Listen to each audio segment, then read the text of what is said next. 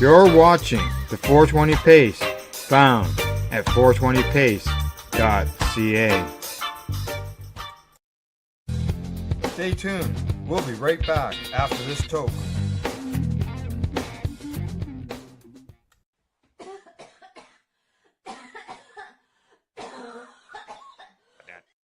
The views expressed by the individuals during this broadcast are their own opinions, and they may not be the same as those of their group or other organizations they may be involved with. All medical advice during our broadcast is not a medical opinion and should be checked with your medical physician.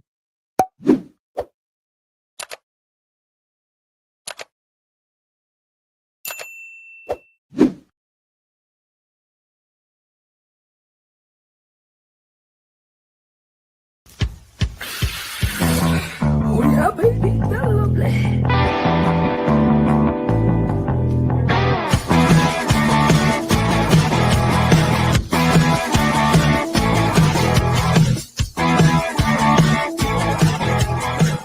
Good morning and welcome to Psychedelics and Cannabis Educational News for December the 8th, 2025. Good morning, Rev Cindy.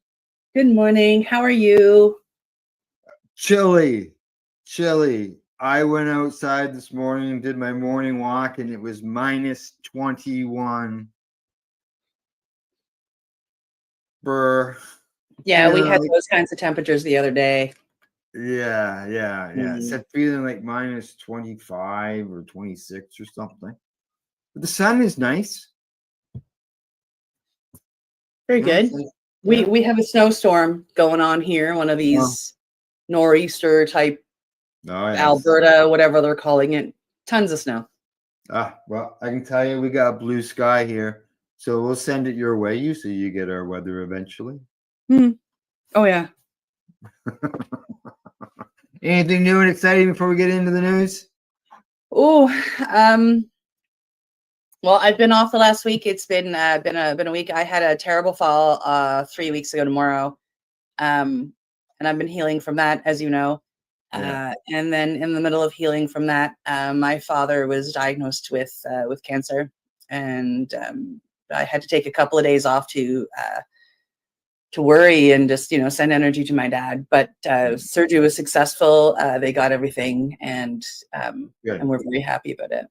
Good. And he's healing? And he's healing. Good. That's Yeah, important. I was chatting with him yesterday, and he actually was finally sounding like himself. So Good. Yeah. Good. Yeah. Send some healing vibes his way for us. I appreciate it all. All righty. Well, let's hope Dad is bounces right back and gets right at it very shortly. And we'll get right at the news with the first story of the day. Yeah, coming to us from CTV News. This one hits home here in Nova Scotia. Mi'kma'ki chiefs frustrated with calls for crackdown on illegal Nova Scotia cannabis dispensaries. The 13 Nova Scotia Mi'kmaq chiefs say the provincial government's calls for a crackdown on illegal cannabis dispensaries, including on reserve dispensaries, misunderstand treaty rights. Although our perspectives may differ, it's important to state that the province does not govern our communities, says Chief Terence Paul in a news release from the Assembly of Nova Scotia Mi'kmaq Chiefs. We have a right to self-governance and self-determination, Paul said. This is a clear example of what happens when the province will not come to the table with us from the outset. An archaic government process we've experienced far too often in our communities. On Thursday, Justice Minister Scott Armstrong called on the police to step up enforcement and shut down illegal cannabis shops. A recent scan by the province found that there are at least 118 dispensaries in Nova Scotia, which they say illegal dispensaries, compared to 51 NSLC cannabis shops. Wow, that has gone up in the last year. A year ago, it was only 50. Yeah. Protecting Nova Scotians means strengthening our efforts, advancing new measures, and shutting down the shadow market before it can cause more harm to public health and safety, said Armstrong. Armstrong sent a letter to the 13 Mi'kma'ki chiefs asking for their cooperation in shutting down these stores. The Assembly said it reached out to the Nova Scotia government about what the regulation of cannabis could look like in Mi'kmaq communities when the federal government legalized cannabis in 2018, but they claim the province rejected those requests. Mm. The news release reads that our regulatory system could not proceed. Yeah. The result is exactly what we predicted, a system that does not and cannot work in our communities, the release says. Attempting an approach in 2025 that ignores previous opportunities to work together and the formal existing channels to work nation to nation is disrespectful. Last April, the province launched new regulations to allow licensed NSLC supplied stores on reserves, with proceeds staying in the community. So far, only one Mi'kmaq community has signed up, according to the NSLC. Yeah, we'll have ongoing negotiations and discussions with First Nations, Armstrong said. But right now, the only legal distributor of cannabis in Nova Scotia is the Nova Scotia Liquor Corporation. The Assembly said the RCMP needs to respond to the priorities of the chiefs and councils in each community.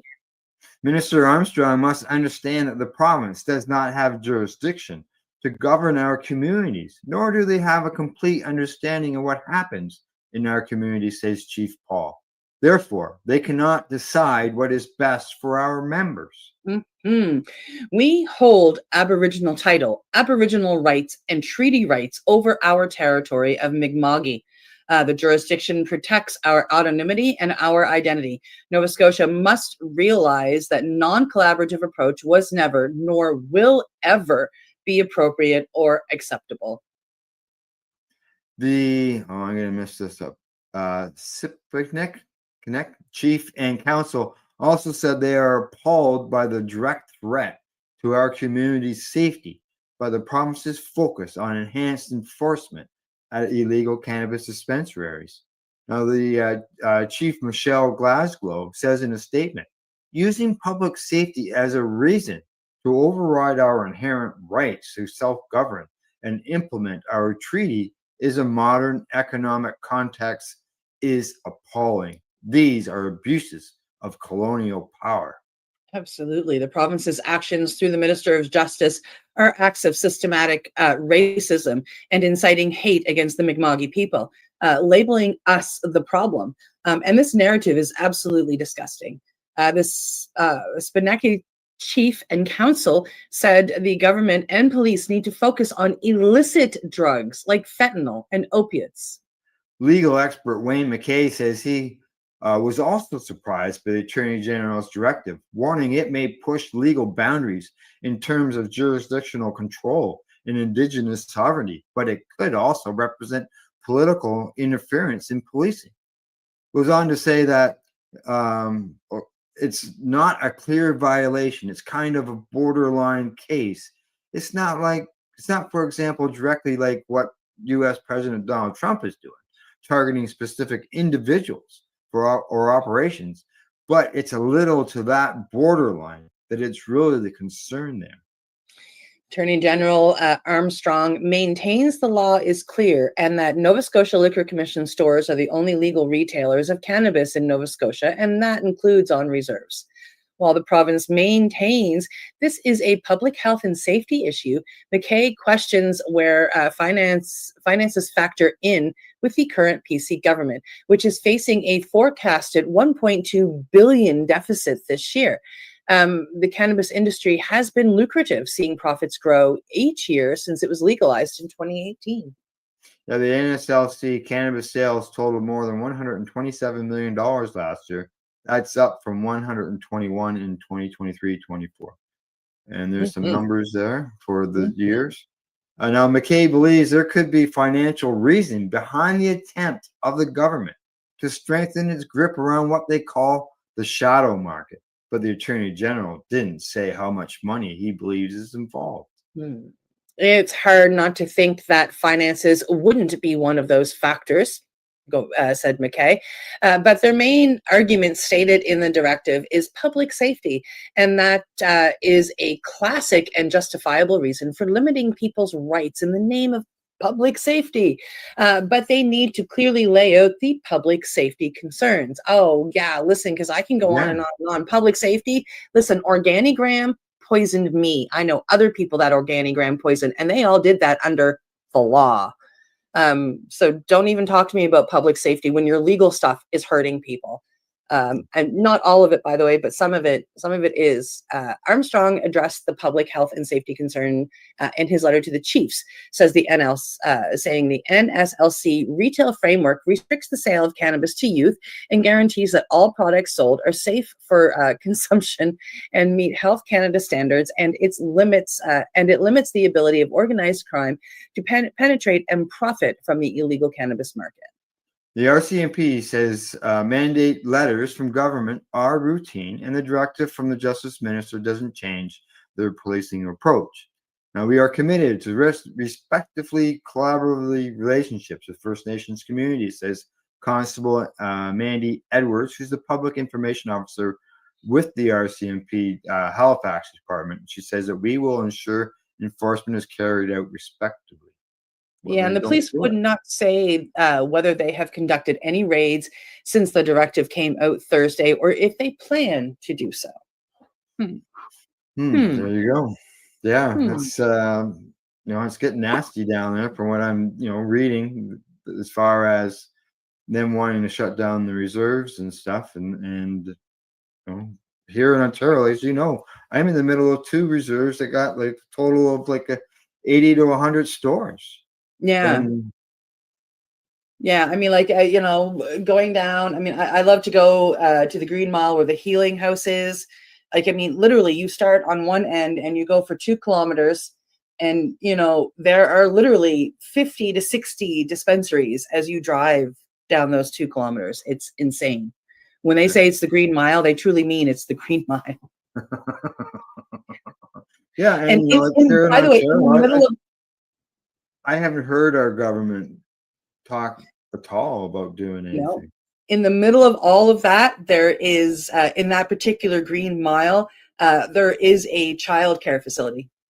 Yes. Yeah. Oh, yeah. And there's also a community center. And I believe a school as well. A school, restaurants. Yep.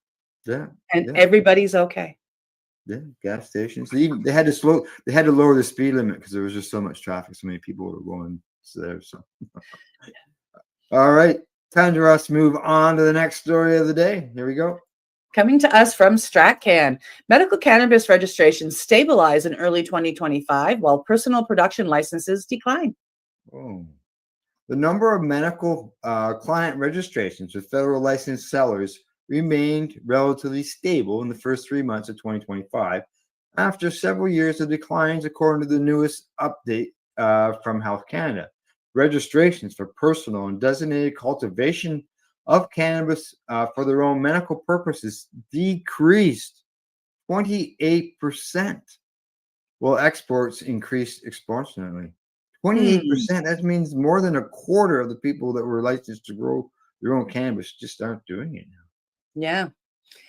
There were 161,267 such registrations as of March 2025, compared to 160,705 in December of 24. Then it went up. Declines began in late 2019 after a peak of nearly, we're talking about just licenses here, I think, 370,000 such registrations with federally licensed medical cannabis sellers. The decline was briefly interrupted by a significant increase in the second half of 2020. Registrations with federally licensed sellers saw Ontario leading with about 82,500, representing just over half of the total. Alberta followed with almost 22,000, and Quebec was third with just over 16,000. Nova Scotia slightly surpassed British Columbia by about 500. Go Nova Scotia. Now, Atlantic Canada, with a combined population of nearly 3 million in 2025, accounted for 23,611 total registrations. When analyzed on a per capita basis, Saskatchewan recorded the highest number of registrations, really, followed by PEI, Alberta, Newfoundland, Labrador, and then Ontario. Now they say while registrations with federal licensed sellers remain steady, the number of individuals registered with Health Canada for personal and designated cultivation of cannabis for their own medical purposes decreased 28%. That's from 15,767 to 11,304. This represents a significant decline compared to with a 5% decline in the previous 6 months. This represented a decrease of 4,463 registrations for personal designated production from 3 provinces, British Columbia, Quebec, and Ontario, with the numbers listed there. The category of authorization has shown significant decrease from a peak of just over 47,000 such registrations in September of 2021, although it saw a brief resurgence in 2024. The majority of individuals who assess cannabis for medical purposes under the Federal Cannabis Act and its regulations do so by obtaining cannabis products from federally licensed sellers. The average daily amount authorized by healthcare practitioners for these individuals who access from federally licensed sellers has ranged from 2 to 2.5 grams per day since the Cannabis Act came into force in October 2018. 2.6. Yeah, like 3 grams for like, 2.6. yeah. So you're looking at, let's say, let's just look at the veterans end, $6 per gram. So that's $18 per day times 30 days. That can add up to a lot of money. Oh yeah, oh yeah, Yeah. They cover half of my prescription right now, and it's quite expensive. And just think of the people who don't have any coverage. Listen, I mean, when I see my bills every month that VAC pays, and I get it. It's expensive out there, and this is where I think a lot of the Indigenous dispensaries come in that we were just talking about, that offer much better deals and much better rates than some of the cannabis that we have legally. The average daily amount authorized by healthcare practitioners for individuals registered to access cannabis for medical purposes from federally licensed sellers was 2.5 grams per day. The average daily amount authorized by healthcare practitioners for individuals registered with Health Canada for personal or designated production, however, was more than 10 times larger at 33.4 grams per day. This has remained relatively stable since mid-2023, but is down from a peak of 44.9 in early 2022. There were 4,172 healthcare practitioners associated with registrations made in the previous 12 months with federally licensed sellers, and 764 associated with active personal designated production registrations. Of these, there were just 169 healthcare practitioners who authorized amounts equal or above 25 grams per day, and only 5 who authorized amounts equal to or above 100 grams per day. The majority, that's 82%, of healthcare practitioners who authorized amounts equal to or above 25 grams per day were located in British Columbia and Ontario. All healthcare practitioners who authorized amounts equal to or above 100 grams per day were also located in BC and Ontario. The amount of dried cannabis Health Canada has endorsed for export has continued to increase, reaching a new high of 31,560.19 kg in February 2025, before dipping slightly to 31,134.68 kg in March of 2025. This represents a 124% year-over-year increase from March of 2024. Cannabis oil exports also reached a new high of 3,756.58 liters as of March of 2025. These figures have fluctuated significantly on a monthly basis, having exceeded 3,000 liters 2 other times since January of 2024. And there you go. Numbers. You know, it's nice that the licenses are remaining steady. I'm surprised by the going down. Like, I can't see where people would think it was cheaper to just go to the store and buy it. Yeah, way cheaper, much cheaper. When you count in the cost of your electricity, your time, what you have to do to prepare it, to look after it, to cut it, to everything else, when you can go to an Indigenous store and get it for $2 or $3 a gram. I don't know. That's what I like now about growing outside, is that the sun doesn't cost you money. Yeah. Here in Nova Scotia, that's But a I little understand harder. the electricity cost. Yeah, yeah. Yeah, just because of it gets so damp, and like I mean, the last number of years, I'd say the last 4 years, almost everybody I know that grows has lost, anywhere between 80 to 100% of their grow, Oh, simply because really? it's become musty, moldy, like bud rot set in. Yeah, Yeah. I So guess. if you stop and compare all that for not necessarily, on the inside of Canada, but on the edges, like in and around the oceans, it gets awfully hard to grow. And there are patients. I know one, for example, that grew 2 plants, but they only got 3 ounces off the 2 plants. Yeah. So You can yeah, have a it's big crop, but still, it's if you're going to if you don't have access to an indigenous store and you're going to just regular stores, you're paying like $500 a month for 2 to 3 grams a day. for 3 grams a day, my bill is around $800 a month. Well, there you go. Perfect example. I didn't pay $800 a day to grow $800 a month to grow my own cannabis when I was growing Now, indoors. mind you, I'm ordering everything pre-rolled. It would be about 550 if I were ordering it unrolled. So yeah, easy Yeah. math, $6, $18 a day times 30. 500 well, basically $500. Yep. So alrighty, yeah, I know, eh? That's what I like about the indoor-outdoor license. You're not paying for that electricity through the summer. Trying to keep things cool, adding the air Yes. conditioner and everything. So, all right, on to the next story. Coming to us from Marijuana Moment. Doctors could legally administer Schedule 1 drugs or medicines, I should say, like MDMA and psilocybin to seriously ill patients under new bipartisan bill in Congress. The bipartisan House and Senate lawmakers have introduced a bill to Congress to allow doctors to administer Schedule 1 drugs or medicines, such as certain psychedelics, to patients with life-threatening conditions. The Freedom to Heal Act, sponsored by Senators Cory Booker and Rand Paul, as well as Reps Madeline Dean and Nancy Mace, aims to expand on the country's right to try law.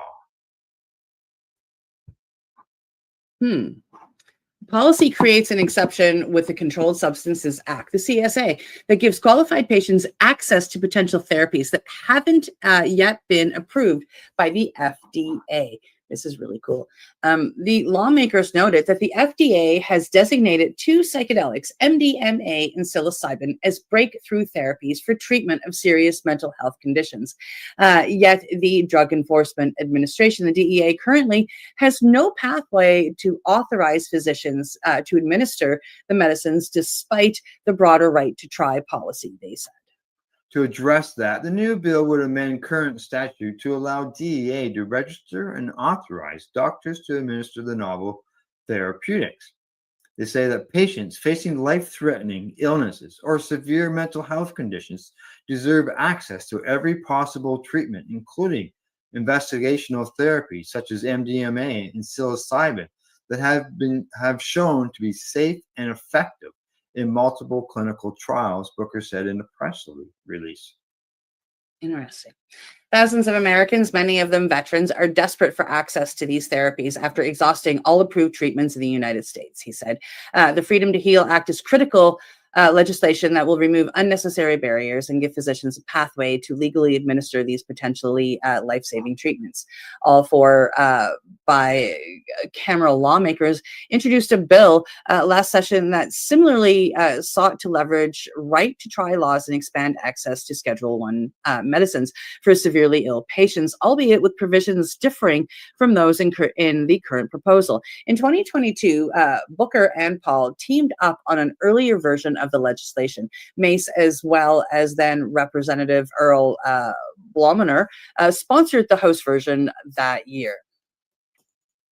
As a physician, I have seen how critical right to try can be for patients who are running out of options. Yet current law leaves doctors with no clear legal way to administer investigational therapies that fall under Schedule 1, Paul said on last week. Now, it goes on to say that this bill creates that pathway. I am glad to work across the aisle to ensure patients and their doctors are not blocked by federal barriers who have exhausted standard options.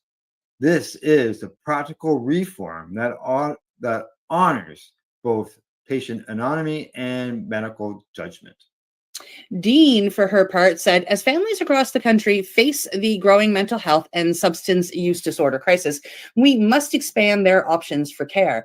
Our bipartisan legislation reduces barriers for physicians to provide compassionate use of several innovative and potentially life-saving treatments, including MDMA and psilocybin, the Congresswoman said.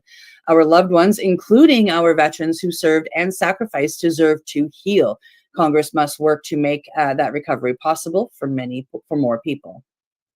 The bill represents a departure from what the lawmakers proposed in previous years. The prior version would have created a procedure through which current Schedule I drugs that are deemed breakthrough therapies by FDA or qualify for a waiver under the Federal Food, Drug, and Cosmetic Act could be transferred to a lower schedule that would make them easier to study and promote drug development. Relatedly, a Washington state doctor has spent years pursuing various legal and regulatory pathways to allow the clinic to use psilocybin in palliative care.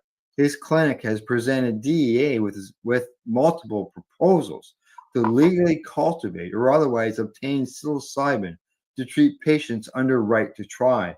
The agency has denied them all. We believe Congress should act with urgency to pass the Freedom to Heal Act.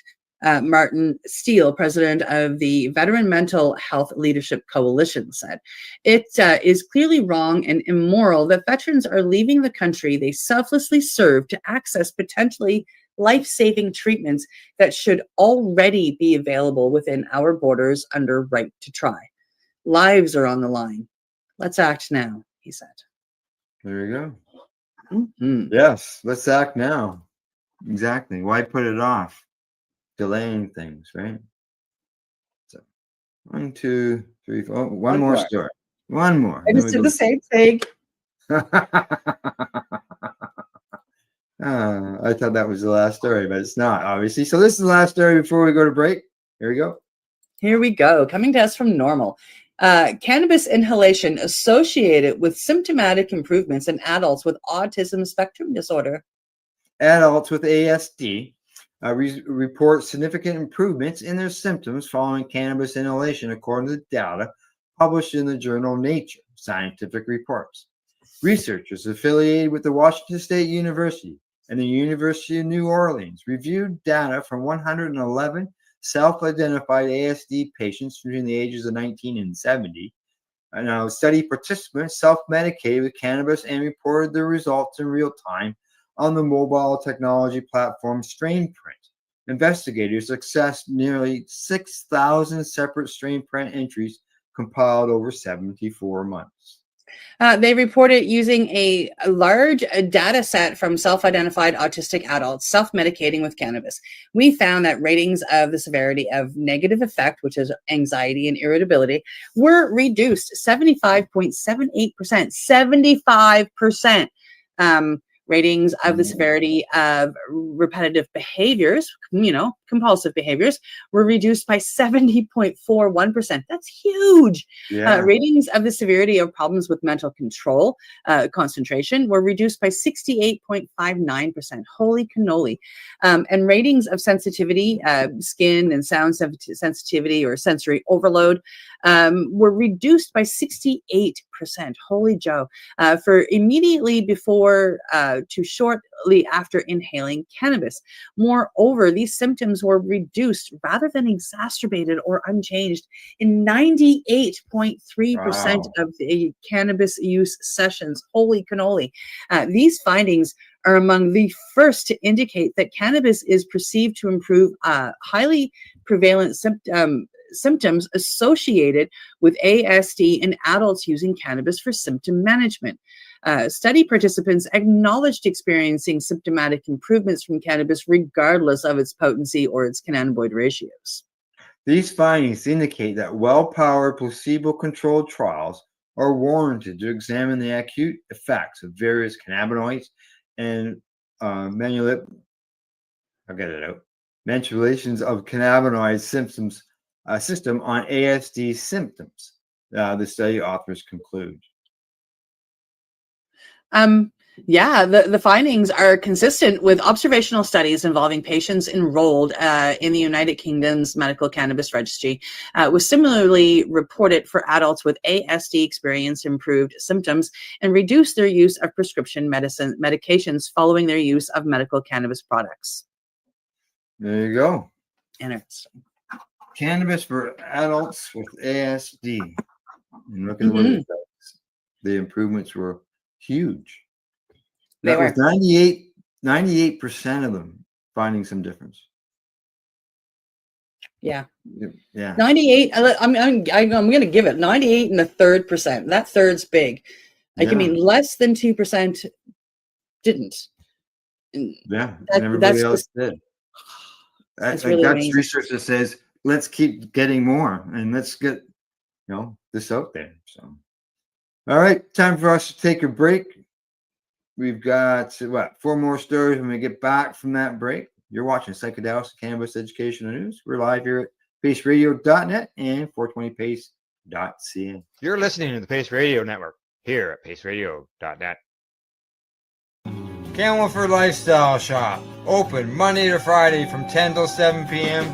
or by chance. Check out our flags, our t-shirts, plus our hats, and look of that supply of rolling papers, plus much more. We've got bongs and your favorite herbal vaporizers.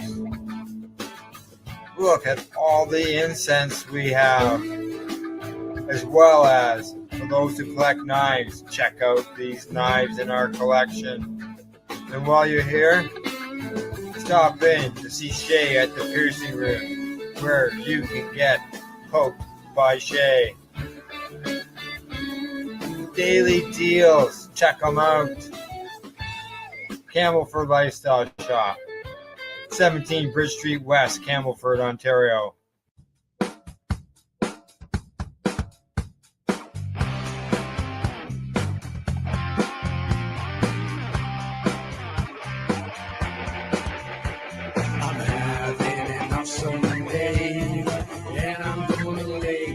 Stays that way.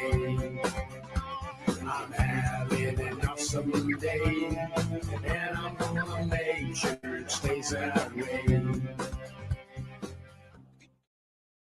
Limestone City Hydroponics is Kingston, Ontario's hydroponics shop. Take your growing to the next level and create the optimal environment with a tent kit, or maximize your yield with an ebb and flow flood table kit. Either way, Limestone City Hydroponics has more sizes and options to fit your needs. Are you looking for the power of the sun that adapts to your budget? Then look no further, as they have professional grow lighting. They have indoor grow systems that are easy and cost effective, with many options to fit your living space and lifestyle. Cultivate your growing potential. We have everything you need to succeed. And if you can't make it to the store, they offer local delivery to the greater Kingston area. Remember, when you're looking for experts to help you grow, then look no further than the locally owned Limestone City Hydroponics, 105 Sunderland Drive in Kingston, Ontario. Call them at 613-548-0420.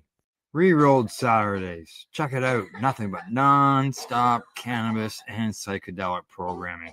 Find it at 420pace.ca. You're listening to the Pace Radio Network here at paceradio.net. All right, you're watching Psychedelics and Cannabis Education News. We got 4 more stories to bring up before we're done for the day. And of course, it'll be Psychedelics and Cannabis. And we're going to start off with the psychedelic story. Here we go. Here we go. Coming to us from Cornell Chronicle. A dose of psilocybin, a dash of rabies point to treatment for depression. I'm also going to note that David Nutt right here, I'm going to say it's probably the same David Nutt that was involved with the British Columbia, not the British Columbia, but the British government. And he told them that they should legalize cannabis for medical purposes, and they didn't like that. Now, an international collaboration led by Cornell researchers used a combination of psilocybin and the rabies virus to map out and where the psychedelic compound rewires the connections in the brain. Specifically, they showed psilocybin weakens the corticocortical feedback loops that can lock people into negative thinking. Psilocybin also strengthens pathways to subcortical regions that turn sensory perceptions into action, essentially enhancing sensory motor responses. The findings published December 5th in Cell. The lead author is postdoctoral researcher Wan Jiang. The project is the latest in a trial of discoveries by Alex Kwan, who got his PhD in 2009, who's a professor of biomedical engineering in Cornell Engineering and the senior author of this paper. Kwan's lab studies the ways psychiatric drugs such as psilocybin, ketamine, and 5-MeO-DMT rewire the brain's neurological circuitry with the goal of developing therapeutic treatments for depression. Psilocybin, which is the active ingredient in magic mushrooms, is a promising candidate for pharmaceutical development because the clinical trials have shown that psychedelic medicines can reduce symptoms in people with depression for weeks and perhaps even months after a single treatment. In 2021, Kwan's group used high-resolution optical imaging to show that a single dose of psilocybin induces structural plasticity, the brain's ability to reshape its structure by rapidly growing dendritic spines that lead to synaptic connections. A lot of people were excited about the earlier study because psychedelics are promising therapeutics, but we don't know why they work. Our study showed that the rewiring of the brain lasts a long time, Kwan said. One of the key questions was that even though we show the new connections, that new connections are being made, we don't know where they connect. The goal of this study is to figure out what exactly are the parts of the circuit that get rewired. To do that, Kwan's group took a new approach. Instead of using optics to image individual synaptic connections, they paired the psilocybin with one of biology's wiliest adversaries, the rabies virus. The virus, created by collaborators at the Allen Institute for Brain Sciences in Seattle, would move through and chart the brain's very complex wiring diagram, Kwan said, much like Google's mapping car roams all the streets in a neighborhood. With psilocybin, it's like we're adding all these roads to the brain, but we don't know where the roads go, Kwan says. Here, we use the rabies virus to read out the connectivity in the brain because these viruses are engineered in nature to transmit between neurons. That's how they're so deadly. It jumps the synapses and goes from one neuron to another. First, the researchers injected a single dose of psilocybin into a mouse's frontal cortical pyramidal neurons. Then, a day later, they chased it with a variant of the rabies virus that could transmit across a synapse and labeled these connected neurons with fluorescent proteins. After the virus had incubated in the mouse for a week, the team imaged its brain and compared the results with a control mouse brain that had only received the virus. The fluorescent tagging revealed that psilocybin had weakened recurrent connections with the cortex, feedback loops that may explain why a depressed person fixates on negative thoughts. Remuneration is one of the main points for depression, where people have this unhealthy focus and they keep dwelling on the same negative thoughts, Kwan said. By reducing some of these feedback loops, our findings are consistent with the interpretation that psilocybin may rewire the brain to break or at least weaken that cycle. The researchers also saw that the sensory area of the brain becomes more strongly wired to the subcortical region, strengthening the link between the perception and action. Initially, Kwan expected to find connections between one or two regions of the brain, but he was surprised to discover psilocybin's rewiring involved the whole brain. This is really looking at brain-wide changes, he said. That's a scale that we have not worked at before. A lot of times we're focusing on a small part of the neural circuit. The extensive pathway mapping also showed that the amount of firing activity in the brain may determine what gets rewired by the medicines. That inspired the researchers to demonstrate that by protruding and manipulating the neural activity of one brain region, they could actually change the way psilocybin rewires the circuitry.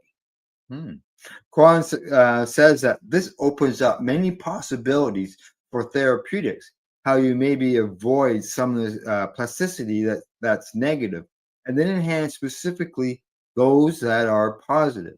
Now, co-authors list a bunch of people here that are involved in this, and the research was supported by One Mind and the National Institutes of Health. Mm-hmm. There you go. The stuff that keeps coming out, rewiring brains, and it's just wow. Yeah, well, that's what neuroplasticity enables us to do, is to rewire those pathways that we don't want and change them. And then psilocybin has been proven to go in and help the brain rewire after brain injuries such as, concussions or stroke. Yeah. Who knew? Like, geez. Good stuff. All right, we're gonna move on to the next story. Mm-hmm.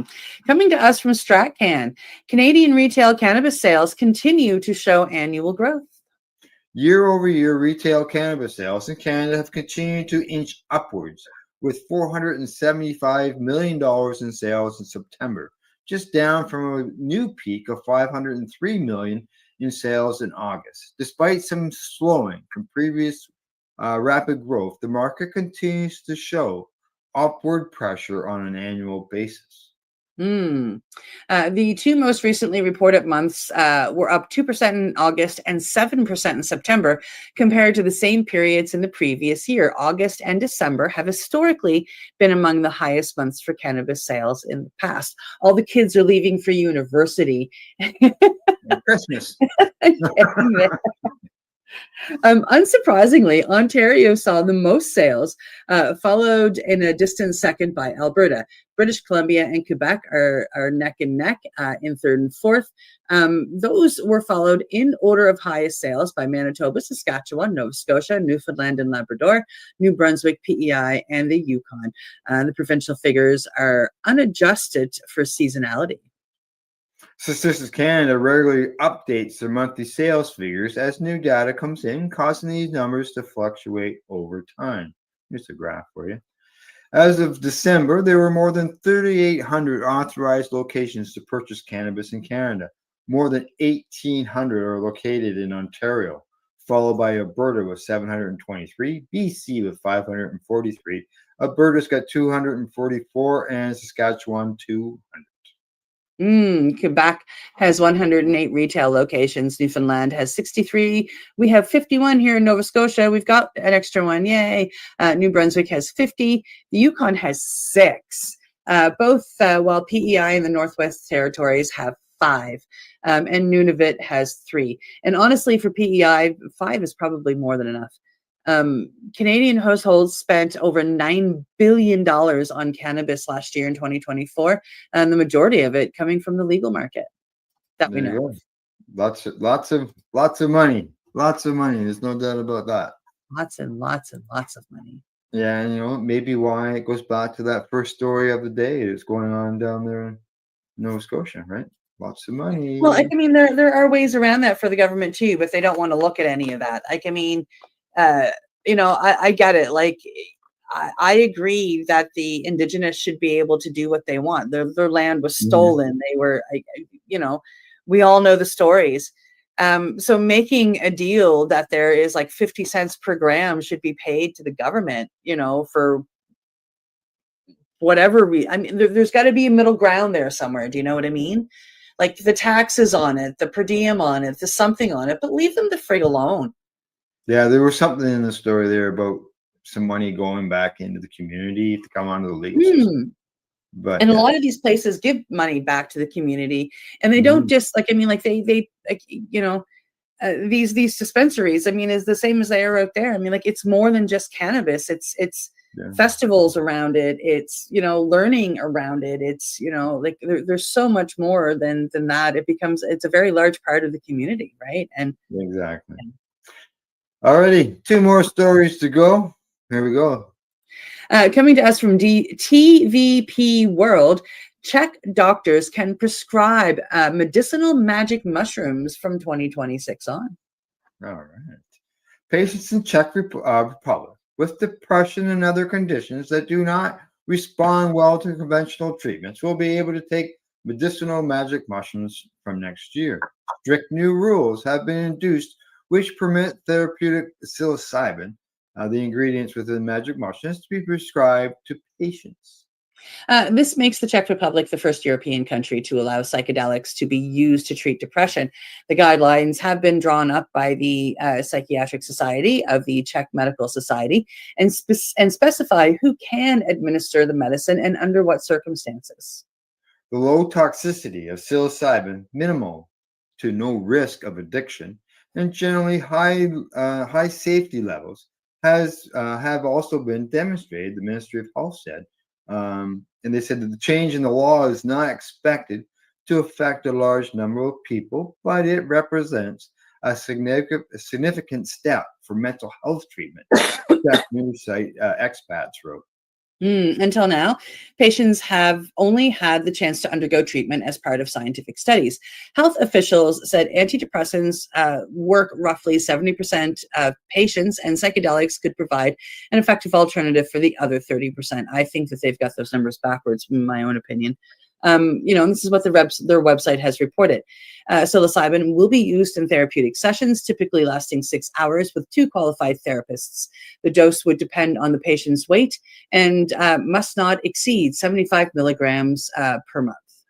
As you go back to that other story we had where with the ASD and the numbers that they were getting on the improvements, if it's 70% is good enough for an antidepressant to be prescribed to a patient, then shouldn't the numbers for the ASD go a long ways to prescribing cannabis to somebody with ASD? Mm-hmm. Oh, yeah. Yeah.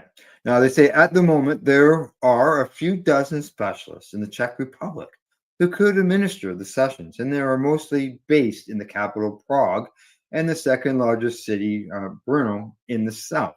Director of National Institute of Mental Health, Jerry Horek, told the Czech news agency that the exact start date of the psilocybin prescription program, as well as future levels of access, will depend on insurers. He said psilocybin could also be used to treat psychiatric conditions for which no other therapies exist, such as depression following a cancer diagnosis. Experts say almost a third of adults in the Czech Republic have a mental illness, and it is one of the most common reasons for issuing disability benefits. Approximately 700,000 suffer from depression or anxiety, the Czech news agency said. And in 2015, the country legalized medicinal cannabis, which is most commonly used to treat pain, MS, rheumatoid arthritis, or in the treatment of cancer. Yeah. There you go. Czech Republic stepping up. We don't even really have that. Like, we have a SAP program, but it's SAP. It's Sappy. I still haven't. I don't think I've ever heard a successful story about the SAP program yet. No. Now there might be out there, and I just haven't heard it because, like, I mean, they don't necessarily make the news, and so yeah. But I haven't gone to do like any in-depth research, but I haven't heard very much, if anything, good about the SAP program here. Yeah. All right. Last story of the day, and one that I'm looking forward to reading because I think we need these here in Canada. Brought back from Canada. Yeah. There we go. Yeah, coming to us from MJ Biz Daily. Are consumption lounges the next frontier for legal cannabis? Yes. Cannabis consumption lounges are redefining hospitality with a buzzworthy twist. From yoga sessions with edibles to paint and puff nights, dedicated consumption spaces are the next chapter for the cannabis industry, according to Dale Sky Jones, counselor of Oakland, California-based Cannabis Education Institute, Oaksterdam University. And on a side note to that, I have been featured in a local paper on a yoga session dealing with cannabis. Ooh, very cool. Got my picture, full page. It's hanging in my room right now. You just can't see Very it. cool. Lounges are the most exciting frontier for the cannabis industry, says Jones, who's leading a roundtable on consumption lounges at MJ BizCon in Las Vegas. But creating these spaces isn't just about good vibes. A successful lounge act will master compliance, safety, and customer education to craft an experience as elevated as the patrons themselves. They can, in turn, build brand loyalty and unlock new revenue streams. The foundation of a successful consumption lounge begins with the experience it delivers. Oh, for sure. Jones stressed the need for thoughtful design, seamless operations, and specialized staff training to ensure these spaces are not only compliant with local regulations, but also provide a memorable and enjoyable experience for patrons. Let me tell you, one of my favorite things to do when I hit BC, when I'm in Vancouver, I love, first thing I've got to do is go down to the New Amsterdam, and it's a relaxing space. And they have all of that, like everything. Yeah. They're awesome. Yeah. They say from air filtration systems to soundproofing for music venues, every detail plays a role in shaping the customer journey. Jones goes on to say that hospitality is about reducing friction and creating a flow that feels natural. Whether it's the layout of a buffet or educating customers about dosing and onset times, every element contributes to the overall experience. Staff training is crucial, especially recognizing signs of overconsumption and managing cannabis naive customers. Most people don't know their tolerance, and that's where education and safety come in, Jones says. Bars have alcohol management techniques, and we need that for cannabis. I'm just gonna, take a second here and talk about when I was in Amsterdam. Every lounge I was in, of course, they're used to dealing with people from around the world. It was a tourist thing. But the bud tenders that were there were very awesome. Somebody would come in that they wouldn't recognize, and they would have the whole conversation with them every time. It was just really kind of neat to watch. Yeah. They say that we need staff to handle these situations, provide spaces for patrons to rest and hydrate, and ensure everyone has a positive experience. Now, consumption lounges offer opportunities for businesses willing to innovate.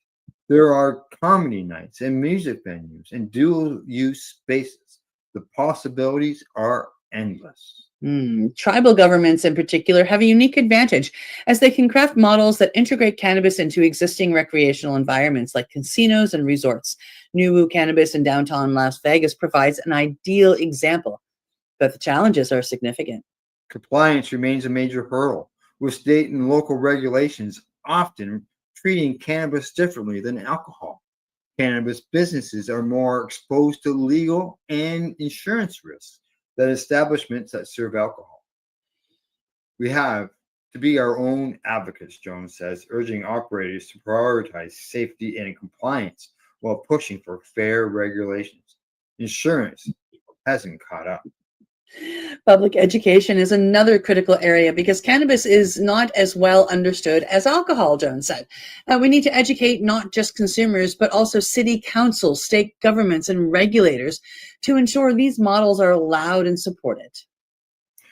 Jones sees consumption lounges as a way to elevate cannabis brands and create new business models. She goes on to say that the brands that succeed will be the ones that focus on lifestyle and experience. You can't take cannabis across state lines, but you can take the experience. She also envisions a future where cannabis is seamlessly integrated into everyday activities, from senior care to dog parks. People love to bring their dogs to the park and enjoy a yoga class. Why not add cannabis to those experiences in a safe and responsible way? Heck yeah. That's right, exactly. Now, as the industry continues to evolve, Jones urged operators to balance advocacy with responsibility to educate customers and the community.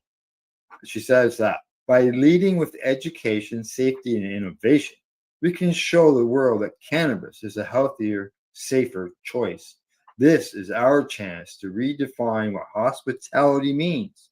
Let's do it right. Absolutely. Absolutely.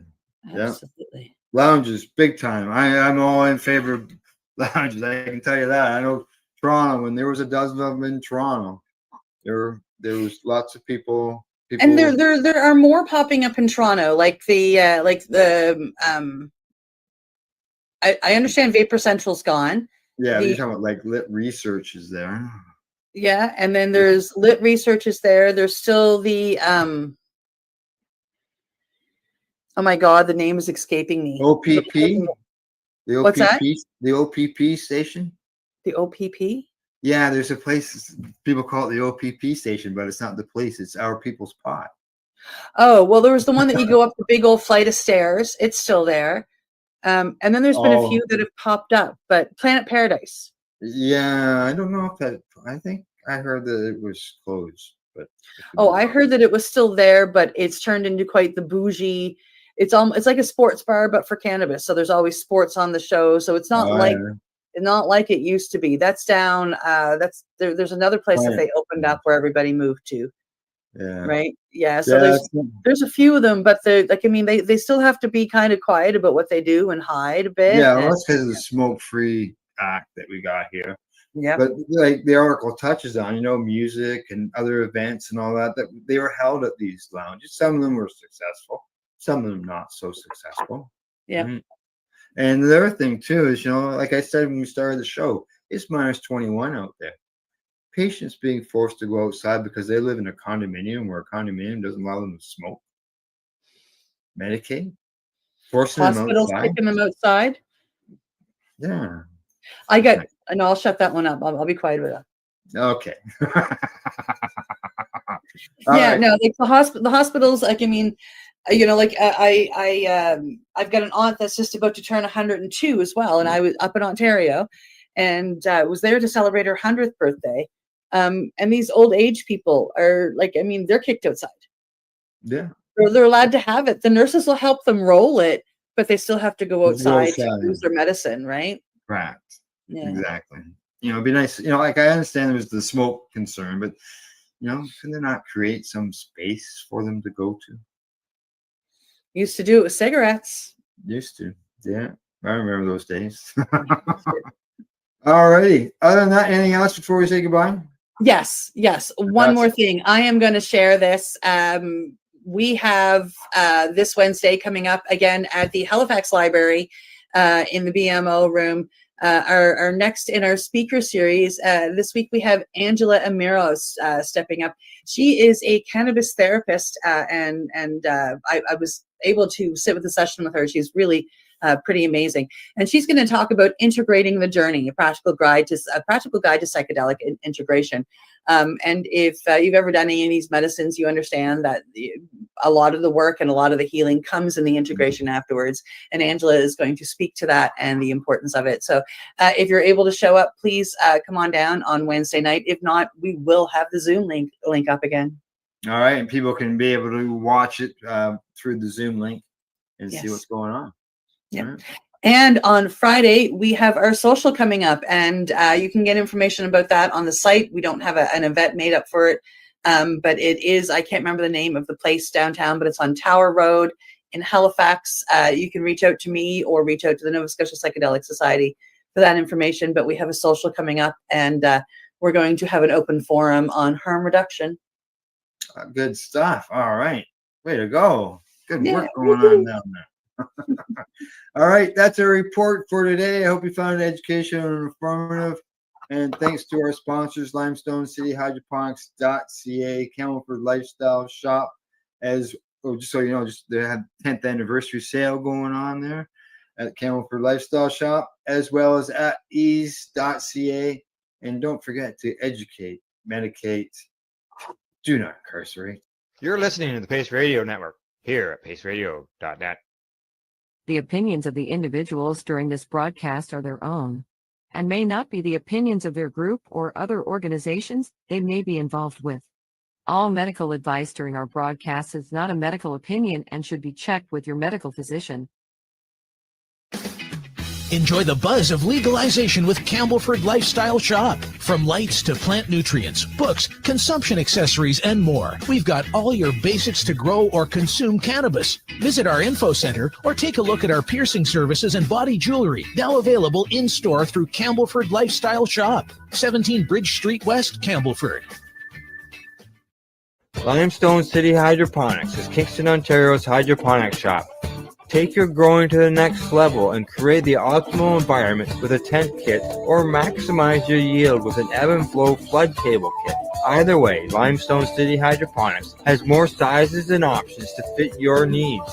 Are you looking for the power of the sun that adapts to your budget? Then look no further, as they have professional grow lighting. They have indoor grow systems that are easy and cost effective, with many options to fit your living space and lifestyle. Cultivate your growing potential. We have everything you need to succeed. And if you can't make it to the store, they offer local delivery to the greater Kingston area. Remember, when you're looking for experts to help you grow, then look no further than the locally owned Limestone City Hydroponics, 105 Sunderland Drive in Kingston, Ontario. Call them at 613-548-0420. We are people advocating cannabis education here at paceradio.net. You're watching the 420 Pace, found at 420pace.ca. Stay tuned. We'll be right back after this toke.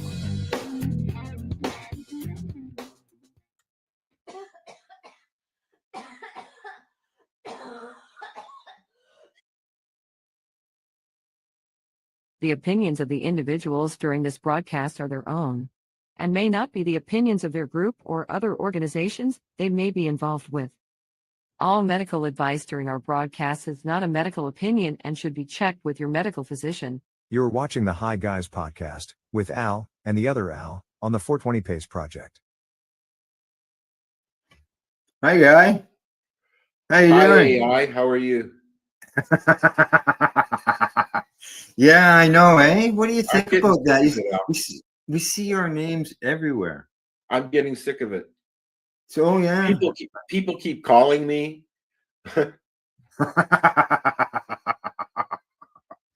Yeah, people send me questions all the time, wanting me to solve things for them. I think they should have used a small I for They the did I. at the beginning. Did they? Because it just ow, ow, ow everywhere. No. We're very popular. It's a popular name now. I have a strain to review, Do you? and we've got a message from Allison that we can play. It is in our chat, if you wouldn't mind pulling that up, Al. It's in our chat, but on Yeah. Facebook. There's a couple of things in the chat on Facebook. Oh, And also, it looks like we're going to have a white Christmas. yeah. I'd say that's pretty well guaranteed right now. We're I supposed to did get see another- Yeah, I What? saw one day in the forecast over the next 2 weeks it actually gets to 0. Everything else, yeah, and lots of snow. Oh, is that we were all? talking before the show. I'm expecting another 20 centimeters here in the next 24 hours. We've already had several minus 31 days here, dude. Not feels like. We just had a yesterday morning it was minus 21. Yeah, minus 21 and minus 31 are a little bit colder. Yeah. It's she doesn't even want to go out for more than five minutes. Does your dog like to go out? Yeah, yeah. Well, she's a husky, isn't she? Yeah. Like a husky. Yeah. She is Malamute cross, correct. As Rosa And I was is told don't is call a her husky, mastiff, and lab cross. So all snow dogs. And Yes. but she does the my paws, they're so cold. Oh yeah. Stephen looks out the door and goes, no, turns around and walks away. I'm waiting for him to jump into the snow one day when I have the door open. Oh yeah. Oh yeah. Yeah. Are we lagged today? I think we are. Yeah, we are. Lag. So we've had some interesting things happen in the world. Well, it's only because I had to start up Facebook and stuff like that. I think it's a resource hog. You know, my own computer here. You know, So. I've got 2 Facebook pages open. I've got this open on one computer, and then I've got Facebook and other stuff on the other computer. As I mentioned earlier, my computer is excommunicado. Yeah, exactly. All right, before we get into, I got Allison's video here. Before we get into playing Allison's video, other things that we're going to get involved in today is got my recipes, something to do with some nuts in a milkshake. Ooh. We got some news, and I'm sure some of it we're going to be probably with an extended talk, and got some events as well, information. Oh, there's actually events going on. Yes, yeah, there's actually one.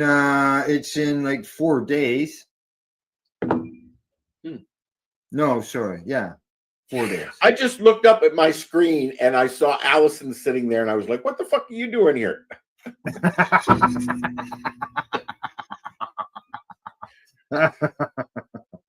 Yeah. And before we get into that, also, don't forget to hit the like and subscribe button. No matter what and you know what? Soon I'm going to set up stars, because I need to raise some money for a new computer. I don't know anything about this stuff. Yeah, no, neither do I. Although even though our pages are always getting blocked on Facebook these days for one thing or another, I've been approved for monetization. So have you? I'm going to take advantage of it, I think. Okay. So message from Allison. Right? Yeah, go ahead. Here we go. Hi, this is Allison Murden from Burlington, Ontario. Oh, that's very low. Here, let me turn you up. Retired law enforcement here in Canada, where I was charged with trespassing and having an unknown substance on premise when I was in an establishment here in Burlington, watching my friends play some fluffy guy. Anyway, my lawyer, Paul Lewin, worked an incredible, magical thing and ended up being able to have them drop my charges. So I have no longer do I have charges for either trespassing or having an unknown substance on premise. But I still am continuing with my fight. I'm fighting for all drugs to be legalized and regulated all around the world. I want people to understand how people like me live without access to these substances as I am right now. I have no psilocybin. I have lots of pills, but I wouldn't be awake to do this. So that I don't want. I want to enjoy my life while I have it. From my heart, I'm so thankful, Lewin. And I thank my partner, Gary. And I also want to thank specifically Nicholas Pope for offering to testify by video. On the day of my court hearing on December 2nd was the original day. And now it's no longer going to be. So you don't need to show up at court for me, everybody. And lastly, again, and not at all least, I want to thank everybody from around the world who has supported my fight to legalize and regulate all drugs all around, that they can be studied. And again,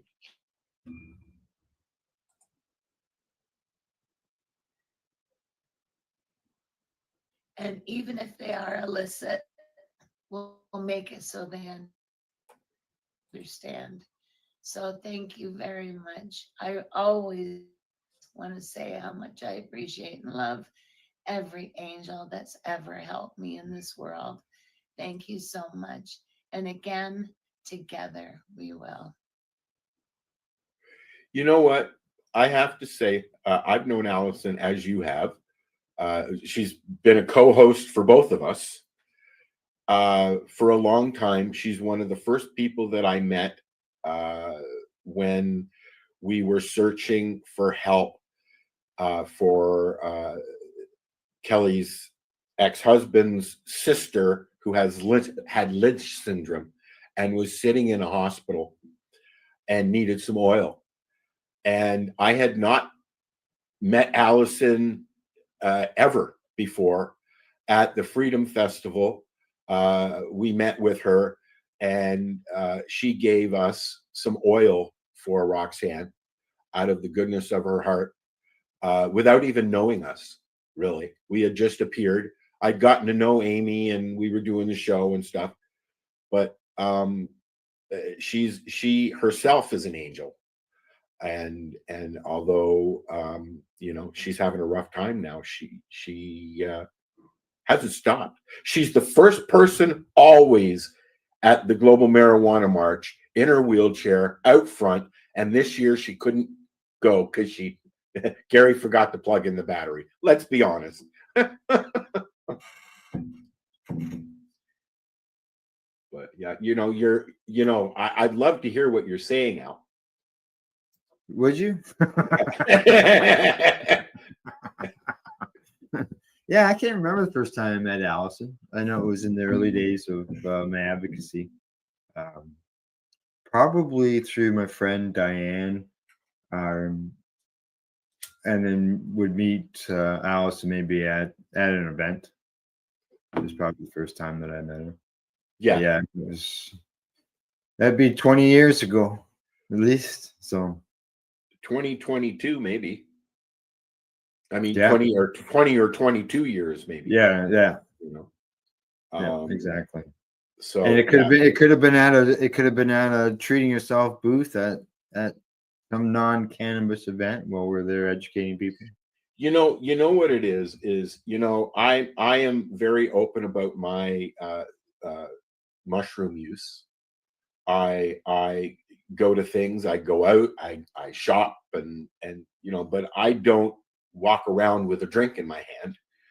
And that's all that's happened is she had a drink with her medicine, and she went to an event, and they asked her to leave. Yeah. She says that she got a waitress she's never dealt with before, and she goes to this place all the time, apparently. Correct. Yeah, she's there all the time. And then they called the cops on her.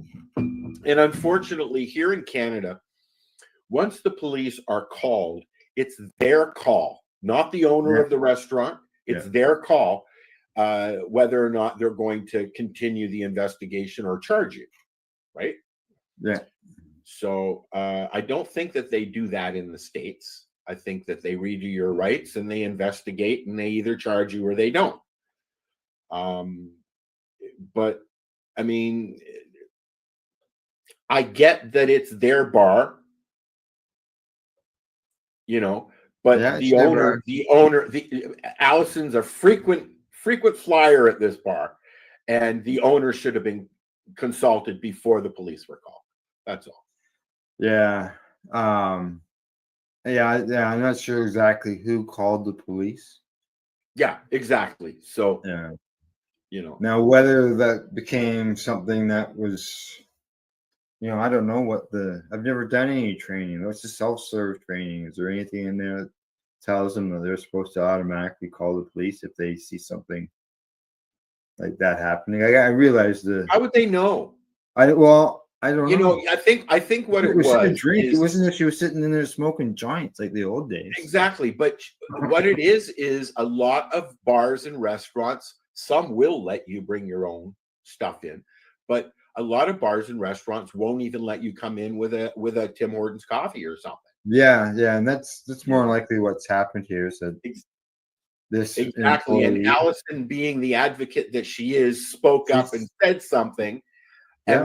and then they went, "Whoa, you can't do that here." I'm assuming. You know, I know Allison. I know the way she is. Somebody puts their foot down, she puts it down in front. You know, so Yeah, I have to.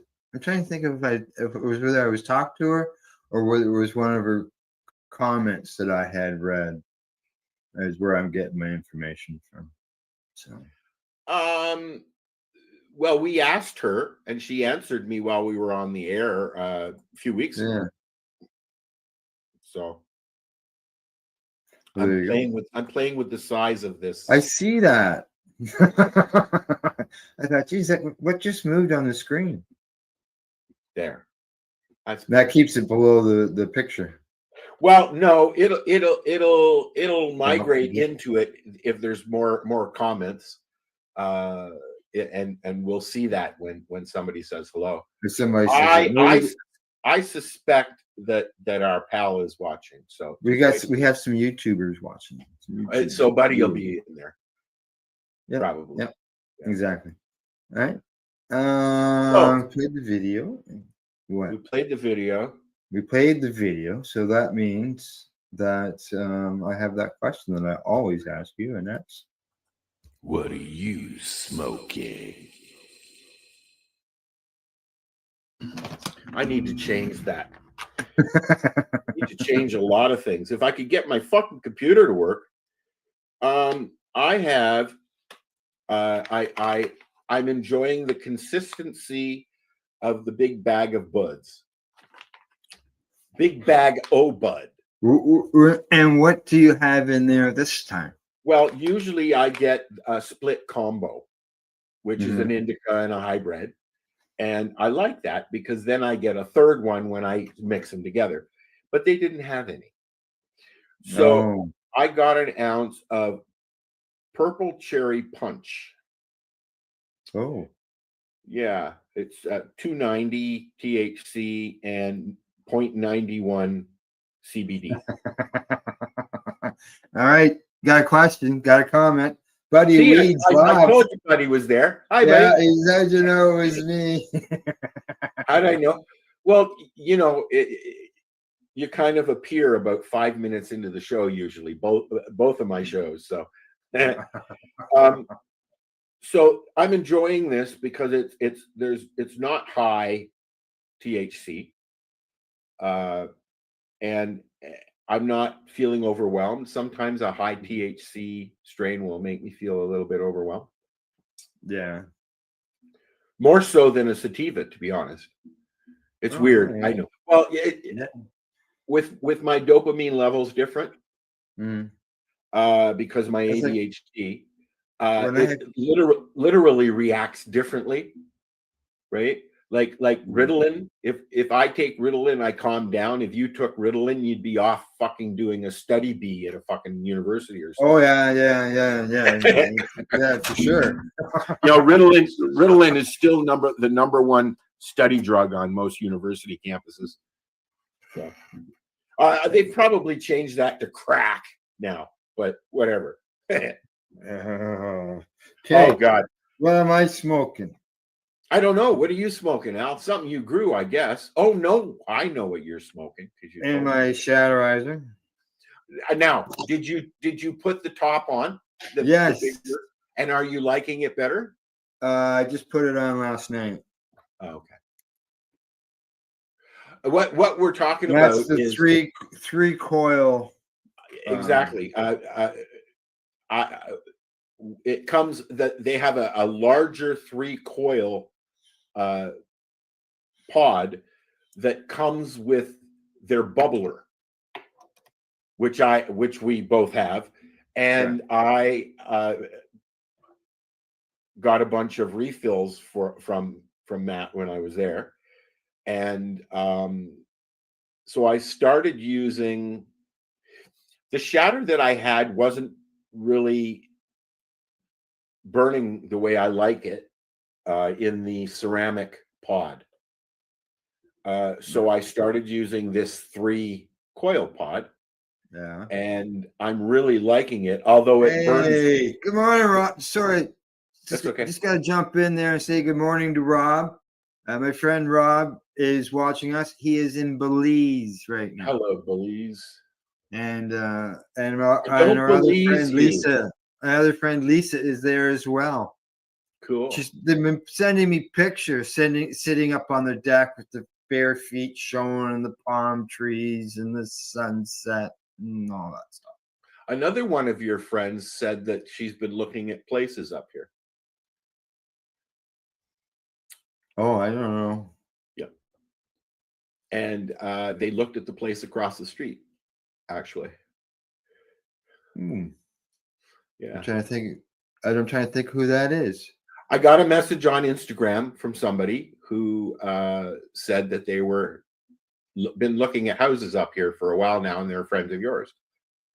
Oh, so yeah. all But right. anyway, so they looked across the street, and I don't know if they were interested in it or not. But Yeah. Well, I know that Rob is looking for a house. I know that, and but I don't know where all he's been looking. I know that your way is obviously a lot cheaper than this way when it comes to housing. So. Yeah, the house across the street I think it's been sold, but it was up for 79. Yeah. I think 79.9 actually. Oh. Yeah. But it's $80,000. Like, where do you buy a house for 80 grand? Here. Here. Mine was only I paid 118.5 for mine. Yeah. So I mean, okay, so back to where you were before I interrupted. We're talking about the Shatterizer. Oh, yeah. Anyways, yeah, I'm enjoying the 3 coil. That's all I was trying to say. Yeah. So far, so good. It burns through the product really quickly because of the 3rd coil, but and it's a longer coil as well, right? But I like it. Time for a refill. There you go. Let's see what I got here. You're not trying what you squished? Okay, well that was just the end of what I had, piece that I had squished. I've got another one that I squished here. It's a little darker. I had maybe the temperature up a little bit, or the fact that it is older cannabis. It's not fresh stuff. Well, as I mentioned, try freezing it. Mm-hmm. Because the trichomes break off quicker and easier, and Yeah. more of them. And also play with your time. I have tried on mine less heat, more time. Yeah. And I've also tried more heat, less time. Ah. Well, 90 seconds was really good at a high heat, where a low heat 2 or 3 minutes works, so you just I had it. My heat was probably a little high, and I had it in there for 3 minutes. Yeah, I wouldn't go that long, but maybe 2, because the long, it's cooking it while it's squishing it, right? Oh yeah. But we'll figure it out. Yeah, I've got to get my order in. I'm looking for a knife, a heated knife for doing dabs. It's a blade. You can just screw it on the end of a 510 battery. You take it and you take your dabs and you put it over top of it, whether it's your Shatterizer. You drop it on it like a knife. Yeah, you just push the button so it just heats it up a little bit and it drop right in. None of this pissing around, scraping. I wonder how long it's going to take for you to burn yourself with that fucker. Well, I don't know. I'll let you know. Yeah, no, thank I've you. contacted a couple stores in my area, and they didn't have it. So I'm on the hunt. So one of the things I wanted to bring up Thanks, Rob, for is the love. is do we've talked about it before. Granny Storm's list Yeah. used to be the place to go to find cannabis related studies. Yeah, exactly. Well, my friend Lisa, who was with Rob, she printed off the whole list for him. How many pages? It was like 430 pages Holy of crap. nothing but links. That's right. Everything was linked with a little, like, with, like every, basically there would be 10 links on each page. I like And- Costco. And I would, when I was doing this, the events with treating yourself, people would ask me questions, and I would point to the book and go to the book, and I'd see that here's 4 websites right here talking about cannabis beneficial for this and that. We used that can to help keep them it- for their condition. We used to keep the website up during the show when I started it, because that was the only place Yeah. where you could really get an actual list. It wasn't just somebody putting stuff out there. It was actual studies. Anyways, the reason I'm bringing it up is because Normal made a post the other day that the NIH, which is the National Library of Medicine, and they have now included over 53,000 cannabis related studies in their list. I seen something about there was like 4,000 that were just added this year alone. Yes, and this is scientific papers that have been compiled, much like the Granny Storm's list, and they've put this out.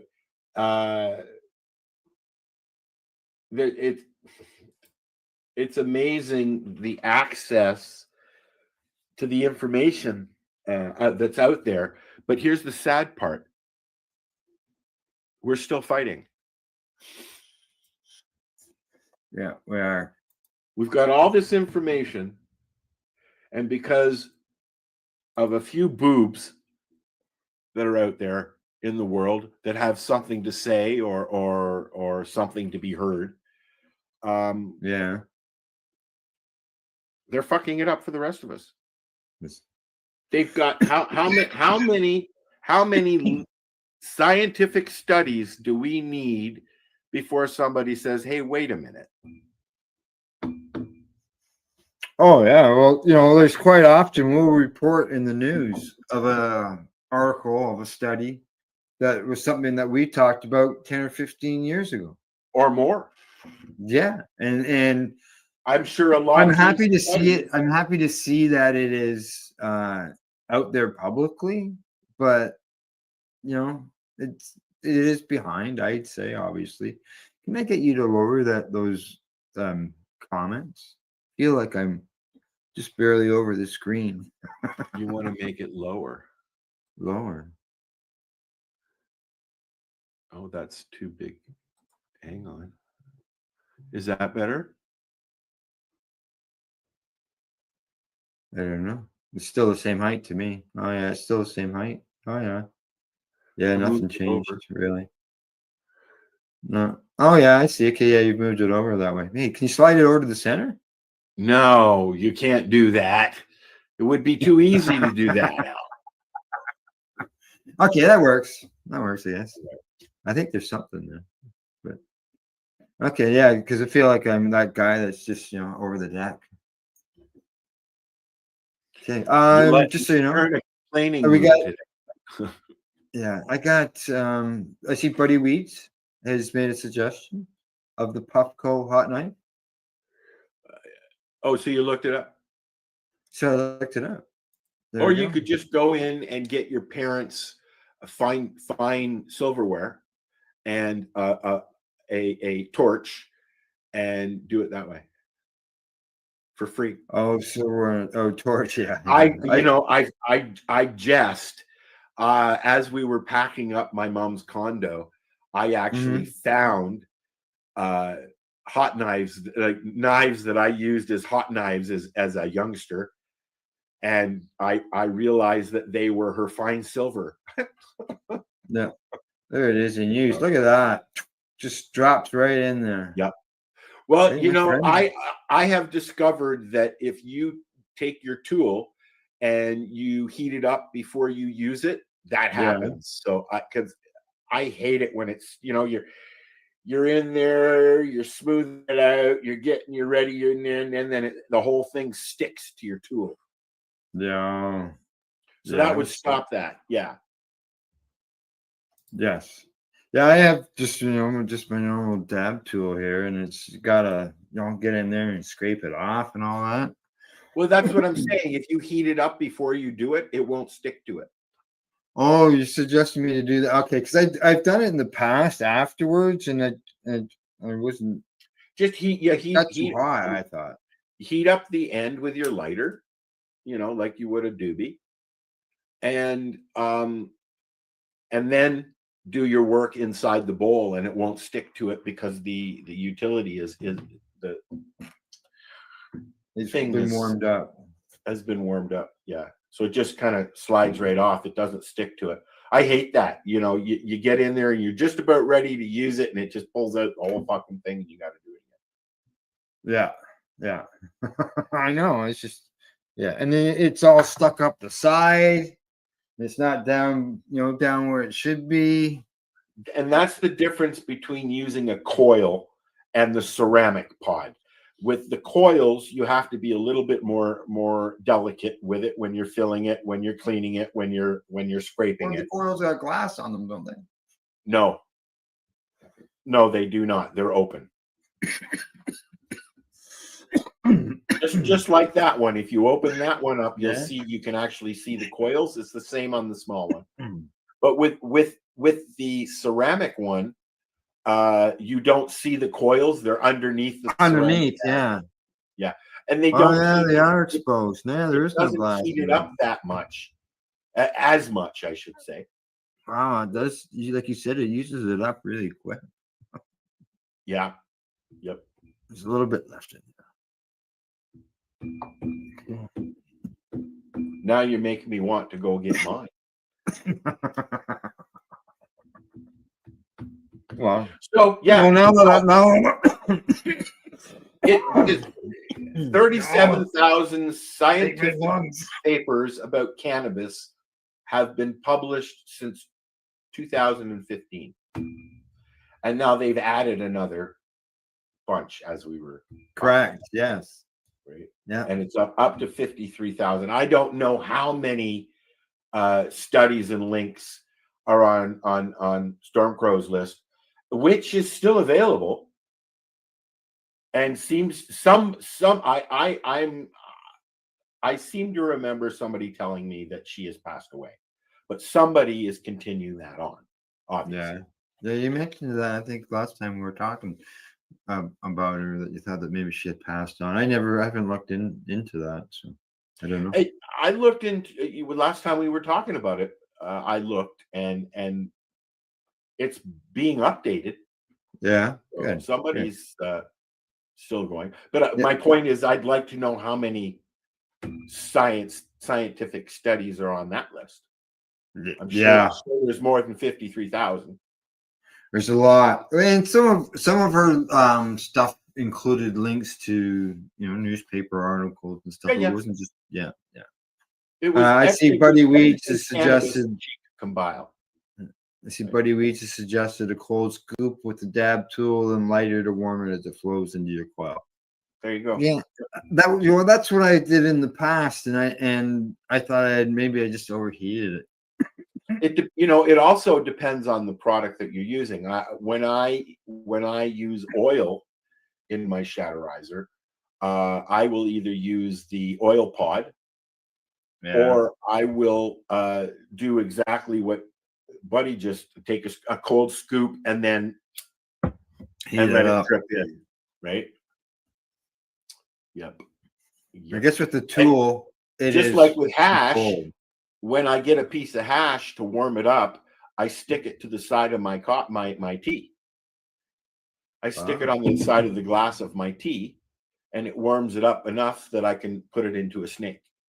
I don't like breaking up my hash. I like to snake. Oh yeah. Well, the other day, actually Sunday, I took some. I've collected hash here and there over the years, and nice thing about it never goes bad. So the other day, I crushed up a bunch that had gone, hard, ground them up, and laced my doobies full of some nice ground up kiff, and Yum.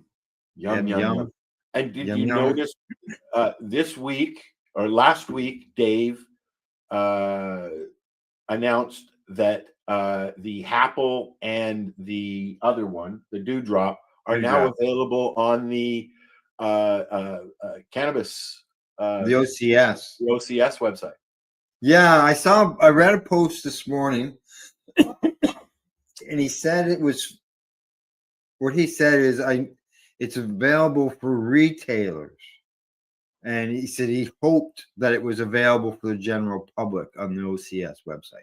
Well, I'm sure. Yeah, I'm and sure now it's he on the also website. updated that there are 15,000 now that have been sold, Wow. 10,000 that were handmade, and 5,000 that have been produced by. I was just going to say, yeah, he's signed up with a company to reproduce them, and so he's not. I'm sure he's still making the odd one.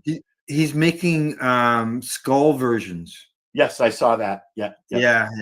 He's got the skull Dewdrop and a skull Happles. I'd like one of those. Yep. Even though I can't use my Dewdrop. It just I just it's one of those things. I've got the Dewdrop sitting right here on my desk, and you can see the right here. Right. You got my Happel. It's over there. I got to put it in I have a plastic container, like plastic coffee containers with big lids on them. Put some alcohol in there, and then put the Happel in there. Take it out in the morning, give it a rinse, and it's done. Nice and easy. You could, I don't know. No little hidden chambers and things to have to clean out and curse and swear at because you can't get at it. Yeah, mine's a mess. I need to do mine. Yeah, I got my Roar vapor bomb that I've got, and The big one that you got, the one you won. no, that was the one that I didn't win that one. I had to buy that one. Oh, I thought you won. Yeah, I bought that off a local guy who had won it. So it's got his name on it because they engraved the names of the winners into the basis of the cool. vapor bomb. Yeah. So Jake's name is in there, Cool. and on it, and the percolator is a long stem that goes down the center of the bomb, and if anything builds up on that stem, you can't It's get hard. in there to clean it properly, right? Soak it and soak it and soak it. The Student glass Mhm. cleans up nice. You can take it apart and put it in the dishwasher. But depending on what detergent you use, you might mess up your finish because that's not supposed to go into the dishwasher, obviously. Oh, But, okay. the new detergents that they have for dishwashers have a lot of acid in them, eh? Yeah. So yeah, but it cleans up out. the glass really nice. You put all the parts in a little basket and put it into the dishwasher and done. Done. Yep. All right, talking about done, let's move on. There we go. No, I don't want to. Yes.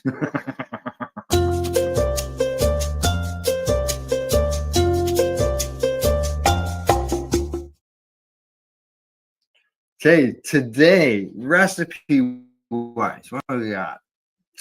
It's Christmas is coming. I think maybe this recipe will help with the Christmas and things. Oh, I just realized you can do that, and I'm going to do something here to Okay. help with your situation of chatness. Okay. Here we go. Recipe wise, this is coming to me from Bite Me Podcast, and it's called Sweet and Spicy Toasted Nuts. Look at that. The Green Organic Dutchman. That used to be a cannabis producer. There we go. How's that, Al? Oh, 1 second. I don't know. What am I looking at? I moved. You'll see it when you go back to the screen after your thing.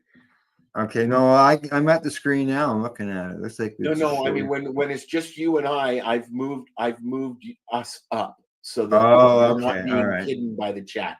So Okay. let's close off this chat so people can see this. All right. So they're sweet and spicy toasted nuts, as I said. Ingredients: 3 cups of mixed nuts, your choice, whatever you want. An egg, quarter teaspoon of cayenne pepper, quarter teaspoon of cumin, 1.5 teaspoons of cinnamon, half a teaspoon of ground ginger, half a teaspoon of sea salt, a quarter cup of brown sugar. Now, they say 4 packets of some ripple powder or a tablespoon of infused olive oil. I know I've got that sitting in the fridge. I do as well. I have some olive oil as well. Yeah. Now they say to preheat your oven at 350. Combine your spices, sugar, salt, your olive oil in a small bowl. Mix until even, and in a separate large bowl, whisk your eggs whites with 1 tablespoon or 1 teaspoon of water for a minute. They say to get it all frothy. Add your nuts to the large bowl and toss until coated. Add sugar, spice, mix, and toss until coated, it says. Drizzle with the infused olive oil if using and mix well. Spread the nuts into the lined baking sheet. Bake for 8 minutes until the nuts smell lightly toasted, and stir the nuts well and bake for another 8 minutes. Let cool, and then 10 minutes later, you can eat it. And bake some more. Make some more. Yeah. That way, when your friends come over, New Year's party, Christmas gathering, got some infused nuts to share with your friends. Sorry, I was playing with the layout. That's There. So you see now, look at the thing. Oh no, it didn't work. What the hell, man? I know, yeah. Okay, I know. hold I on. see something right here across here. I'll fix it. All right. And the other one, it is cold and stuff, but just because it's cold doesn't mean that you don't drink cold drinks, right? There we go. There it is. Found it. Didn't work again. Oh, wonder why. It's not saving, is what it is. Yeah. All right. There we go. I've got it now. I did close off that other one. What's this one? This one is the cannabis vanilla milkshake. Ooh, I like chocolate milkshakes. I don't like vanilla milkshakes. Well, I'm sure we can adjust for that. Let's find out. I have some dark chocolate syrup in my cupboard. Well, they say 4 cups of vanilla ice cream. Why not 4 cups of chocolate ice cream? Why not 5 cups? Why not any other flavored ice cream? Rocky Road. Heavenly Hash. Hey, this Heavenly Hash should get you buzzed. So 4 cups of your ice cream, 1 3/4 cups of cannabis milk, 4 tablespoons of cane sugar, 2 teaspoons of vanilla extract. You need a blender. Just combine all your ingredients in a blender. Blend until desired consistency has been reached. I don't have Serve a in filled blender. I have glasses. Joy. I have a food processor. I don't have a blender. Oh, I have a Keurig, not a Keurig, Cuisinart thingy. I'm assuming you can blend with that. So there you go. Easy peasy. That one I'll put in the chat because I won't close it off. I like No, like fine, milkshakes. buddy Weeds. You want to interact? We'll speak back to you, man. I'd like 3 scoops of ice cream. Well, the cannabis milk, if anybody's wondering, I'm just clicking on the link there. I'm not a fan of cannabis milk, to be honest. Yeah, they say 1 liter of full fat milk, 25 grams of finely powdered cannabis. And they say bring your milk to a boil and let simmer until the double boiler method. Using a double boiler method. And if you're brave enough, direct low flame. I don't Add know. your cannabis to the milk bit by bit while stirring it continuously. Actual product? Yeah. Stir and they say simmer and stir occasionally for 30 to 45 minutes. That's going to have a lot of chlorophyll in it. Yeah, they say you will notice your milk turn a yellowish green color. Yeah. They say strain it through a cheesecloth. Allow it to cool and serve in a shot glass, either chilled or warmed up. I don't understand how cheesecloth actually works. There's so many holes, and yet it catches everything. Yeah. They say that you may notice some skin forming at the top of your milk. They say don't panic. Just scum, not stir it skin. up. It's scum. Okay. Cannabis milk scum. Milkshake. That's an easy one. Wonder if that would work with yogurt. The first frozen yogurt. The first thing I ever made out of cannabis was a cake. Tim and I took an ounce of powder and used that as flour. Yes. And made the cake. Instead of using flour, we just used ground up cannabis.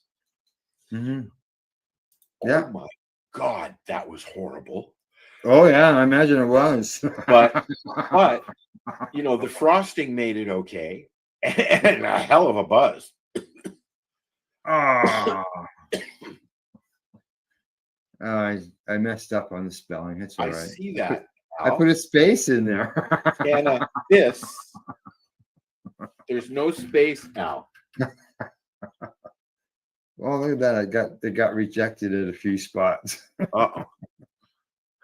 So yeah, there's the vanilla or whatever flavor of milkshake. What I'll do is they said high fat. I'll check the frozen yogurt and see if there's any high fat in that. I don't. I would think that there would be, and for anybody who doesn't know, high fat foods attract cannabis, so it's easy to infuse it. Yeah, it infuses nice with milk and butter and dairy products in general.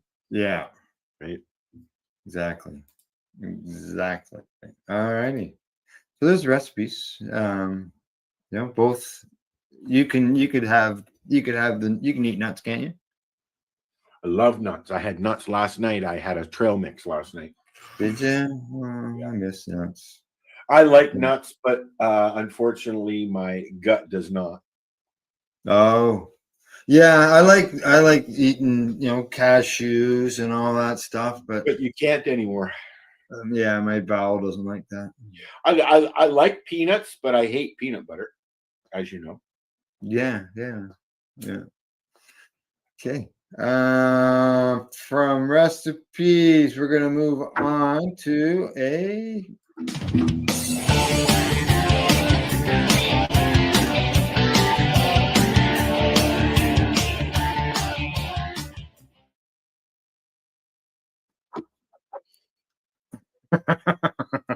Okay, I have got. Geez, did I throw it out? Oh, I did. I've had this container of wild card. Oh, it's in. Yeah. Welcome to the show. We're going to watch Al look for something. Enjoy. Yeah, well, damn. Oh, well. I had this container of wild card rosin that's been sitting here waiting for me to consume, and I haven't. Because now you've thrown it out. Correct. But I opened up the container, and what I found was, that this stuff was over a year old. I like cannabis oil or coconut oil as well. But Yeah, I use coconut oil and the olive oil. It I depends what's prefer- available at the local grocery store I sometimes. prefer the coconut oil over the what is it, MTC? Even though it's different, but it's the same. Yeah. I find that the MTC, which they use in a lot of products available on the market, Yeah. it makes me poop funny, Oh. whereas coconut oil does not. I don't mind olive oil. I use it to cook. Yeah. The thing too, like when you make with coconut oil, is that at that point it's so universal.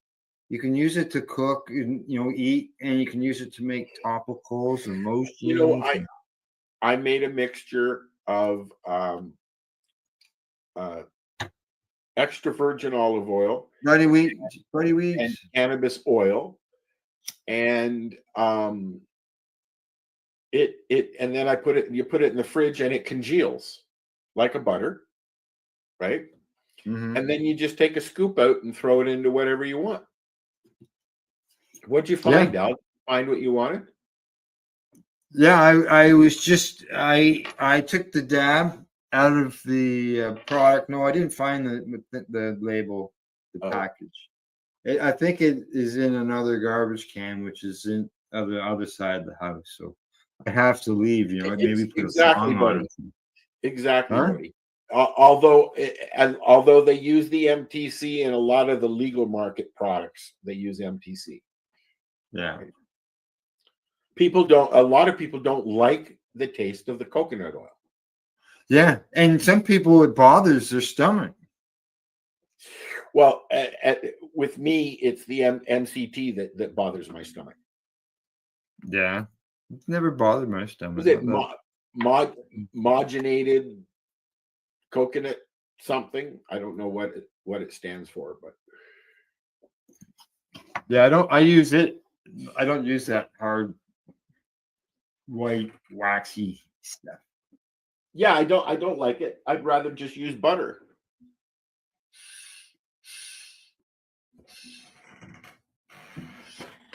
All right, what's our next on the thing? I haven't done a list.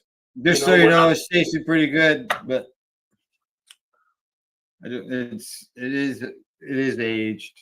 I don't know what happens with aged rosin. Like it degrades. Oh, it goes crystally. Yes, That's what happens with this. And people that do extracts will tell you that that's actually okay. It actually gets very potent when it's at that stage. Oh, yeah. Apparently, this is just what I've read and heard. Yeah. You're wondering what's next?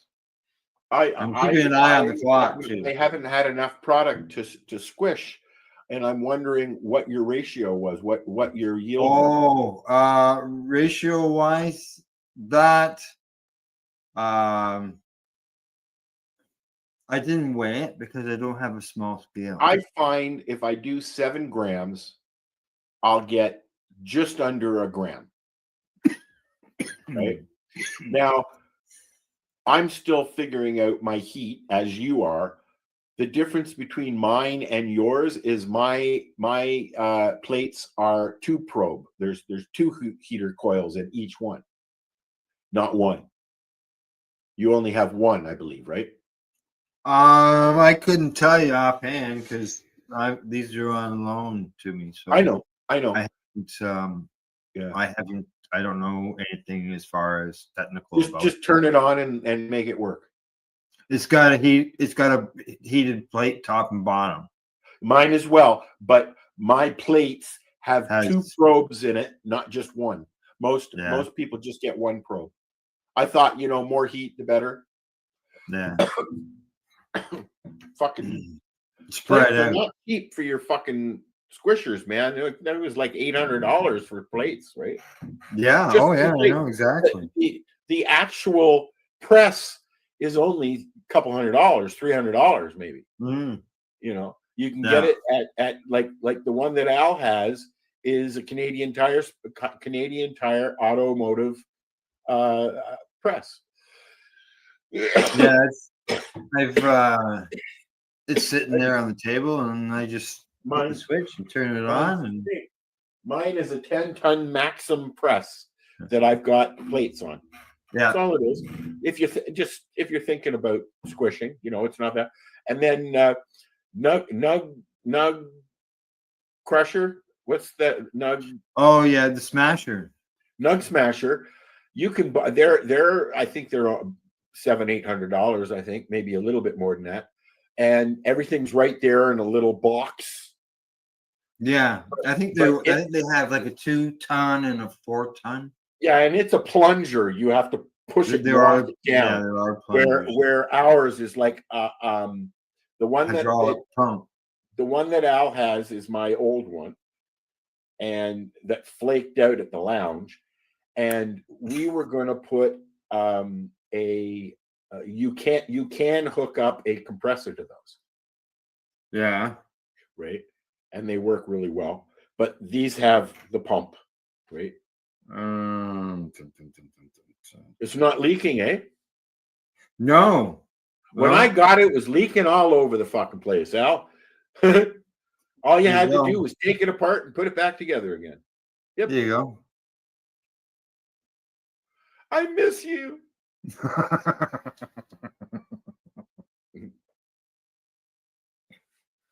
Actually, right there, it is just over 5-ton press. I think that one there. Actually, that's a 8.5 tons is when I was pushing. That's qualified as a 10-ton press. Yeah, well, it's an 8.5, and but it's sold as a 5-ton press. I think the bag blew out on that squish. I don't use bags. Oh yeah, I don't. And actually, and even the parchment paper. I just probably had it just in there wrong or something, because as you know, I helped my friend do it for quite a while. We went to different places. He was always the guy who ran it. So now that I've got it and set up now and starting to use it, I'm really just new. Yeah, me too. To doing my own squishing. So yep, it's I'm still in the experimental stage of everything. Well, I was, when I had access to the reservation weed, I had more than enough to squish. I'm not going to go and spend $130-40 on an ounce and then squish half of it. It just, well, that's the thing too, right? When you have your own product that you can put in there and play and experiment, then you've got enough. The yield, unless when you get the heat and the timing down and the pressure, and you get a good yield out of it, then great. But I mean, I'm sorry, to take 7 grams of flour and only get a half, maybe 0.9 of a gram out of it when you squish it. No, I mean that would cost $80 to do if I did it with weed that I bought, right? Oh yeah, I know what you mean. We pay that much money and then you do this to it, and you got this little left. So I see Buddy there. He says 10 grams. He gets 10 grams of flour. He gets 2 grams of rosin. Yeah, that's about right. Yep. But like I said, it depends on your heat, your pressure, and length of time. Yeah. He suggests to go to YouTube. Oh yeah, there's lots of video out there. on YouTube. But once Al and I get together, get it all together and learn how to use this thing, we're gonna have a live squish off. You're more than welcome to join us if you like. Yeah, yeah. I'll be able to take the computer into the room because I'm not bringing it out to the computer. I'll tell you. That's one thing. It is heavy. It is heavy. I have mine on wheels. Yeah, I can roll it around the house. Yep. Wow. Yep. No, mine's stationary. But yes, it is heavy. I had to carry mine up my stairs from the basement because nobody was around. And it took me about 15 minutes to do one step at a time, just kind of. Yeah, and you've got a bad shoulder. I have more than a bad shoulder, but yeah. Yeah. I'm always worried that my shoulder's going to come out of its socket because there's screws holding it in and stuff, right? So like every time it clicks, I'm like, oh fuck, is it loose? Need some oil. All righty. From the product review, I'm 1/10 Tin Man. the I probably should have, like I said, I probably should have played a song and went and got the label for this because I think it's in my room with the squisher. Oh, you're still thinking about where your product is that you lost? Well, yeah. We'll discuss it next That's going to bother you all day long, isn't it, Al? No, I'll just go get it after the show. You sure that's where it is? Yeah, I'm sure it's there. Yeah. Why don't I just got mine, buddy, as a birthday present, and I actually left it sitting in my tent up at the farm, and people come over and used it. Yeah. I think you come over and used it at one point. Why don't I'm going to play something here since we're talking about Dave and his Apple and everything. I'm going to play a little promo here of the Apple. All right. On the documentary. That'll give me 2 minutes to go see if I can find the package. All right. I'm going to take away the comments and you go ahead and do that. And I'm going to go and make a bagel because I'm feeling. Okay. You got 2 minutes just so you know. Alrighty. Okay. This, guys, is a BT bottle with a little straw on the end of it. Okay. Back in the day, we used to have glass bottles, soda pop in glass bottles. Okay. Soft drinks. And this was built for the old school hash. This is the hash that your uncles and your grandparents would get. And this is the stuff that we would all treasure whenever we could get it because we thought it was the best stuff because it's the constant. It was our form of concentrate. Correct. Right? When we were young, right? Yes. To answer your question now. Oh, here we go. Forward. Now you're gonna cut this out if it doesn't work, right? Yeah.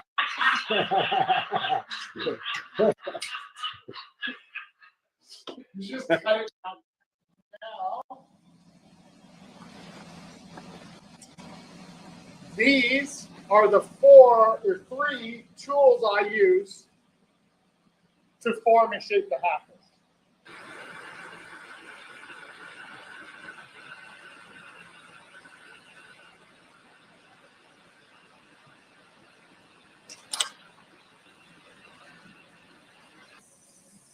So now once the prep work is done over on the lathe, it now has to come over to me to put the mouthpiece on and finish off the top part. So first up, I just need to clean up and close off the top that's left over.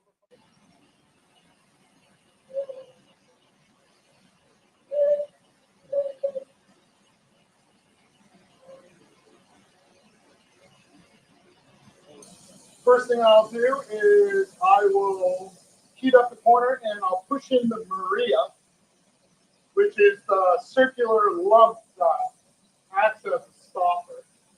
Right. Whereas I'm kind of like, I'm 49 years old, but I don't have time to be an artist.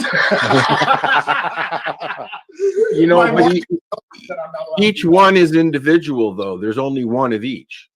So it does make it art. Oh, stop it. Okay.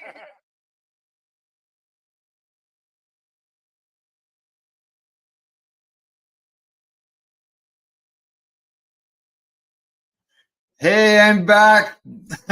Al's still out making his bagel. But that was a promo that we created for the Apple. As you can see, we went to Dave's shop, got video footage of him making his Apple. And it's like about a 52-minute long documentary. And every once in a while, we'll run it during Saturdays, re-rolled Saturdays. Now, I see Buddy Weeds has made some comments. He says, I've started fresh frozen bubble hash. So are you squishing the bubble hash, Buddy? There we go. There's his comments right there. He's got 4 presses, been squishing for 7 or 8 years. Well, you're speaking with a newbie, buddy. Oh, here comes Al with his bagel. Yeah, sorry. I was like, I put the bagel on and I was like, shit, that's going to take 2 minutes. Hash rosin. There you go. Yeah, making hash rosin. I was at my friend's place and we squished some of his hash that he had made. And we couldn't believe it. The bubble hash he had made, just the amount that came out of there was like, holy shit. It's a good thing that there's a catcher in the bottom of the parchment paper. I tried squishing some of the hash I made a couple of years ago, I guess. Yeah. And I was shocked at what it did to it. Yeah, Buddy Weeds, he may know my friend, the guy, Mr. Squishy. Mr. Squishy stole my Mr. name. Squishy on Instagram a lot. So, okay, where do we go from there? We did the news is what we're gonna do next. All righty. And we've got some talking to do. Here we go. I was reading this article this morning, and you won't believe what happened. Tell me.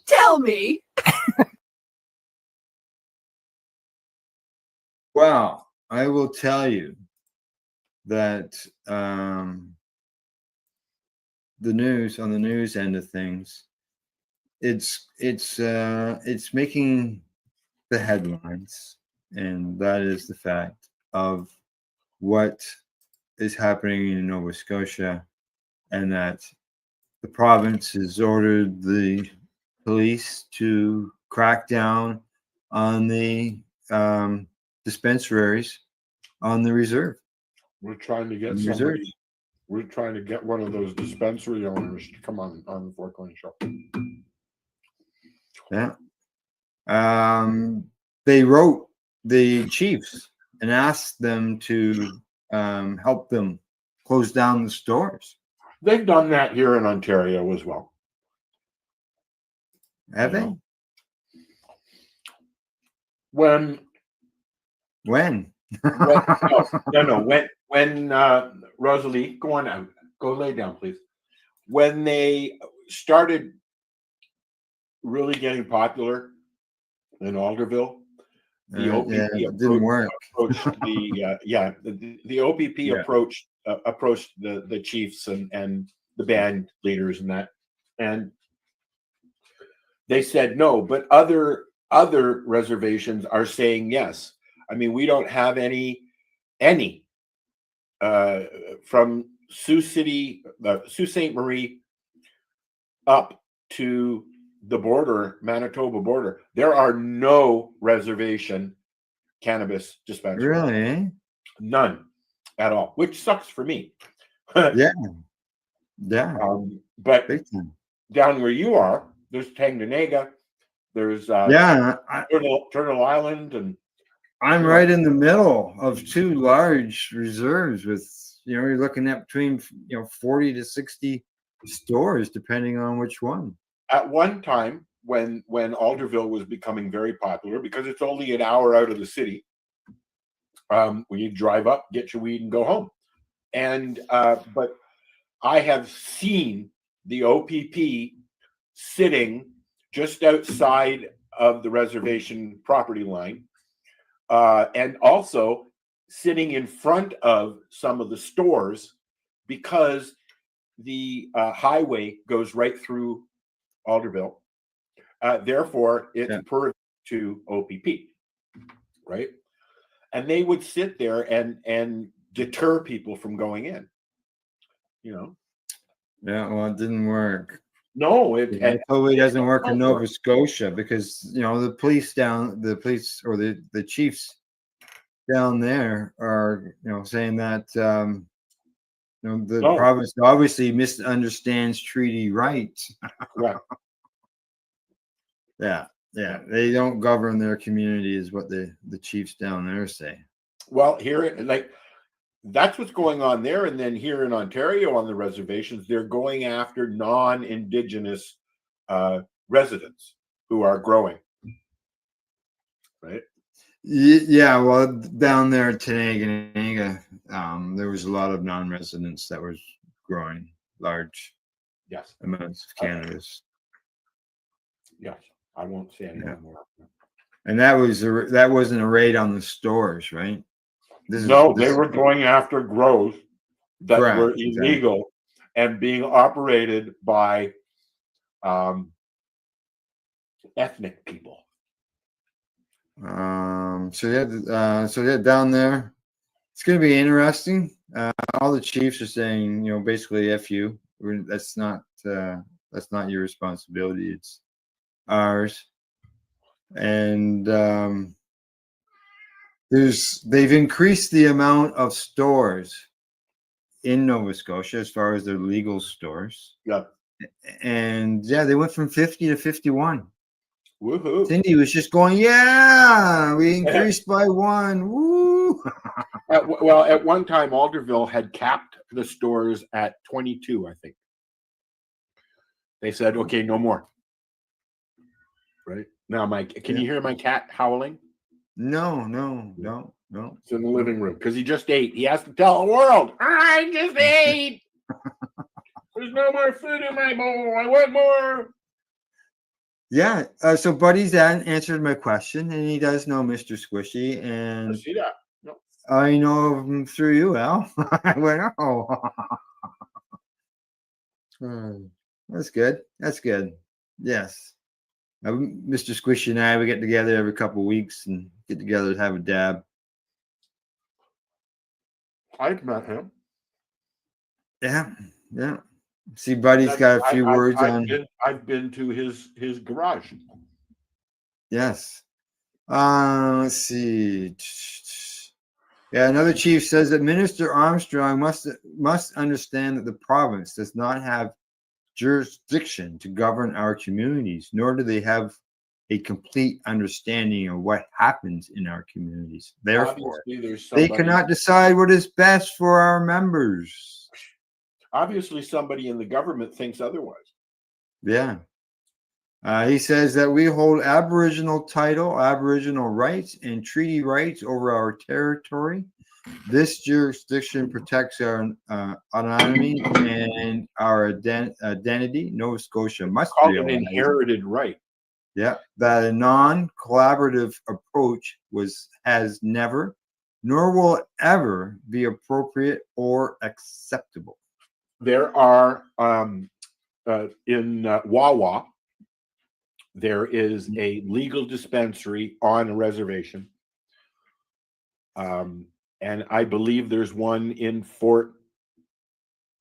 Yeah, I can't remember that Fort something there up near Thunder Bay, but they are legal entities. They're not reservation dispensaries. They're legal stores. The Nova Scotia government saying that they are doing this for public safety. Sure. How many people have died from Indigenous cannabis? Just that guy that ran into a tree. There you go.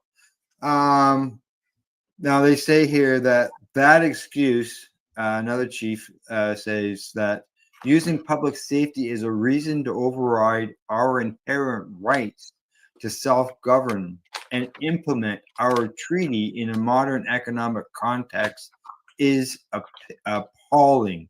These are abuses of a colonial power.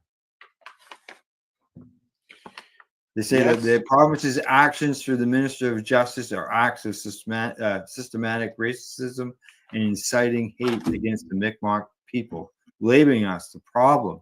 And this is narrative to absolutely disgusting. They said the government and police need to focus on illicit drugs like fentanyl and opioids. You think? Yes. Yep. A legal expert says that he was surprised by the directive, warning it may push legal boundaries in terms of jurisdictional control and indigenous sovereignty, but it could also represent political interference in policing. Yeah. This professor says it's not a clear violation. It's kind of a borderline case. It's not, for example, exactly like what U.S. President Donald Trump is doing, targeting specific individuals or operations. But it's a little to that borderline, and that's really the concern then. So, and the Attorney General there says, I disagree. So he's going after them. And people have been holding protests and stuff going on. Yeah, this is the new Attorney General in Nova Scotia who I don't. Yeah, Buddy will know this because he was listening to the show on Friday. Marcel knows him, as does Darcy, and we had a long conversation about the gentleman that Al's talking about on Friday. Yeah. Alrighty, that is gone. It's not cool. It's not cool. I know I gotta watch your time. You've only got a little bit of time there because you've got an appointment you got to get to. I have to run. Well, not me, but I have to run somebody to the hospital for noon. So okay, and so I'm just gonna fly through this. Okay, you fly, and I'll roll. All right, and because I want to get to this one as well on the news end of things. Okay, here we go. There it is. Medical cannabis registrations stabilized in early 2025, while personal production licenses declined. They declined by 25%, Al. This is Canada? This is in Canada, yeah. Registration of federal licensed sellers now with Ontario leading with 82,000. Where's the exact numbers here? I know a lot of people who have, I know 28%. A lot of people who have been licensed for a long time who have said fuck it. So I get that. 28% of the people aren't growing their own anymore. Have dropped that much. Or they are, and they've just dropped getting their license, which is what's happening. Yeah, they got 161,267 registrations as of March of this year, compared to 160,000 of last year. And they say that originally, back in 2019, there was 370,000 people who were registered. Well, it's easier to go into the store and buy what you need. Well, that's the thing. That's what they were hoping that would, that's basically what would happen. Now, as far as personal designated production, they say that. So let me just clarify something here, Al. This is the medical program we're talking about, or this? Yeah, this is the medical Health Canada medical program. Okay. Yeah.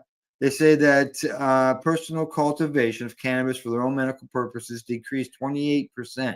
That was 15,700 people in December of 2024 to 11,300 in March of 2025. They say this represents a significant decline compared to a 5% decline in the previous 6 months. So that's not good. Less people are growing. They say the category of authorization has shown significant decreases from a peak of 47,000. So, like I said, a lot of medical patients in Canada have opted to say, fuck you, I'll just go to the store and get what I like that works for me. Now, let's see what else. They say the average for someone who's just buying their cannabis through the medical program, the average is 2 to 2.5 grams per day. When it comes to personal growing of their own, that right now is at 33 grams per day. 10 times higher, more than 10 times higher. There's 4,100 health practitioners that were involved in the signatures as far as signing them. They even break it down. Here we go. Majority, 82% of healthcare practitioners who authorize cannabis to or above 25 grams per day were located in British Columbia and Ontario. I remember when there was only one doctor that was signing, and his name was Rob Camermans. Yeah, that one. And he said if I wouldn't have to sign, if other doctors would sign. And now he's not allowed to practice medicine because of it. Okay, going on the time and the things, I'm going to skip past the sports and we're going to jump right into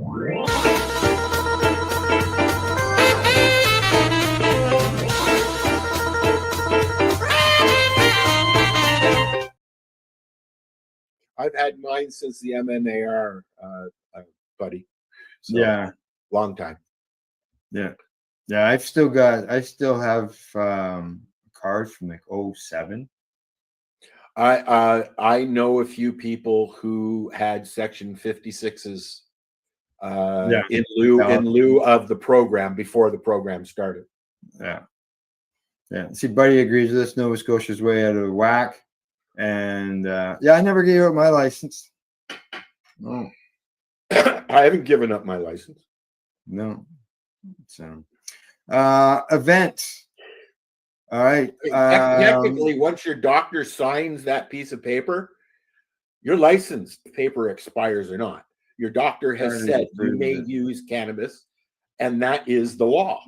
Your doctor says you can use it. Health Canada will tell you. Health Canada will tell you otherwise. Of course they will. Of course they will. Events. Cannabis wise, there's an event going on in Calgary and one in Edmonton, and they are both Christmas paint parties. But more close to us here in Ontario, where we're located at, on December the 13th, from 2 p.m. till 10 p.m. is the Winter Festival 2025 with Canna Crawl. Cool. Location to be announced on the day of the event. Same place it's every other time. Yeah. Now the last, I don't see it here, but on the hang on. No, there's the comments. They had something, I think it was 80 vendors this time. We had a lot of the vendors that go to those. Yeah. In Hamilton at our weekly swap meet. Swap. Okay, click. There we go. Canna Crawl, right there. Winter Festival 2025. Go to the website cannacrawl.ca. Just click on the button there. Get your tickets. Right there explains what the Canna Crawl is. And Rena, as well as Anthony. I like Anthony. Yeah. I get along with Anthony. He's a hoot. He really is. Okay, so Canna Crawl, December the 13th, Hamilton. And one other one that's already happened. Okay. Yeah, buddy, I agree. Cannabis is my way of life. The MJ Bowl down in the US from the MJ BizCon. Yep. They have announced their winners. And they say cannabis, California cannabis. Something that the California MJ Bowl winners. There we go. Flower, Decibel. Is Garden, this what Steve Bloom posted? What's that? Did Steve? Yes, yeah, it is actually. Yeah. Celeb Stoner. I got something for you too. I just clicked it on. There we go. I'll put these up on the screen. Yeah, so we can see it right there. Different strains there. Papaya solventless rosin. Yes. A friend of mine makes some papaya solventless rosin. Squishes it. That's Mr. Squishy. Okay. Dreamstar. New York winners. They're on the screen. The vapes, edibles, concentrates, pre-rolls, flour. There you go. MJ Ball. And before we say goodbye, we had that break. Not just for you to get a bagel, but for me to get this package. Oh, you found it, did you? I found it. Yes, I found it. It was called Wild Card Extracts. Okay, this is from a product review. The strain says FG by CR. Okay, don't know what that means. Yeah.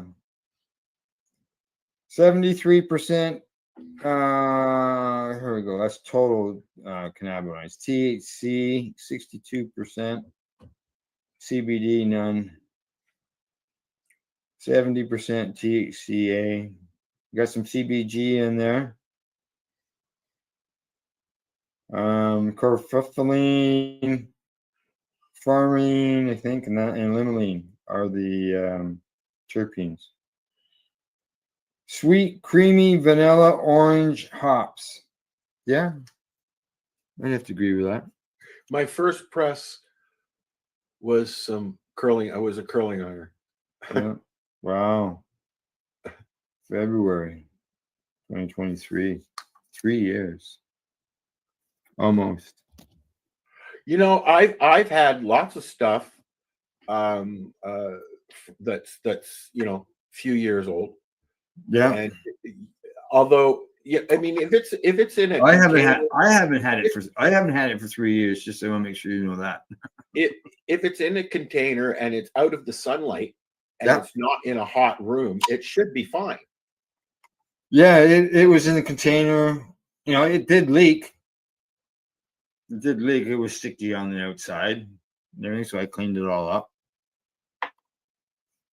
So, all right, we got 4 minutes. If anything else you want to discuss?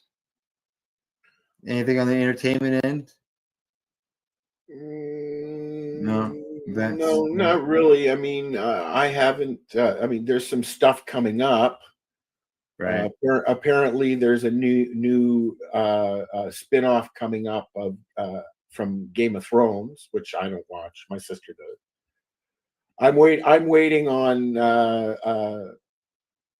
to see what comes out of the Yellowstone franchise. Oh yeah.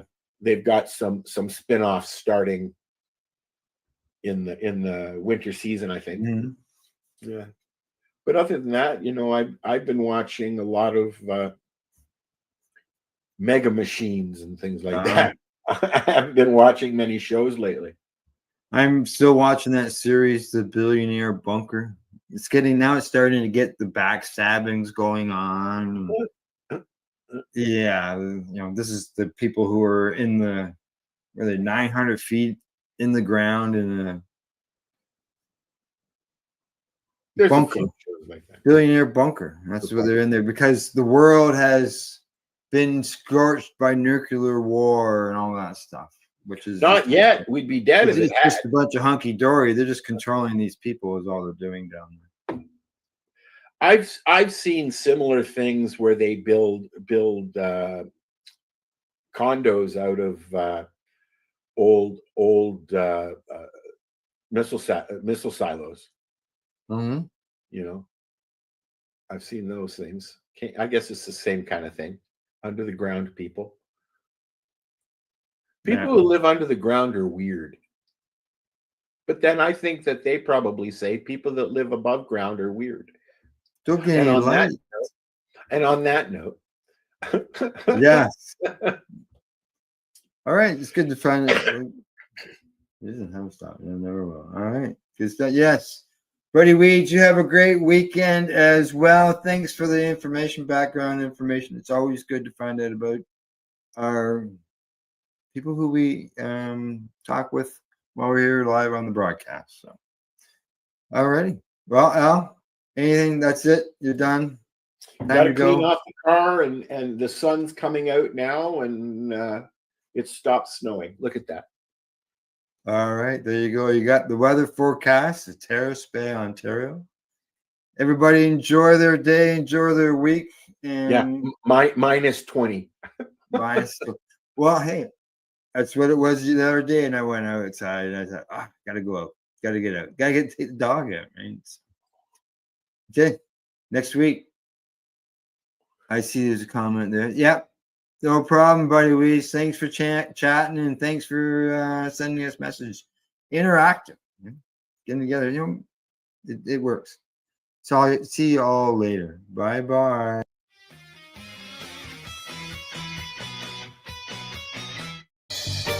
You're watching the 420 Pace, found at 420pace.ca. Rerolled Saturdays. Check it out. Nothing but non-stop cannabis and psychedelic programming. Find it at 420pace.ca. Stay tuned. We'll be right back after this toke.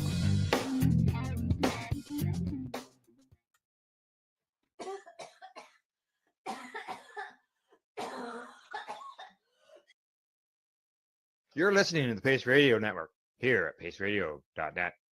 The views expressed by the individuals during this broadcast are their own opinions, and they may not be the same as those of their group or other organizations they may be involved with.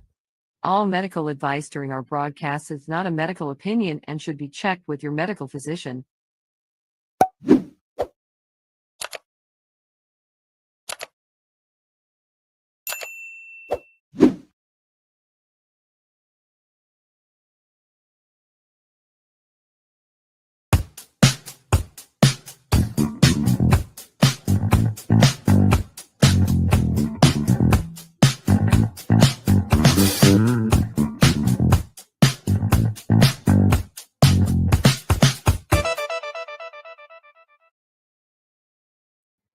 Good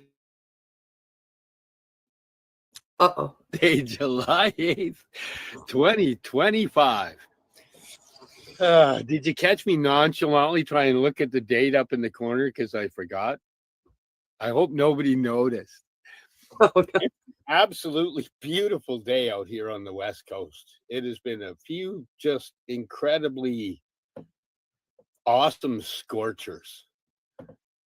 I have to say it's been awesome walking at the beach and hanging out and just laying in the sun, letting the old mitochondria get all excited through at a cellular level.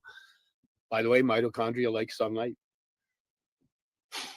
How you doing?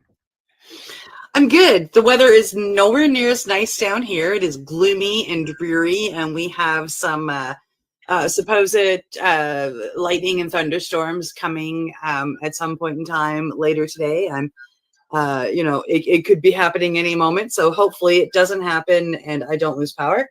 Fingers crossed. Oh, but that's a bummer. Up to the day, we had some gorgeous weather. I was out walking around the woods on Sunday, and yeah, it was great. Well, tell us about the Sunday.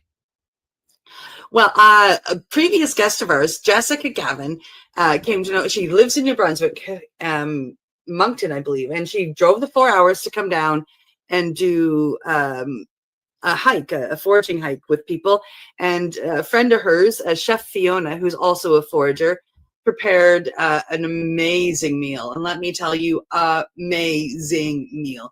The only things that she didn't forage were the bread, and then she had some brie and the pasta. Everything else in the meal that she prepared came from the forest.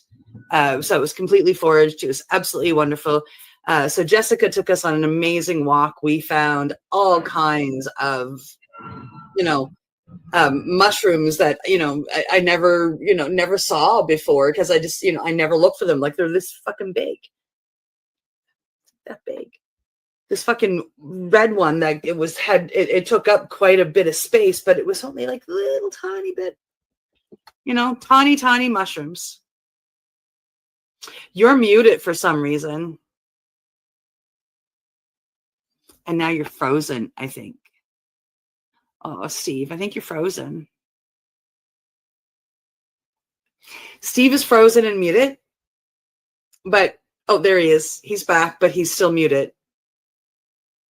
And he left us. I love it when technology issues happen. Steve is back. It's going to be a technical difficulty day. I'm not sure what happened there. Everything froze, and then it was a big glitch, and now here I am again. Yeah, you were muted, and then you brought your crock up to show all of your thingies on your crock. There's actually a name for those, but I can't remember what they are. Yeah. Yeah, I was gonna say, did it look like this? But then it kind of, for me, it just froze with the crock up there, and I looked, and everything was frozen. So yeah, gibbets. They're called gibbets. Those things on your crocks, gibbets. Oh. I just remembered.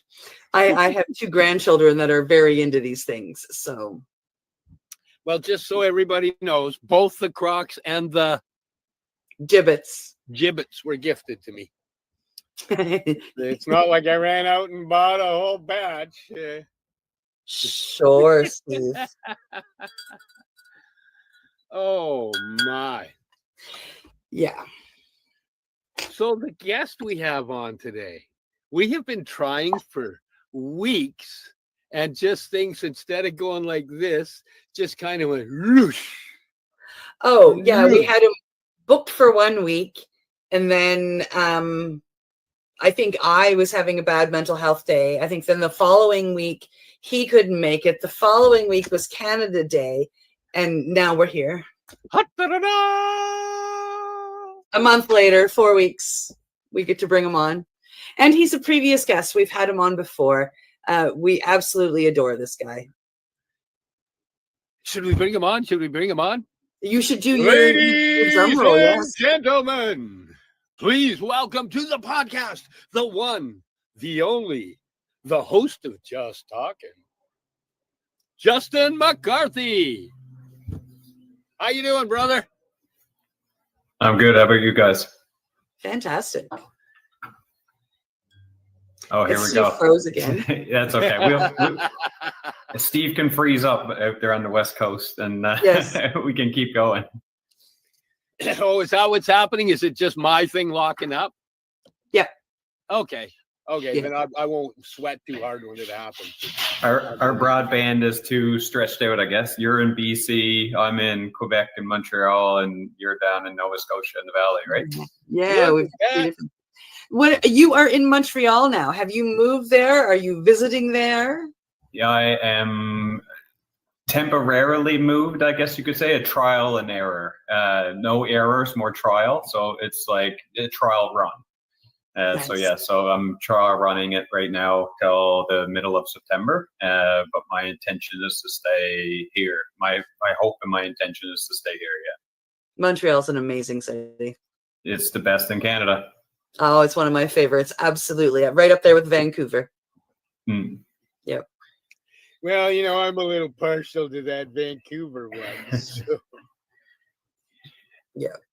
After the past few weeks being my perception, and I always recognize and have the awareness that my perception is mine, it's subjective, and my perception and that subjective view of Montreal is that it's such a vibrant city. Food, culture, people, everything that's here, the things that they put off, the amount of free content and entertainment and shows to showcase yourself and the beauty that is here in the Quebecois family.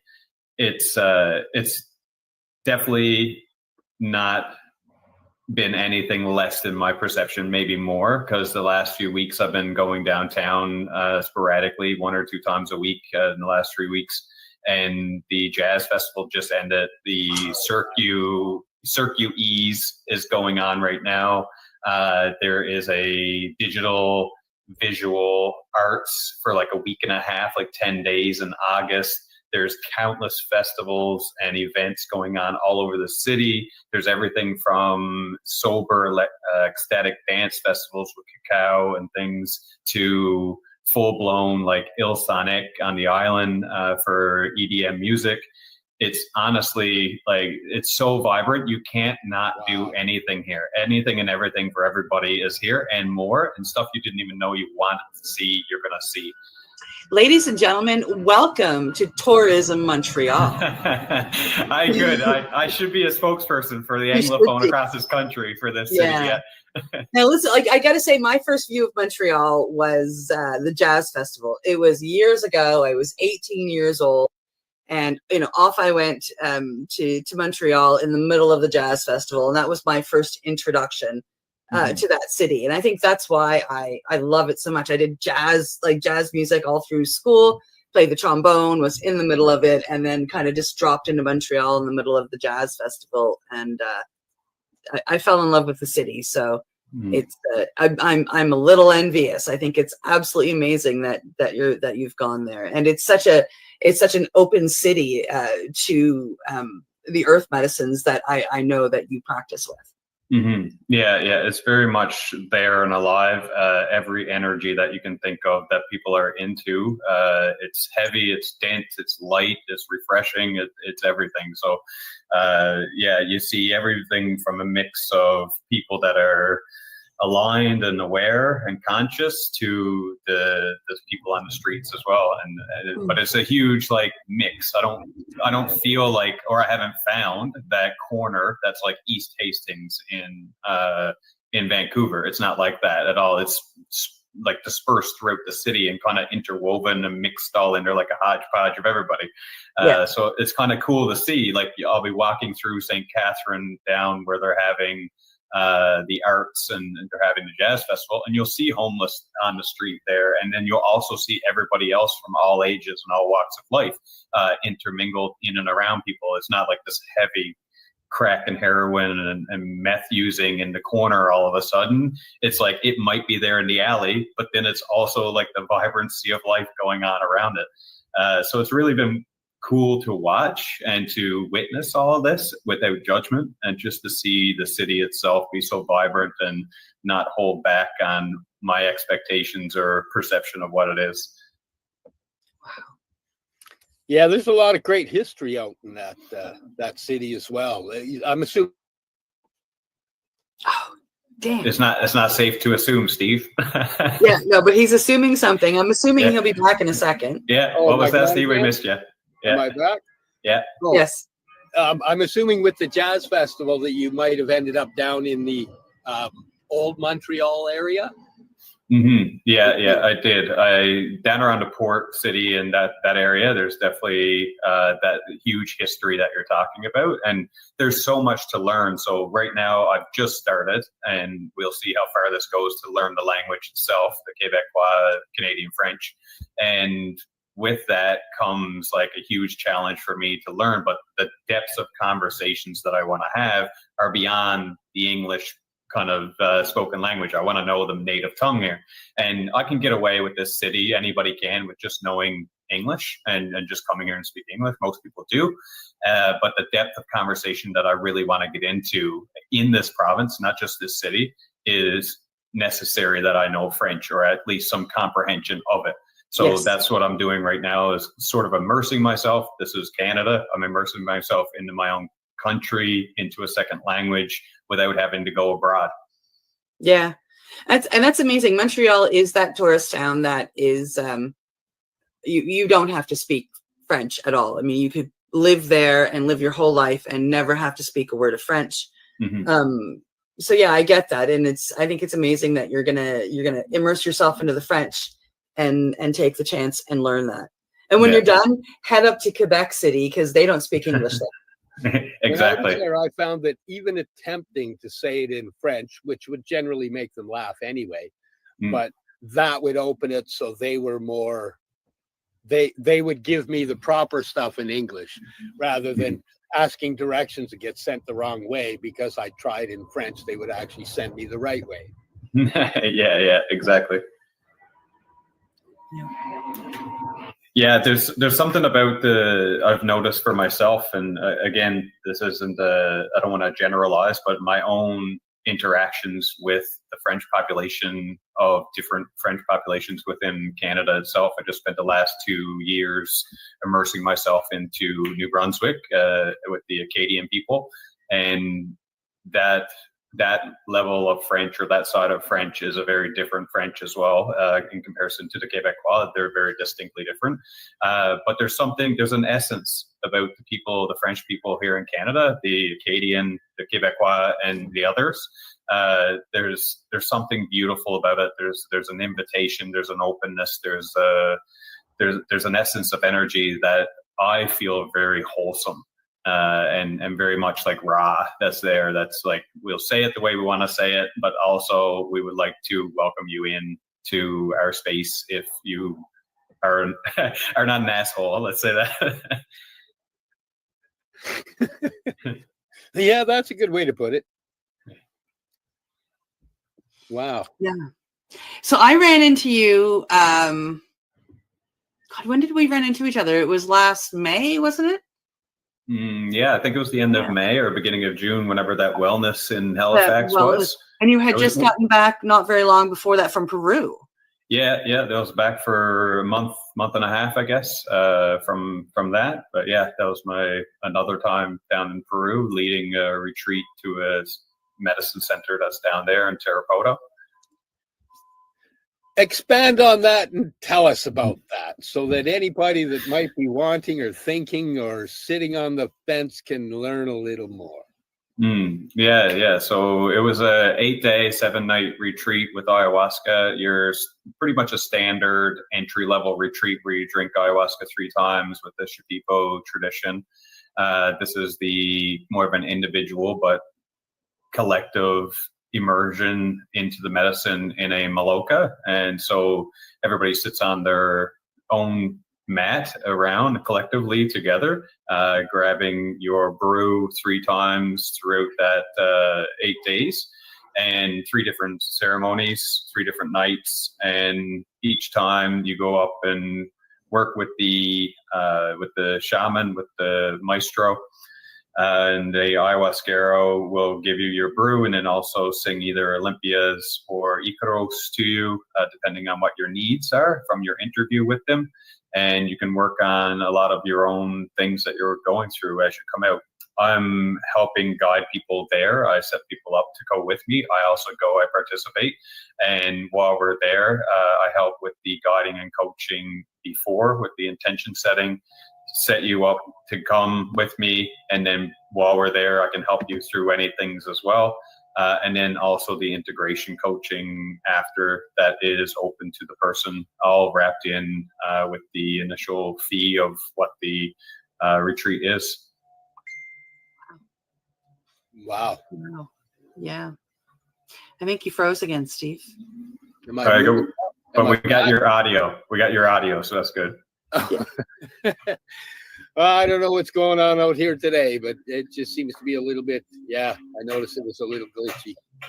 I'll send Elon a message for you to see if we can get that Starlink out to you. Yeah, then I won't have to. Yeah, then I won't ever freeze up. Yeah. So tell me, you talked about the going down there and the what goes on. Tell me something you would consider a miracle that you've experienced through those journeys.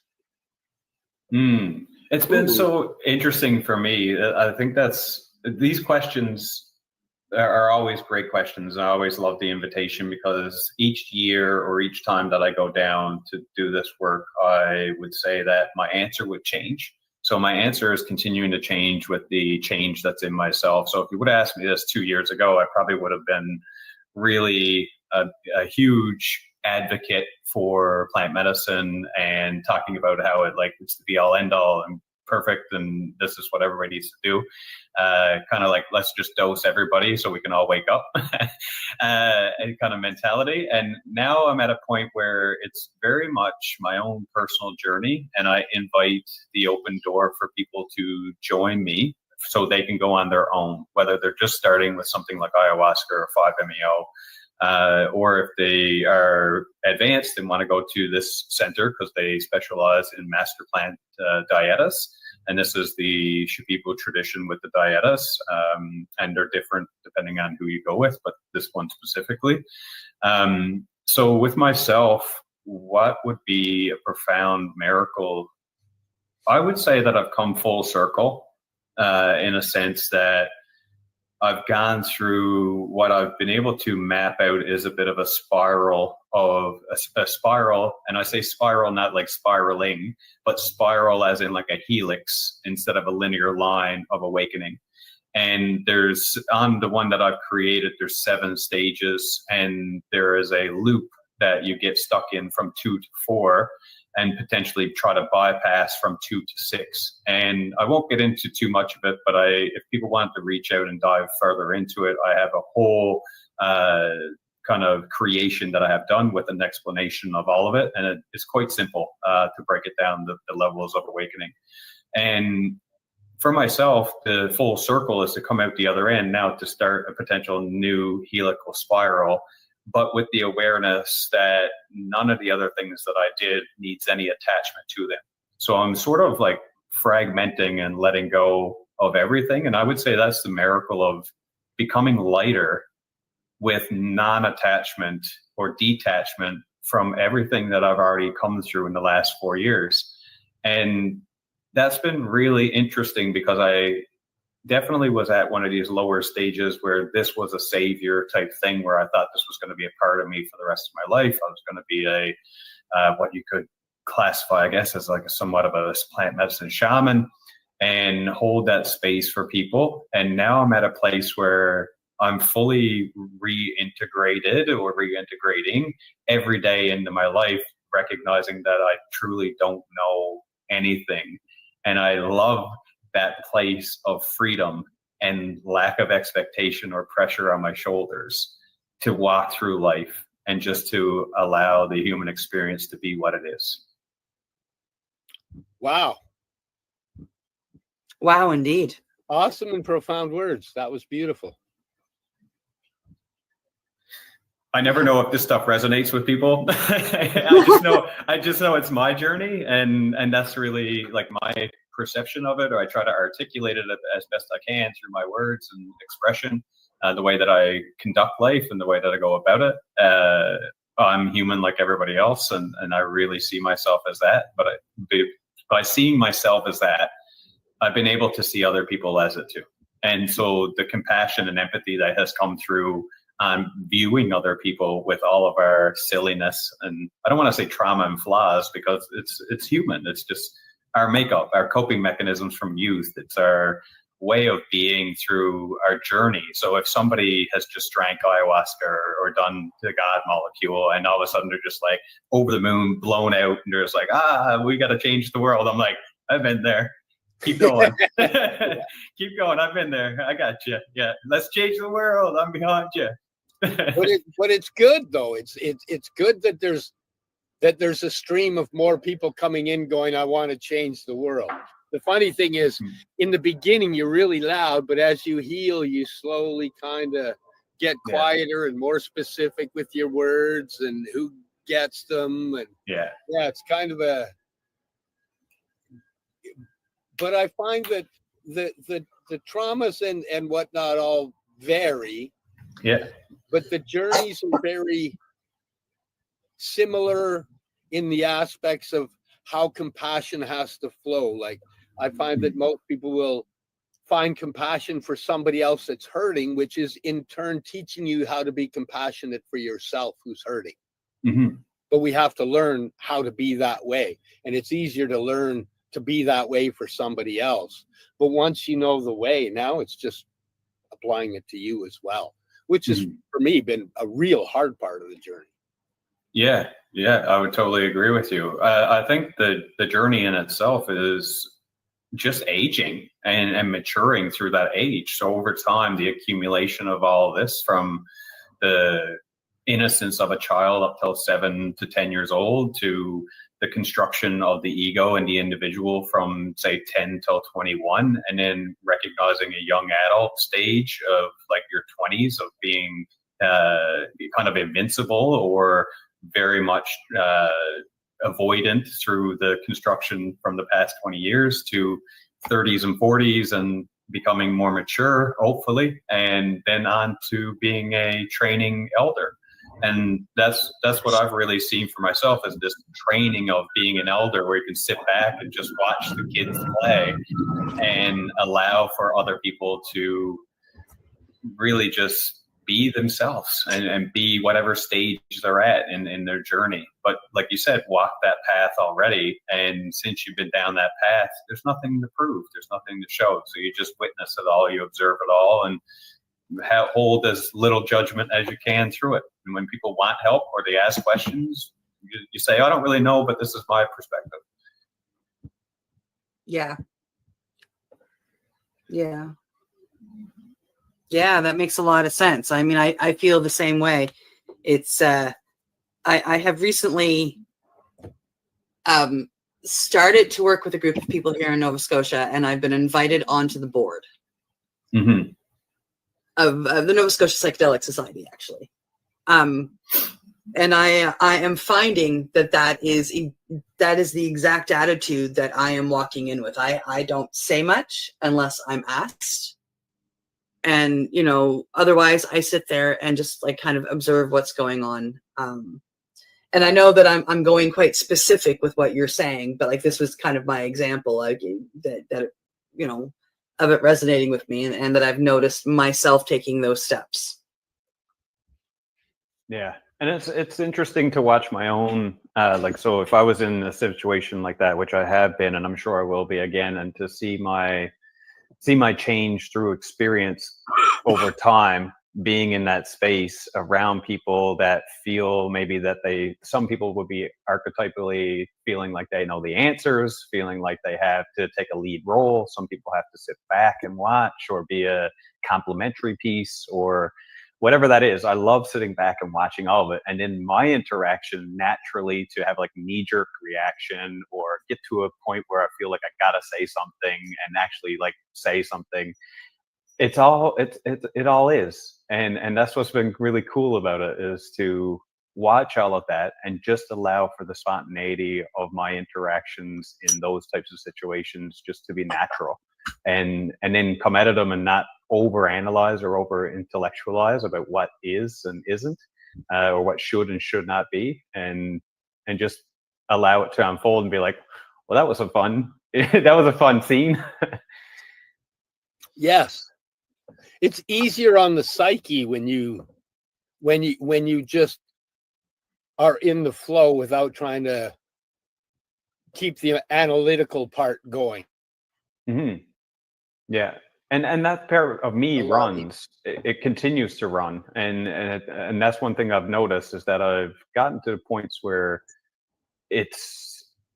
I've wanted to control it and try to turn it off and stop being so analytical. But I know that's the way that my brain naturally works. So I just let it go now with any kind of resistance. And so it just flows. And sometimes it gives me answers that are confirmative in its own distorted bias way, and it sounds really good, and then I choose to share sometimes, and sometimes I don't. And then there's other times that I get lost in self and I just express the way I want to, whether that's through whatever range of emotions, and just be through all of that. And so trying not to restrain the human that is Justin and just allow him to live this life, because who am I in my own awareness to try to like dictate who Justin is and what he wants to do in this world? And like, because I have no judgment against him. Yeah. That's awesome. Because if you're pulling it to yourself, you pull it to those around you, which means you're leading by example. Right at this moment, we've got to take our break in our sponsor time. So we're going to get you to hold on for a couple of minutes. We're going to go to a sponsor break, hang out. We'll be right back. You're listening to the Pace Radio Network here at paceradio.net. Camelford Lifestyle Shop, open Monday to Friday from 10 till 7 p.m.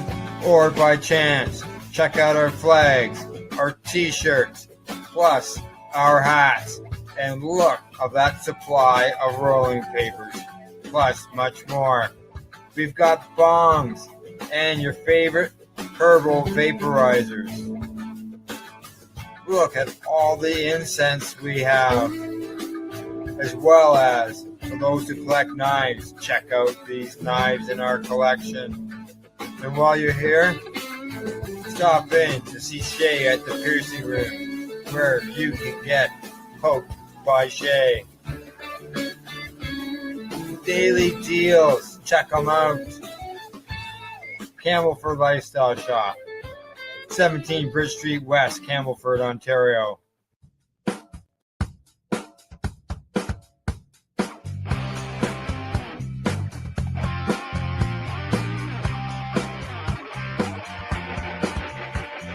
having an awesome day, and I'm gonna make sure it stays that way.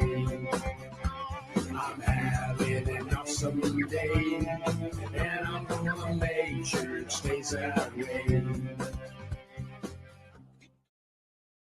Limestone City Hydroponics is Kingston, Ontario's hydroponics shop. Take your growing to the next level and create the optimal environment with a tent kit, or maximize your yield with an ebb and flow flood table kit.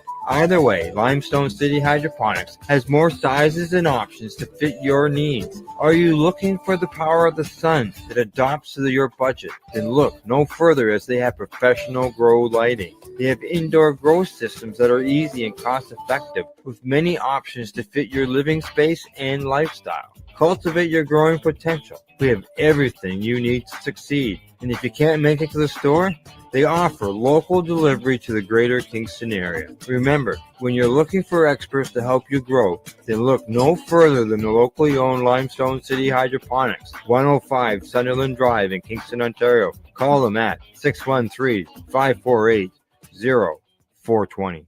Rerolled Saturdays. Check it out. Nothing but non-stop cannabis and psychedelic programming.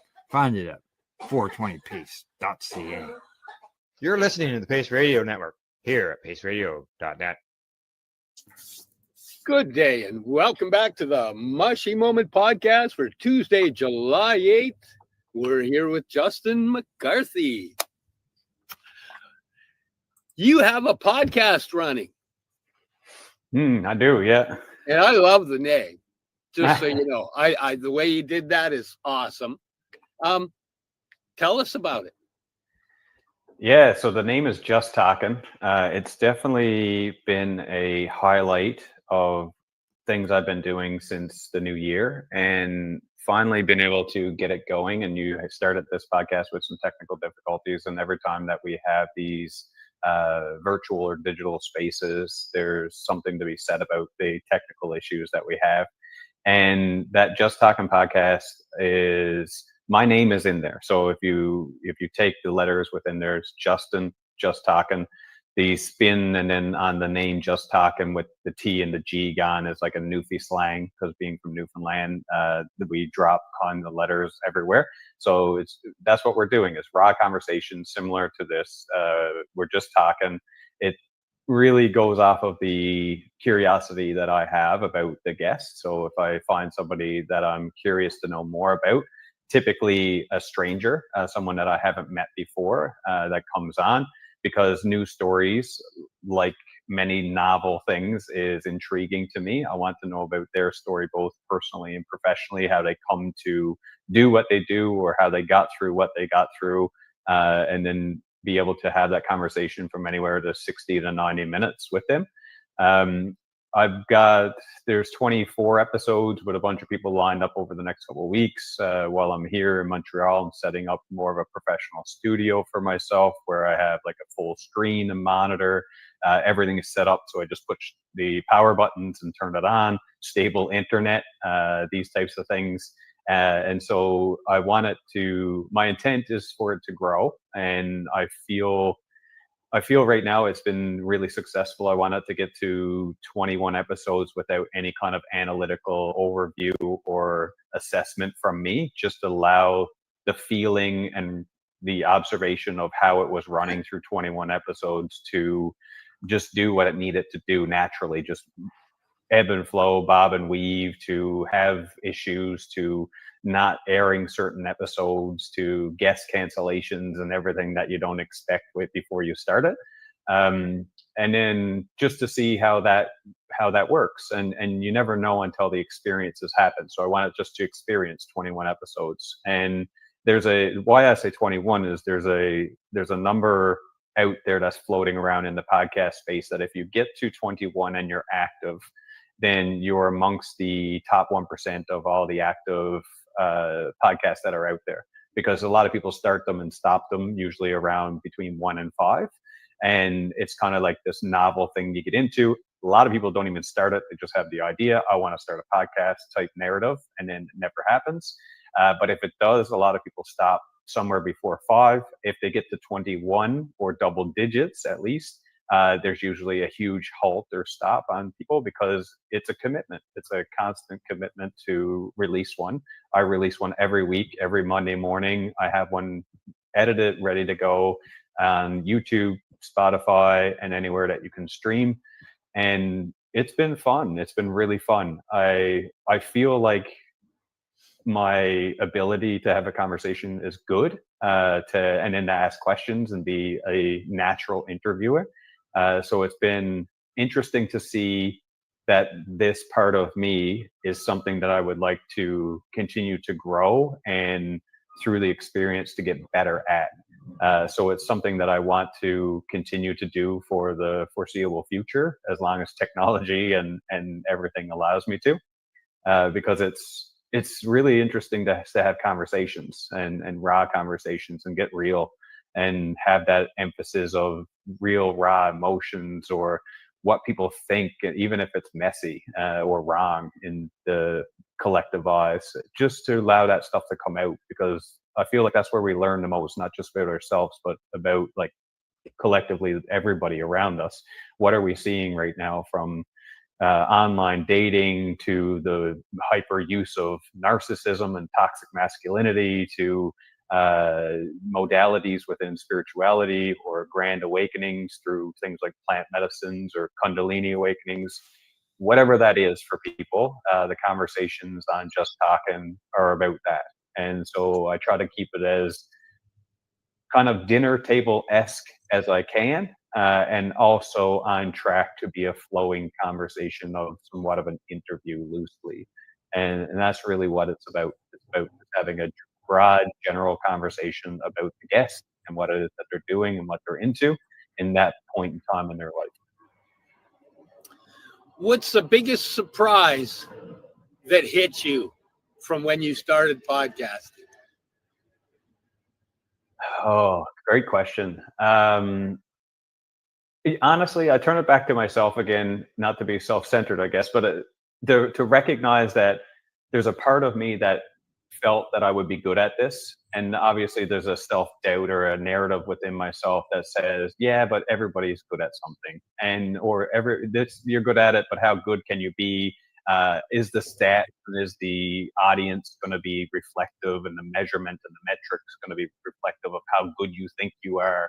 And that actually has been one of the things that recognize that, hey, you know what, this is actually something I am good at. This is something that if I wanted to pursue it, I think over time it could grow into something that would be sustainable, or at least something that I continue to do as a commitment long term. And because it's something I enjoy, not just for financial or monetary value, hopefully in the future, but actually because I enjoy doing it and I get to network and meet people. So the conversations that I have, I'm getting to learn more and more and more about different ways that the human experiences this life. And as I start to branch out, because my niche within it is Atlantic Canada, and I do perceive that I will grow out of that kind of a geographical area into Canada or beyond, I guess, into the world internationally. But for now, I want to keep it within Atlantic Canada and the voices within Atlantic Canada, because that's really where I started with all this, and to highlight what's there already. And so within that, the conversations that I get to have and the people that I'm meeting is profound. And I think that's the biggest thing is to see in myself that I can do this, and I actually am worthy of doing this. And the other one is the people that I'm meeting are people that I think I'm going to be able to be connected with for a long, long time, that I have conversations with. Wow. Yeah, that's awesome. Yeah.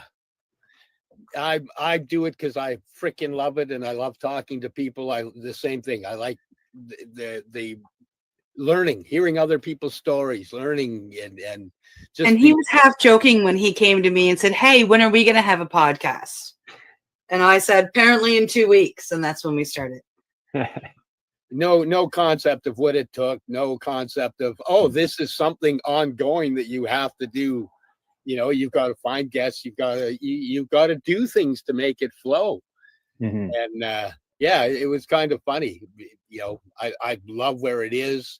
I get asked sometimes, well, you know, do you ever look at the numbers? Do you ever look at? And for me, none of that matters. The data is all. Oh, and we're losing him again. Spits a couple of pearls that are going to help somebody in their pathway. And some people spit a lot more pearls than others, but it's always there to go back and look at. It's always there to be viewed again. Mm-hmm. Yeah. And, you know, and part of it, I have a grandson as well. Hey, when I'm long gone, I know he can go back and watch me babble lots. Mm. Yep. Yeah.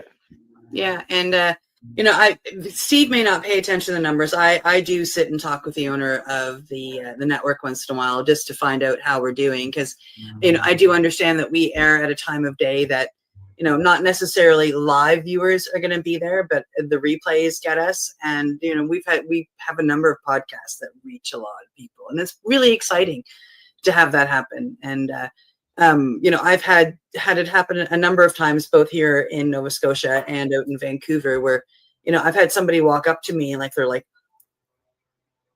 you have a podcast.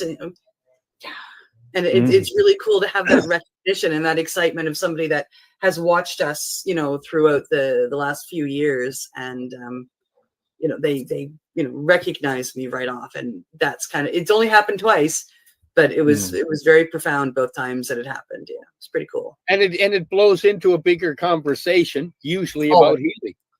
Always. Yeah. Always. Yeah. And then you get to hear their take on it, like how they viewed it or how it hit them. And I'm always surprised by that part of it is how they interpreted it through their own lens, and the things that actually resonated with them from that podcast is stuff that I never would have imagined. Like in my synapses summary, point by point, what this podcast is about. Sometimes what's within those lines is actually what resonated the most with people. So that's one of the biggest interesting things about it, is that the thumbnail that you create, the SEO headline or tags, or how I construct the bios and the bodies and the copy for the different social media platforms, none of that actually tells the tale. It's the viewers and the audience that actually tells the tale on what is actually resonating with them, what's hitting home for them. And there's been some that's gotten like 20 views or 20 downloads, and it's been 5 people coming back and saying like how profound that conversation was, and then other ones having 450 views. Truly, if it and, even and helps there's one. 0. Yeah. Yeah. Yep. Yeah. Yeah. Well, I'm really glad you're doing it, just so you know. Oh, thank you. I think that, you know, people that are walking honorably in the healing world, that are putting out podcasts, they're leaving the trail of crumbs for people that start looking. And you know, all you got to do is catch a couple crumbs, and off you are, and you see a few episodes, and they lead to life-changing events. Yep. Yeah. Yeah, it really does. And collectively, if we're all talking about these things, then it creates a new reality within our society. And so the more that this permeates outwards, which it is doing, and of course we see the double side of that coin being spirituality becoming trendy, or all these different retreats and modalities becoming kind of like taboo and interesting in a way that like people are becoming more hurt or more I'll use traumatized for lack of a better word, through what it is that they're doing, and re-traumatized even. And that is all a part of it. Like that has to happen as well. Everything got to get blown wide open for us to allow to see what is actually worth keeping at the end. So we'll pick up those crumbs like you're talking about that are worthy, and those are the things like the 2,000-year-old teachings of Buddha, and those things last the test of time. So that's all evolution in itself, that whatever will be meaningful will last, and whatever can stand the test of time will, and all the other stuff will just fade out and become impermanent like everything else does. Wow. Hey, this thing, newfoundawakening.com. Oh, you can just do, if you want to, you can just do at Newfound Awakening for social media, Facebook and Instagram, because my website ended up coming down. I have another one ready to go. It's in the works, but I don't know how soon or if I'll be putting it up, with a few different irons in the fire, from the podcast to some stuff with Veterans Affairs. We'll see if I take a step back from a lot of the stuff that I'm doing, and go in a bit of a different avenue with a pause button pressed, or if I will be continuing down this road. But that's all. So you caught my attention with, you're working with the VA now. Yeah. Doing? What are you doing? Yeah. So I got the big backstory. I got 10 years in the military, 3 years Army, 7 years in the Navy. And through that, I ended up having a back injury when I got out in 2016. I did a vocational rehabilitation at that time, before any of this stuff was happening. And when this stuff was happening, I actually was getting out of what I was doing with the rehab program, which was re-education. And I couldn't handle the stress at that time. And then I had to go through all of this catalyst of spiritual awakening, we could say, different perspective on life, and I blew my life up. So like I had to get rid of all the support. I got rid of my marriage. I got rid of everything and kind of let the dust settle, and then said, okay, I need a new starting point. And that's been the last 5 years. So now I've re-engaged with Veterans Affairs because I've actually been experiencing quite a bit of sciatica because of that back injury this year. And it's gotten to a point where the pain has escalated daily, constantly, to the level that it was originally with the injury, with the lumbar disc injury. So I've reopened this with the hopes of going back into this rehabilitation. And with the rehabilitation potentially comes education. And I'm hoping to go back to further my education and finish my degree and post-secondary education, to now get myself to a place where government and society is able to see what I do with the credentials behind me as well. That's the hope, that's the intent, and we'll see if that goes in that direction. The other one, like yourself, I believe, correct me if you're wrong, with some mental health issues because of the environmental impacts that are within that space. So that's another claim that's been reopened and looking at getting reassessed in a way that I'm very positive about the outcome, to be honest, with the findings and stuff that's there from my past and the impact from my service years. So I'm looking at a few of those because that's a part of the thing from this incarnation, this journey that Justin's been on.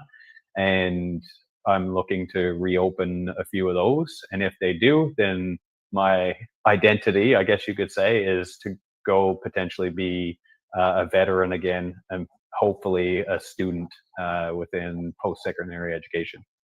Wow. Well, that's exciting. I've been, working with the VA in a similar fashion, trying to get my pension sorted and try to get everything sorted. Yeah, so it's a long process with them, but yes. I definitely right now, with so many people having their eyes on what are we doing for our veterans, I see positive outcomes for what you're shooting for, and I think that's amazing. And I can't wait to watch it and see what you do in the future with it. Thank you.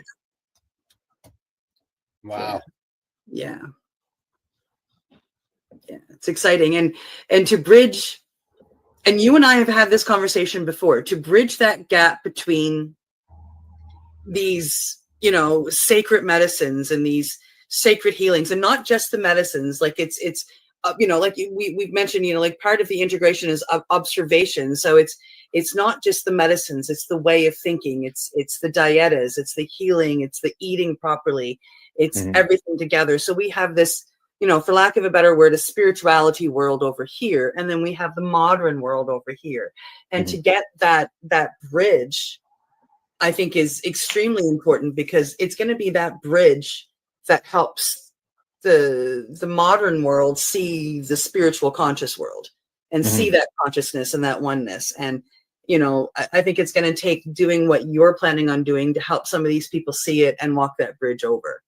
Yeah, and I've always and that's a perfect way you put it. The bridge is exactly it, and that's been in my intent ever since first learning and working with Cambo, is to be somewhere in between that white coat clinical psychologist, behavioral psychologist, and then be that woo-woo spiritual shaman. And so be somewhere in the middle on a spectrum, floating back and forth depending on what the person needs.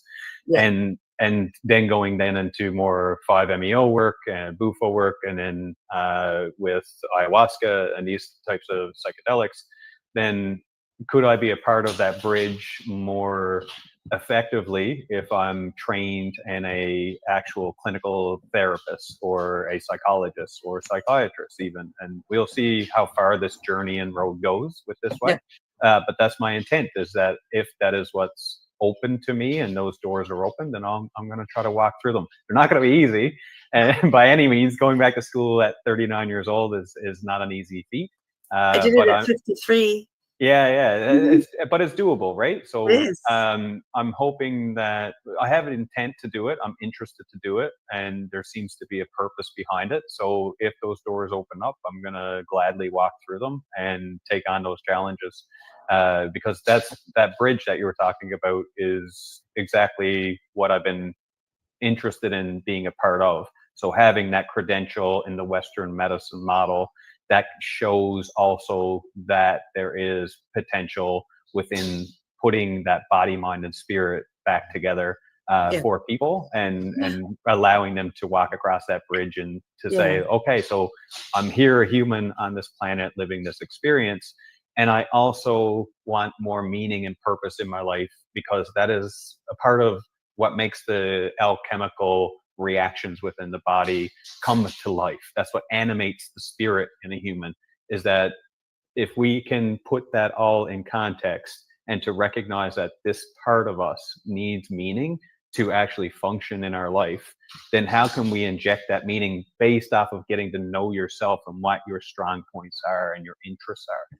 And so integrating all of that back into, let's create a template. And from my coaching side of things, I'm very much like solution focused, instead of rehashing the problems all the time in traditional analytical or type of psychotherapy, where you just rehash the BS, right? And so actually having a game plan, an aim, a trajectory, a destination, and then actually have, say, support through insurance or government backing, funding, or any of those things, to be able to support the sustainability of this transition, to build this bridge in between these two worlds.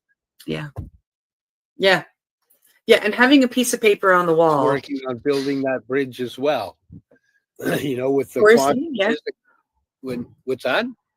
I said I didn't catch everything you said. So I glitched out again. I said current science is actually working on building that bridge as well.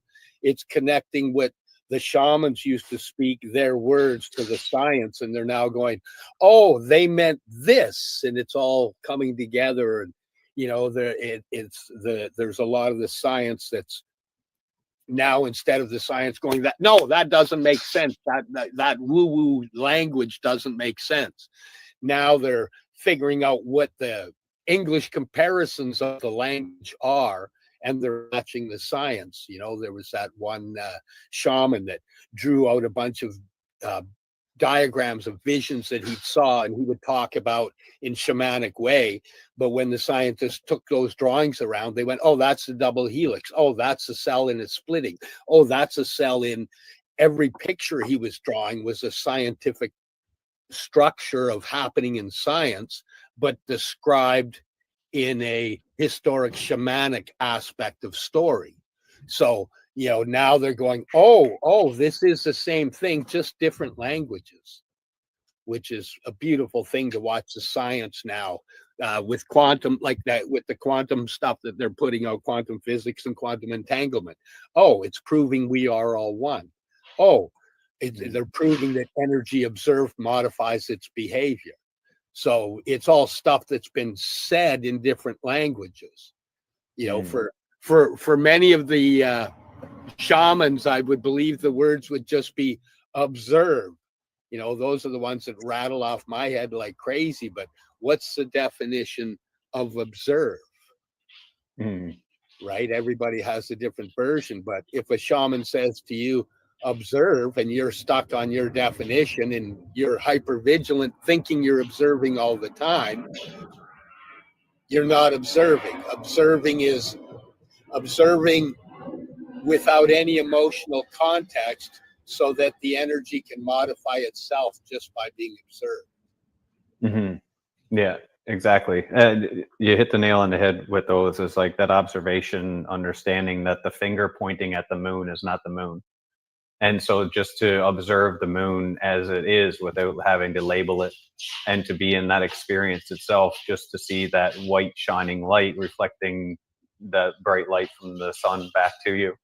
And that it's interesting to get to that point. Like Rumi quotes that quite a bit and talks about that in his esoteric type poetry.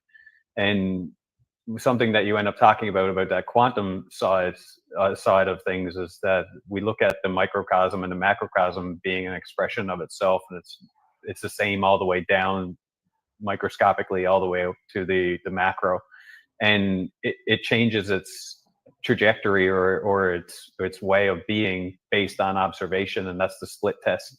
And that's a really interesting test, because when you put it that way, we recognize that through our own psychological and interesting validation of things is that we act a certain way depending on observation of ourselves. So if somebody observes, say, a child, and they're watching a kid, and then they say, mom, look at me, or without saying, mom, look at me, they end up doing something more risky, or they end up doing something more courageous or adventurous.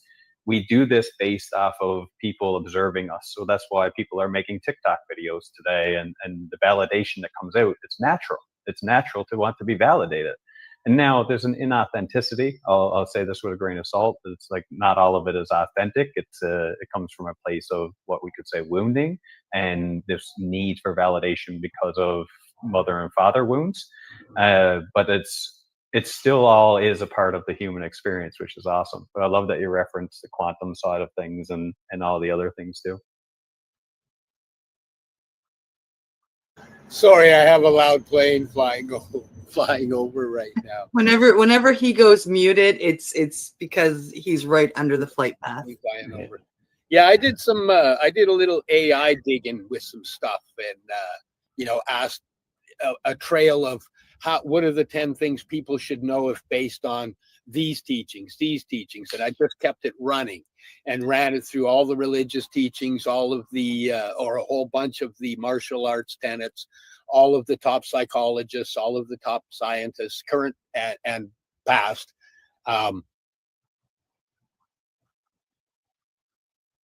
And one, including what is some of the latest stuff we've learned from CERN and the quantum experiments. And one of the big things that it gave me was it said, well, because humans are interdimensional beings, they have the ability to, but that was the key part that grabbed me, because I've tried to ask AI about other things, and if it says there's no scientific backing, etc., to back it, it won't give me the data. But in this moment of going through days of travel, it said, oh, we're interdimensional beings. So when I asked about how to experience it, it went breath, meditation, and all the medicines. Mm. It was pretty interesting. But apparently we're coming up to that time. So you got like 30 seconds. What do you want people to know? Just get out there and live the experience itself. That's the biggest thing I can say to anybody is that if you're searching, whatever stage you're at is where you're supposed to be. And so just live it. Just go into it. If it hurts, it hurts. If it's fun and enjoyable, it's fun and enjoyable. If it's heartbreak right now, it's heartbreak. It's meant to be that. And so try not to push away what it is that you're going through right now so forcefully, but just embrace it and to be able to say, this needs to happen. And it will. It has been amazing to have you on again, Justin. I always enjoy chatting with you, listening to you talk. It was so good to see you at the wellness show, even if it was only for a few moments. I'm super excited for your chapter in life that you're living in Montreal and immersing yourself into, Quebecois French language and expanding that way. And I wish you nothing but the best. And I can't wait to have you back on again and have you speak French and have me understand nothing. But I can't wait for you to show us what you've learned. Yes, it has been an absolute honor to have you back on, my friend. Thank you. Thanks for having me again. Yeah, I appreciate it. Hey, everybody, it's time for us to say goodbye. So thank you, Justin. Thank you, Cindy. Thank you, everybody that watches this podcast. Much love. We'll see you next week. You're listening to the Pace Radio Network here at paceradio.net. The opinions of the individuals during this broadcast are their own and may not be the opinions of their group or other organizations they may be involved with. All medical advice during our broadcast is not a medical opinion and should be checked with your medical physician. Enjoy the buzz of legalization with Campbellford Lifestyle Shop. From lights to plant nutrients, books, consumption accessories, and more, we've got all your basics to grow or consume cannabis. Visit our info center or take a look at our piercing services and body jewelry, now available in-store through Campbellford Lifestyle Shop. 17 Bridge Street West, Campbellford. Limestone City Hydroponics is Kingston, Ontario's hydroponics shop. Take your growing to the next level and create the optimal environment with a tent kit or maximize your yield with an ebb and flow flood table kit. Either way, Limestone City Hydroponics has more sizes and options to fit your needs. Are you looking for the power of the sun that adapts to your budget? Then look no further as they have professional grow lighting. They have indoor grow systems that are easy and cost effective with many options to fit your living space and lifestyle. Cultivate your growing potential. We have everything you need to succeed. And if you can't make it to the store, they offer local delivery to the greater Kingston area. Remember, when you're looking for experts to help you grow, then look no further than the locally owned Limestone City Hydroponics, 105 Sunderland Drive in Kingston, Ontario. Call them at 613-548-0420. We are people advocating cannabis education here at paceradio.net.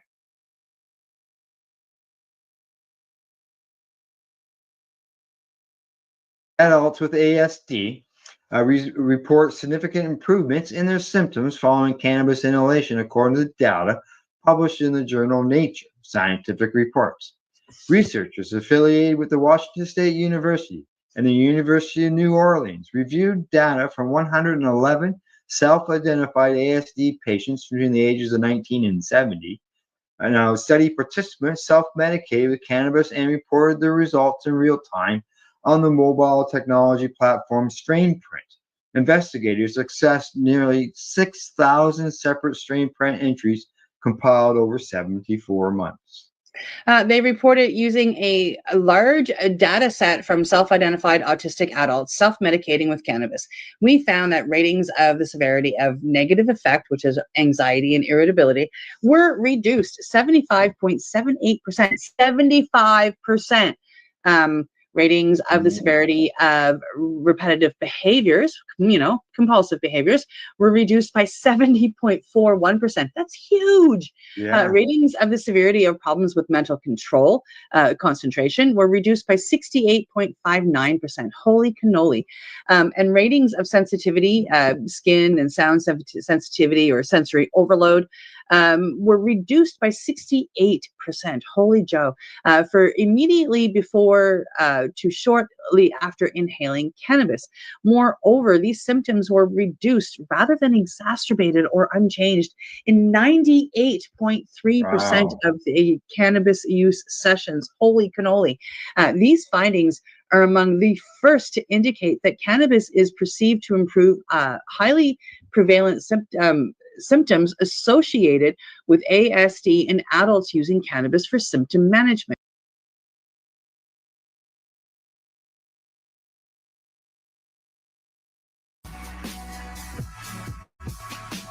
Tune in Fridays at 7 p.m. Eastern Time on 420radio.ca. You're watching the 420 Pace Reroll Saturday. You're listening to the Pace Radio Network here at paceradio.net. The views expressed by the individuals during this broadcast are their own opinions, and they may not be the same as those of their group or other organizations they may be involved with. All medical advice during our broadcast is not a medical opinion and should be checked with your medical physician. Look at all that money. Yeah, the money that they spent. Take another look and take some time for him. Don't cut trees for paper, 'cause it hurts the environment. Stop deforestation, yeah, it's time for him. Well, an acre of hemp makes 20 barrels of oil. No need for pesticides to poison all our soil.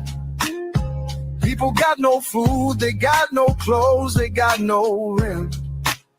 Well, it's time for hemp. Yes, it is. It is time for hemp. Thank you for tuning in. I am your host, Casper Leach. Please note that anytime you hear the word joint on the big broadcast, we ask you to hit your pipes, your bongs, your vaporizers, and take time for hemp. And we are focused on this wonderful plant. This plant, as Jack Hare once said, if it can't save the world, it's the only one that can come close to saving the world. And it's got all kinds of wonderful features to it, especially medical. And that is today's topic, medical cannabis. And speaking of medical cannabis, my joint host here in the United States, Al Bird, is a medical cannabis expert. He helped start Patients at a Time, put together a handful of amazing medical symposiums, and has been letting the whole world know how important it is to take time for hemp. Al Bird, thank you for joining the big joint broadcast. Well, thank you for inviting me. Of course, I didn't have much choice being the co-host, but hey, joint host. Yeah, joint host. I keep blowing that. I'm sorry. Yeah, I wrote a book. There it is, for Country and Cannabis. It's a real book. It's about 360 pages long, and it's full of stuff that you probably don't know about cannabis and how we got here in the United States and Canada and across the world. How we did it and who did it and how long it took and all the good guys and the bad guys that we ran into along the way. And I think that if you're a medical professional, you're a patient, you care about a patient, you should read this book. I'm not going to make any real money off it, but what I wrote it for was to educate. That's been my goal since I started this process in 1983. And along the way, I met another Al. He's up there in Ontario, Canada, and his name is Al Graham, and I'd like to welcome him. G'day, hey, how you doing? Thank you for joining us. It's nice to have you as a joint host. Yeah, it's great to be here. It's great to be a joint host, and I really look forward to today's interview. And you showed the Time for Hemp broadcast up there in Canada on the Pace Radio Network. Ain't that right? Yes, it is. Friday mornings at 10 o'clock The Time for Hemp broadcast airs on the Pace Radio Network or Pace Network, and Pace stands for People Advocating Cannabis Education, and we touch on psychedelics as well.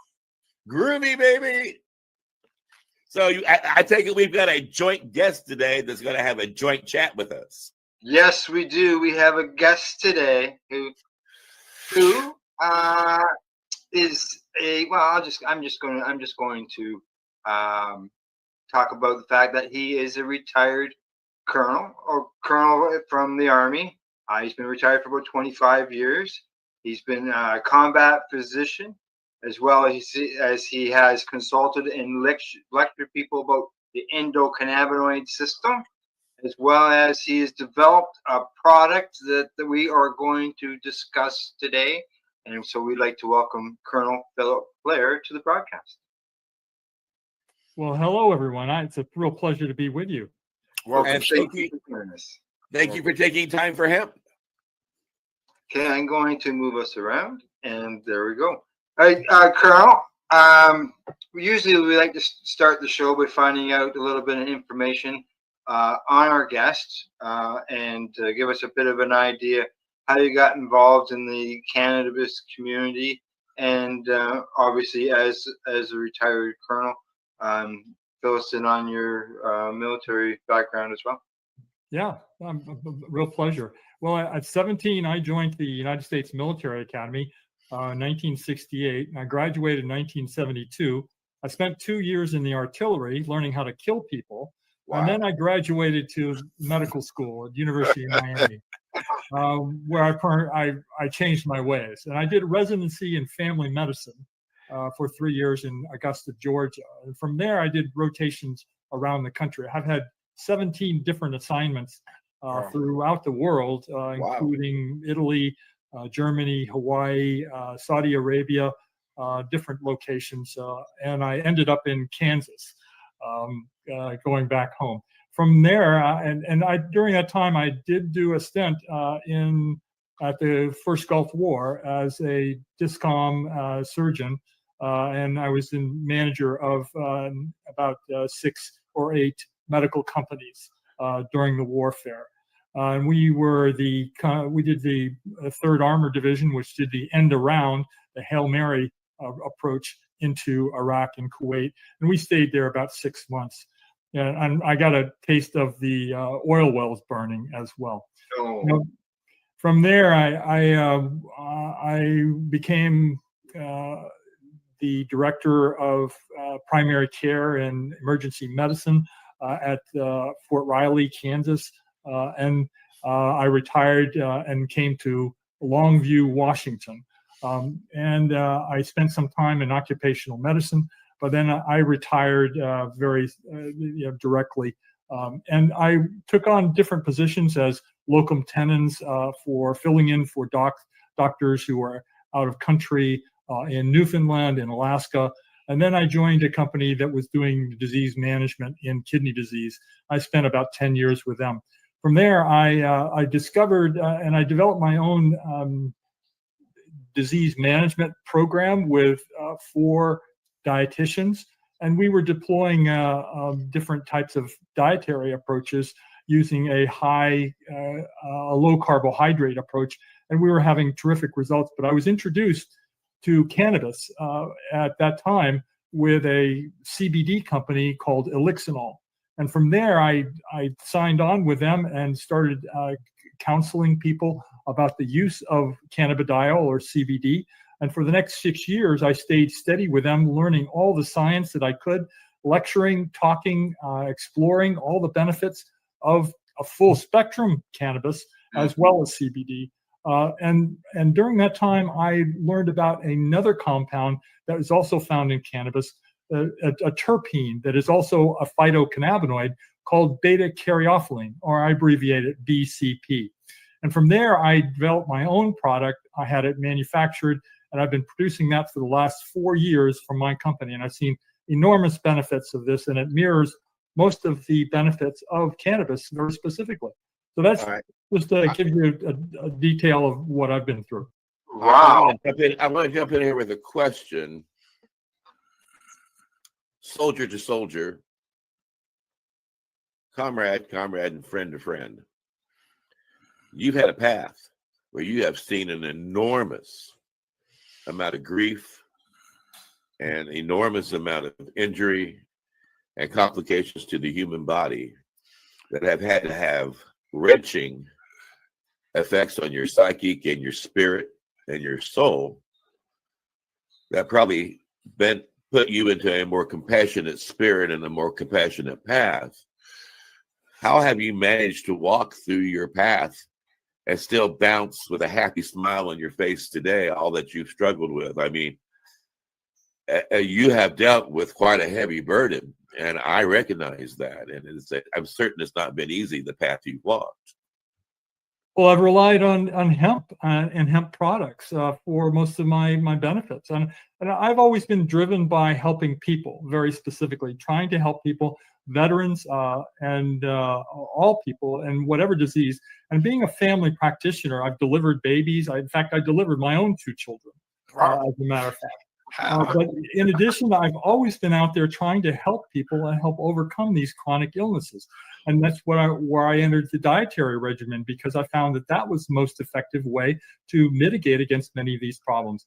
And then I got into the veterans, and I was working with the veterans and trying to get them to overcome the post-traumatic stress disorder and traumatic brain injuries as well. And when I discovered cannabis, I was blown away by the denial that we've had for almost a century about the benefits of cannabis for individuals and their mental health. In fact, I actually wrote a book, Medicinal Cannabis in Mental Health Care and CBD, and to aspire to these particular benefits for the mental health of everybody who can use this product. And so I am completely endorse hemp. I completely endorse the products that are being derived from it. And I think the focus is on the endocannabinoid system, the system that permeates our bodies, but is denied by the general medical care. Well, I salute you for all you being able to go into all those battles and walking into all that grief and tragedy with the attitude that you're going to make it better and not be afraid of it, not turn away and run from it. So thank you for all that you've done and the service you've given. And now I'm bipolar. You talked about how this helps with your mental stabilities. I find that when I smoke cannabis, I'm not too happy, and I'm not too sad. I'm like right in the middle. Do you find that to be true with other people that you work with?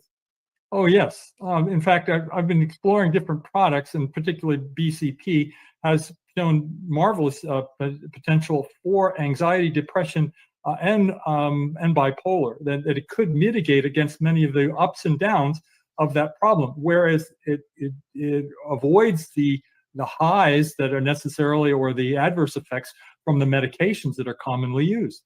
So it's got a huge benefit profile, and I think it would be fabulous to try that out for you and find out if it tempered your effects. Colonel, where are you physically located right now? I'm in Castle Rock, Washington. Wow. It's about 120 miles south of Seattle.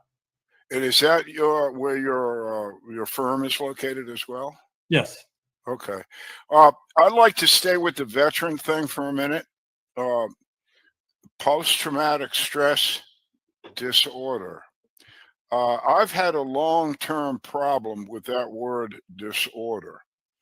I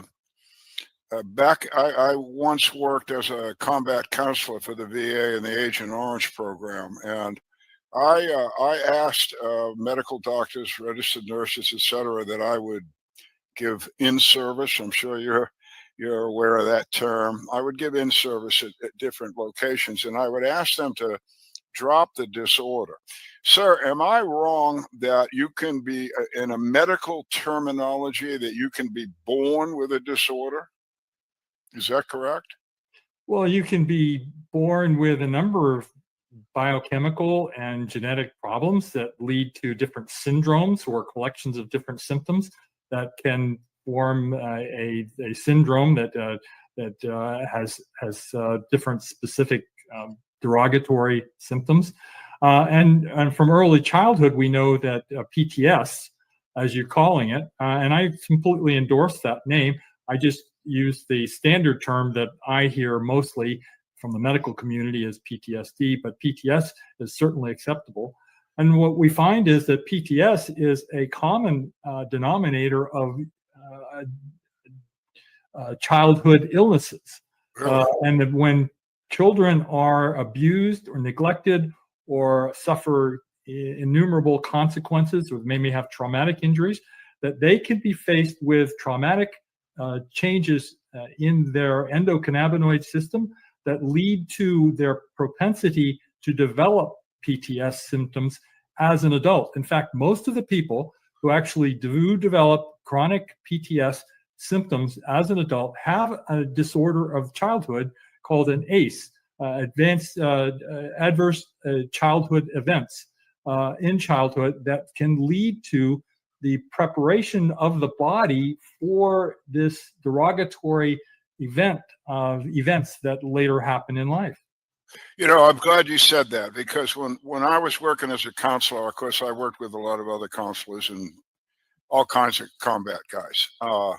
And when we worked as counselors, individual, and then the counselors would get together once a week and we'd shoot the breeze about what was going on, we found that some 60% of the veterans that we were working with had exactly what you were talking about. They admitted to having some sort of trauma even before they got in the military.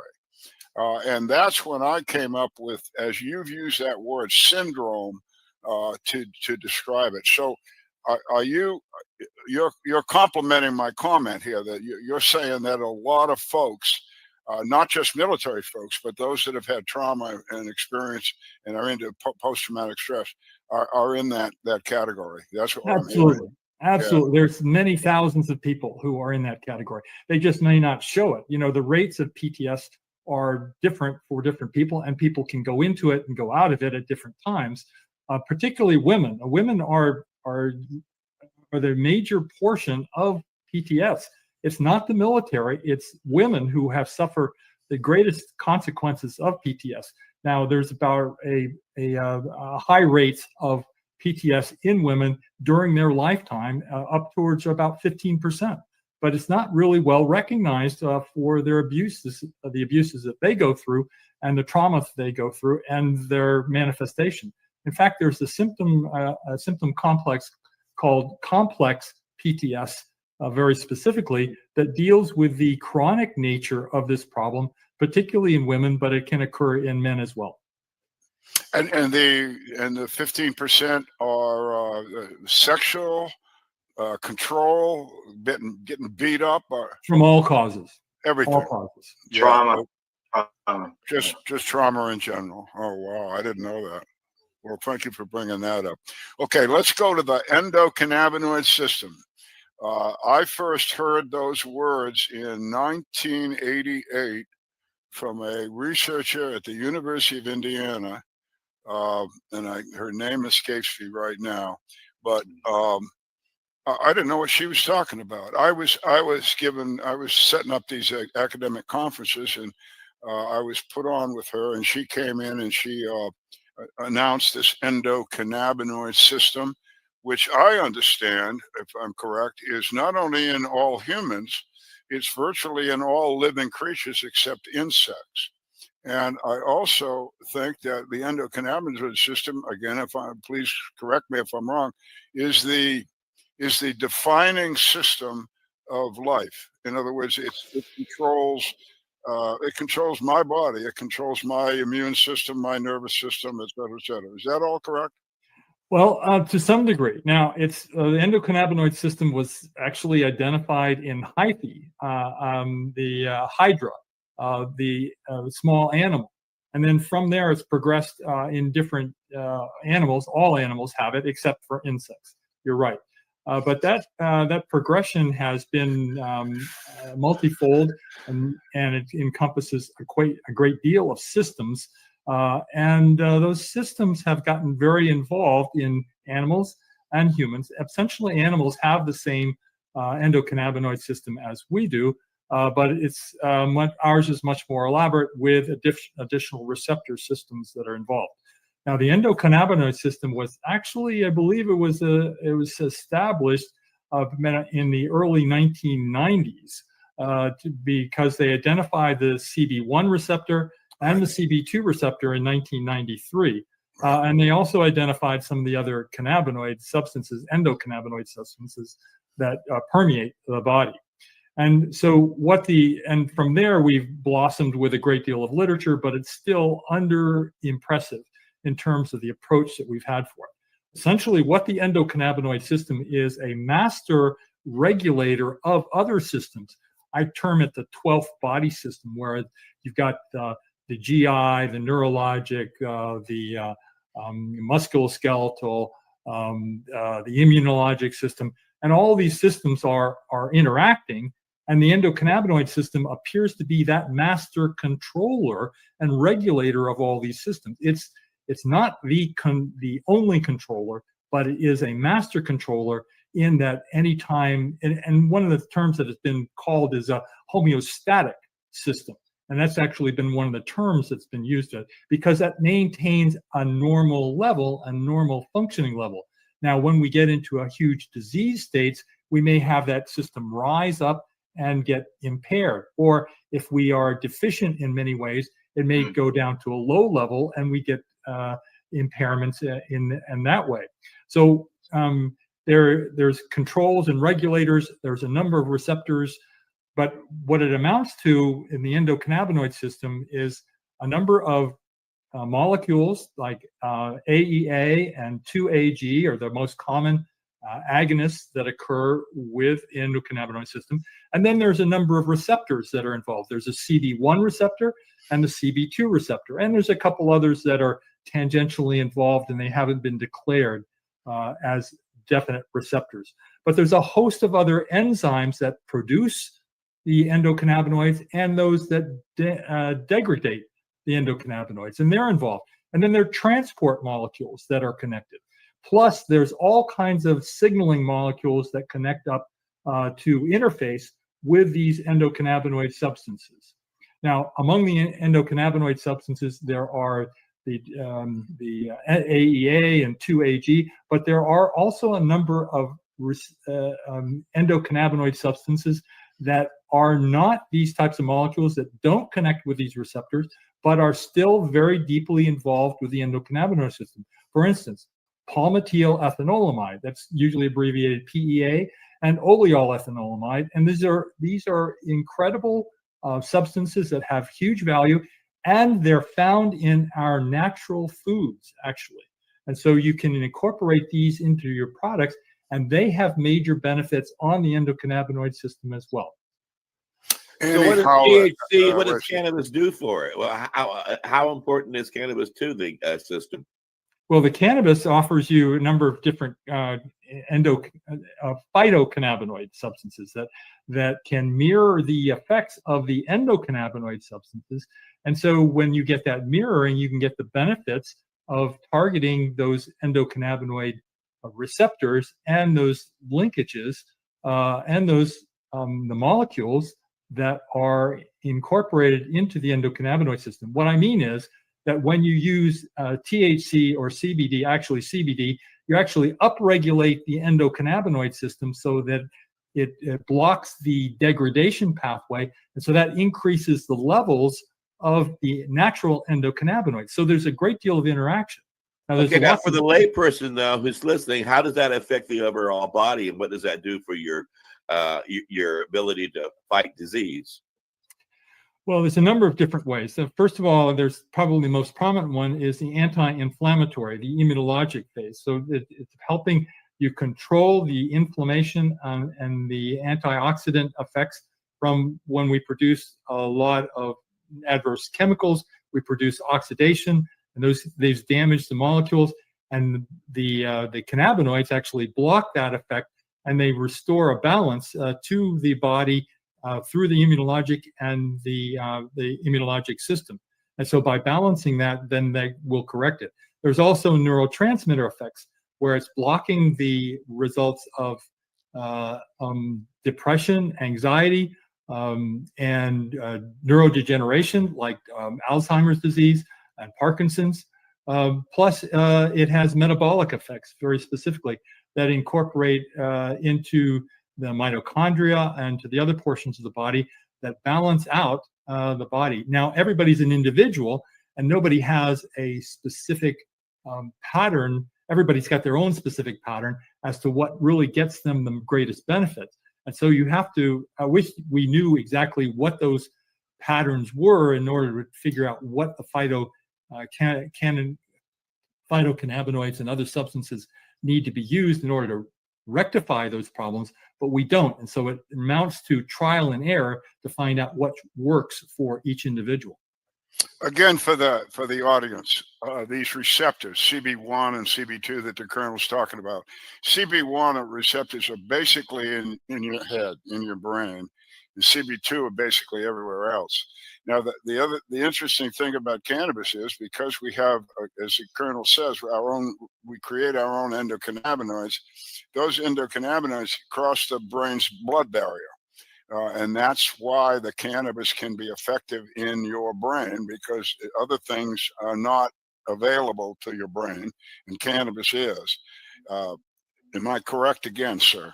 Yes, you are. You're exactly right. That the penetration to the blood-brain barrier and the improvement in the barrier function of the blood-brain barrier is enhanced with the cannabinoids as well. Oh, I never heard that. What does that mean?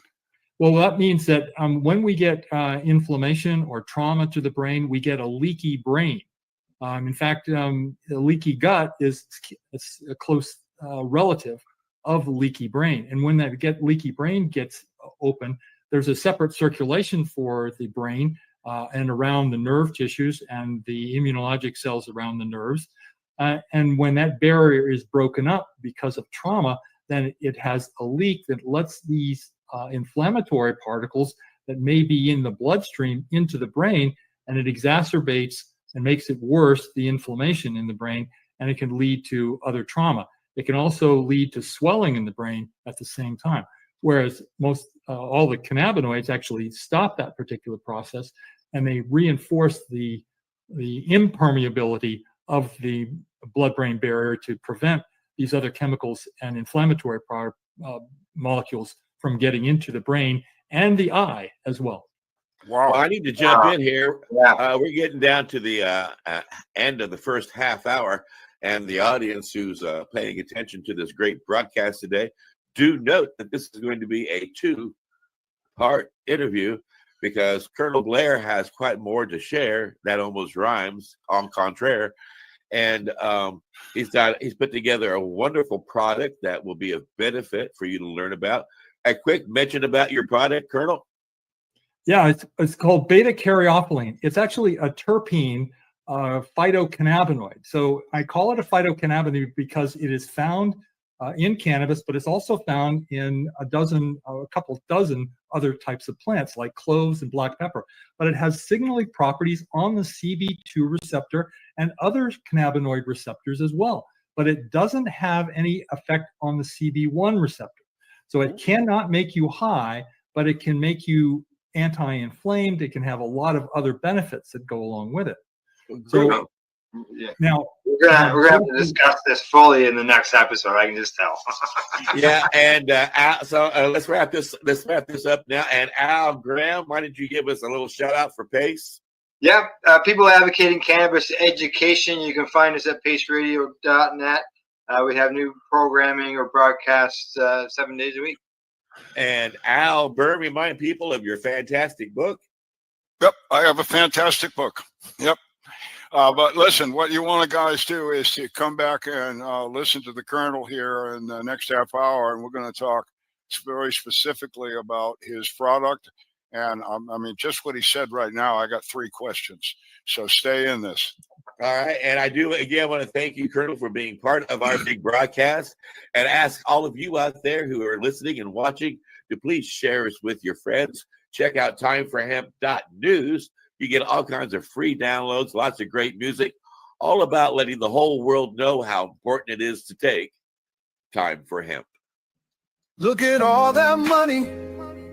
Yeah, the money that they've spent. Take another look and take some time for him. Don't cut trees for paper. 'cause it hurts the environment.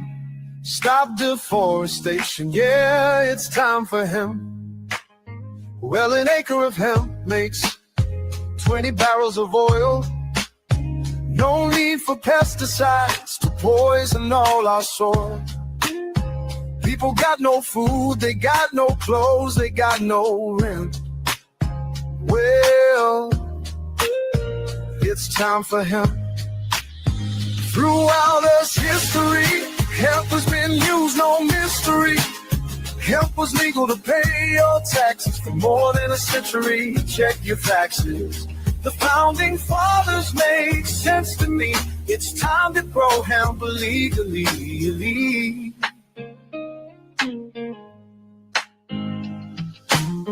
Think of all its uses. It's money that's well spent right now. No excuses, it's time for hemp. Sustainable green industry, that's our intent. A better place this world will be. It's time for hemp. Fueling food and clothes and soap. Housing cars, yeah, cars, no joke. Henry Ford built a car of hemp. It's time for us to do it again. People be employed with balanced farming as it's meant right now. It's time for hemp. Hemp is a true necessity for the wealth and protection of this country. Thomas Jefferson spoke those words. He knew the value of these herbs. It's time to lift the hemp band. It's time to make a strong stand. Yes, we can. I know we can. We can make a difference. Yes, we can. Just like birds of a feather. Yeah, the money that they spend. Take another look and take some time for him. Don't cut trees for paper, 'cause it hurts the environment. Stop deforestation. Yeah, it's time for him.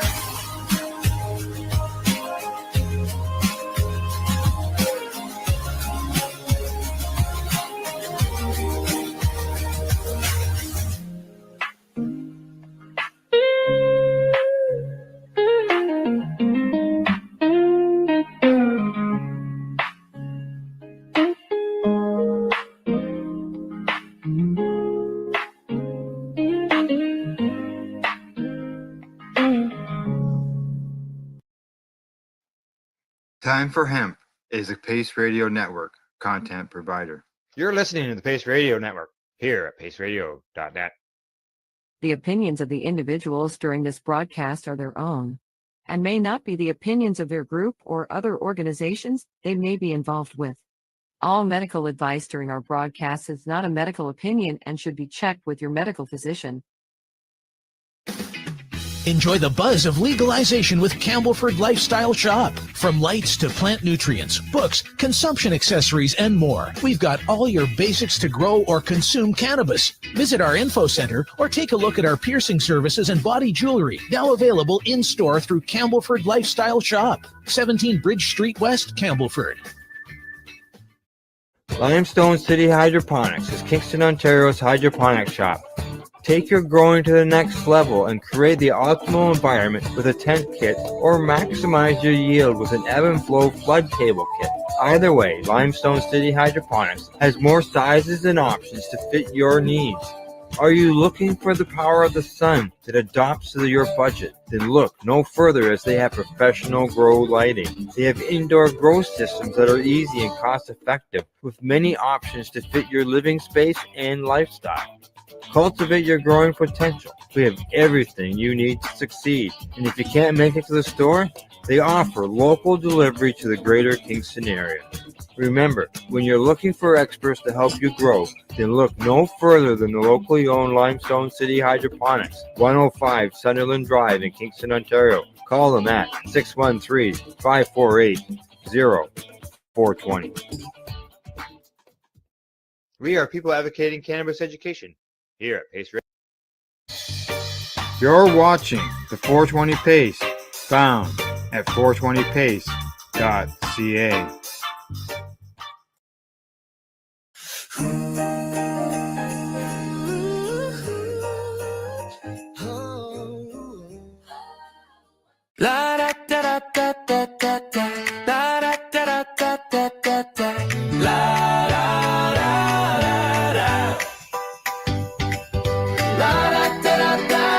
Hark how the bells, sweet silver bells, all seem to say, throw cares away. Christmas is here, bringing good cheer to young and old, meek and the bold. Ding dong, that is the song, with joyful ring all carrying. One seems to hear words of good cheer from everywhere, fill in the air. Oh, how they pound, raising their sound. O'er hill and dale, telling their tale. Gaily they ring while people sing songs of good cheer. Christmas is here. Merry, merry, merry, merry Christmas. Merry, merry, merry, merry, merry Christmas. Merry, merry Christmas. On they send, on without end, their joyful tone to every home. Ding dong, ding dong, ding dong, ding dong.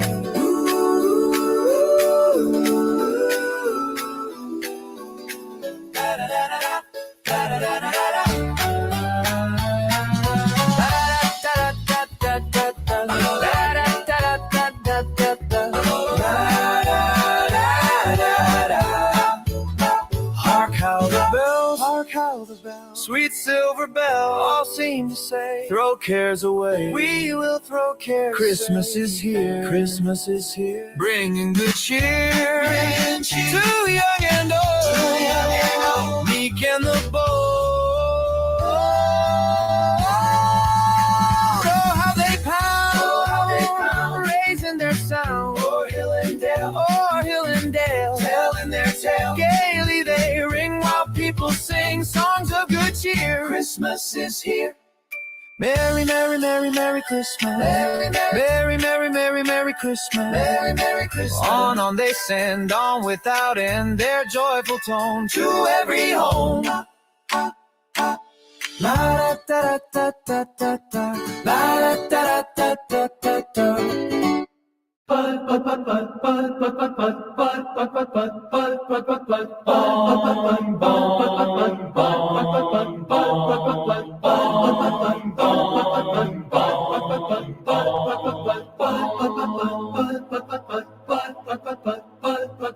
Hark how the buds, sweet sticky buzz, all seem to say, smoke me away. Green sticky weed for you and me, time floating by, Christmas while high.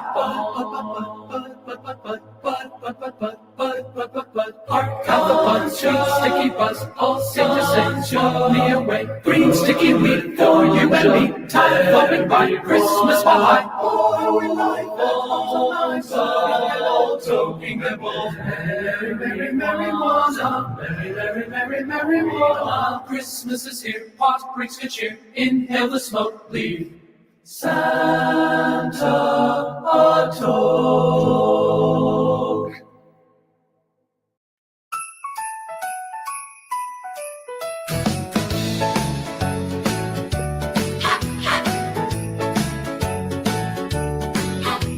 Smoking around the cannabis tree, smoking herb from a new crop. Mistletoe hung where you can see, every couple tries to stop. Smoking around the cannabis tree, getting high in the smoke ring. Later we'll have some canna butter pie, and we'll do some caroling. You're sure to get an euphoric feeling when you hear voices singing. Let's be jolly, toke some smoke with Bud and Holly. Rocking around the cannabis tree, have a hempy holiday. Everyone's smoking merrily, getting high along the way.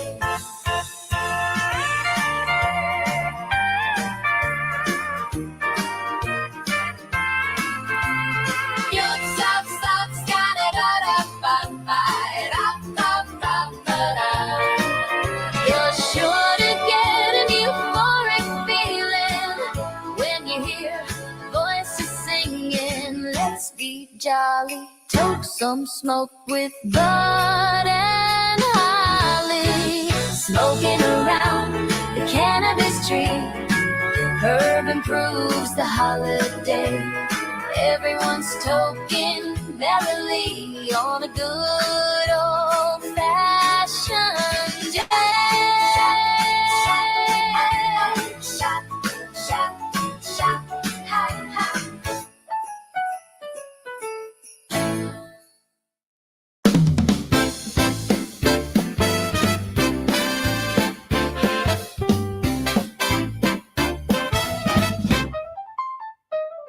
Oh, the weather outside is frightful, but the herb is so delightful.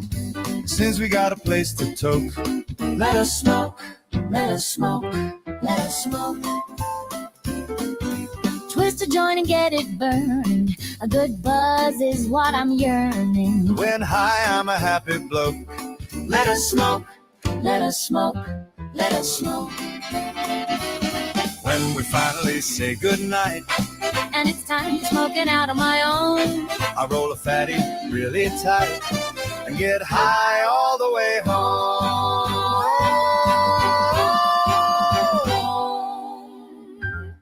Before the smoke is completed, and while my friends are all still seated, I'll break out a new bag of smoke. Let us toke, let us toke, let us toke.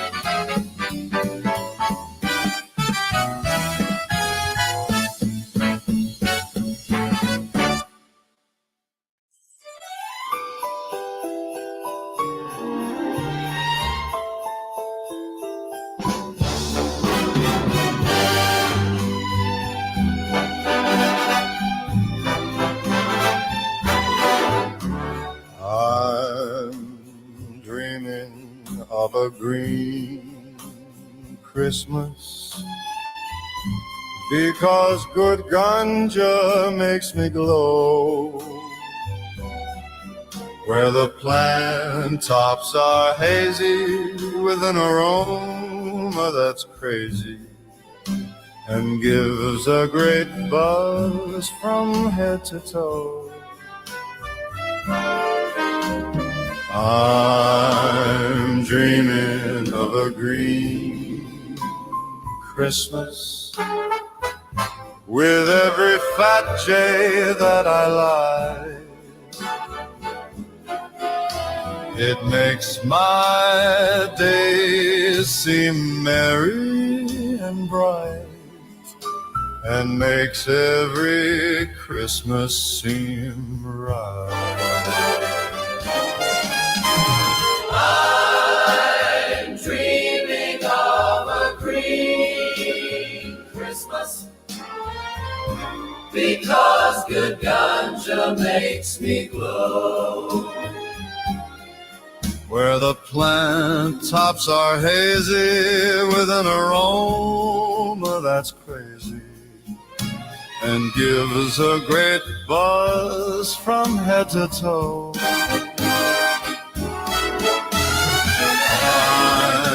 I'm dreaming of a green Christmas, with every fat jay that I like.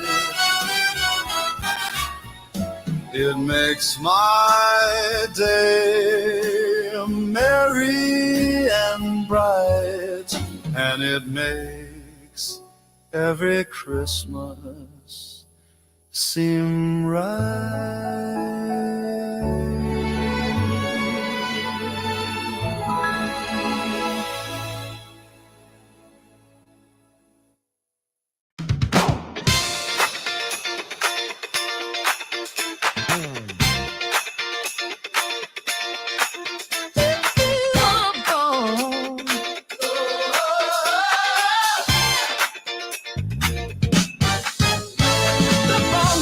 The smoke floats up. We're high tonight, and that's enough.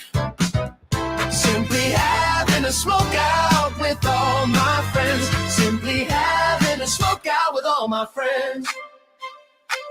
The party's on, it's 420 here. We pack a bong and fill with cheer.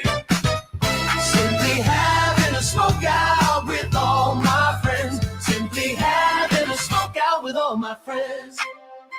The circle of friends pass the bong, the smoky bong.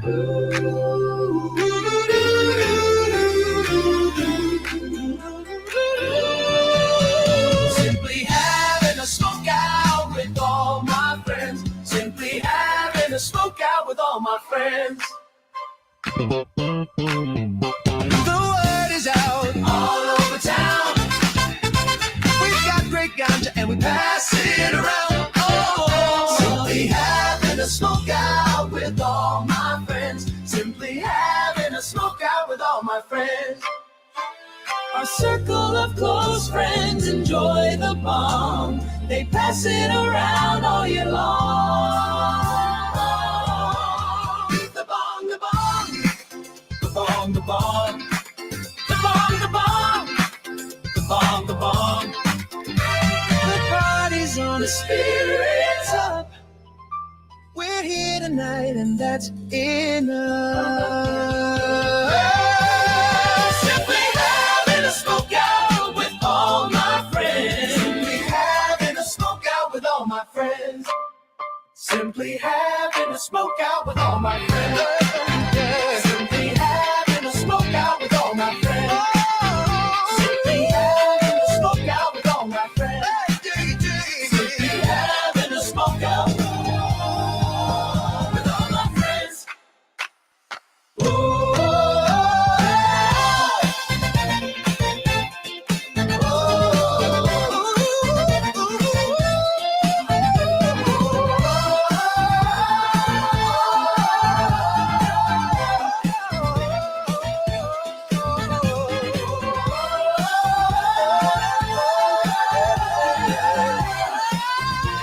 A wonderful 420 time.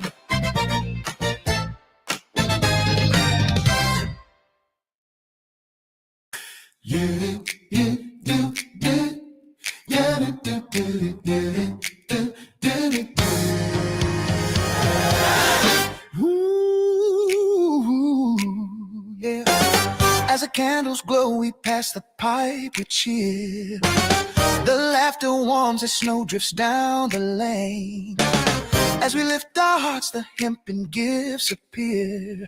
A wreath of green relieves December strain.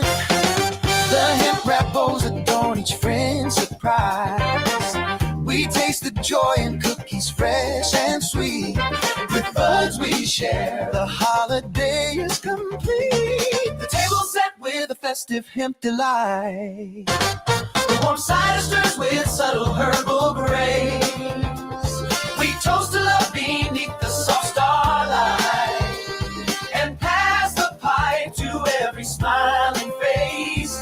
The stockings hang with hemp and craft so fair. When buds unite, the smoke circle feels right. And the buds we light, when sharing buds with buds, the joy is true. When sharing buds with buds, the night feels new. As we talk and smoke and puff and play, the green delight will light the way. When sharing buds with buds, the cheer shines through.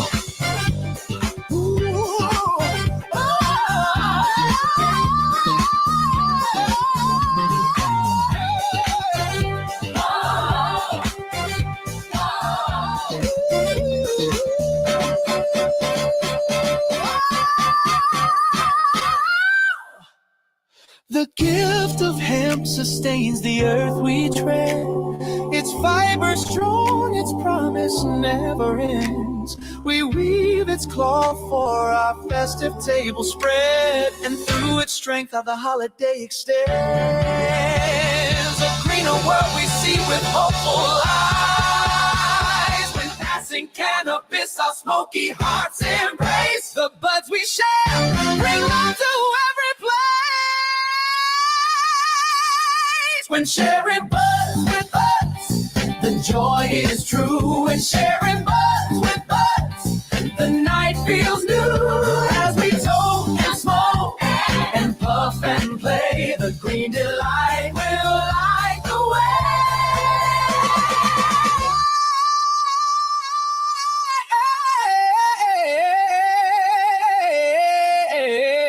way. When sharing buds with buds, the cheer shines through.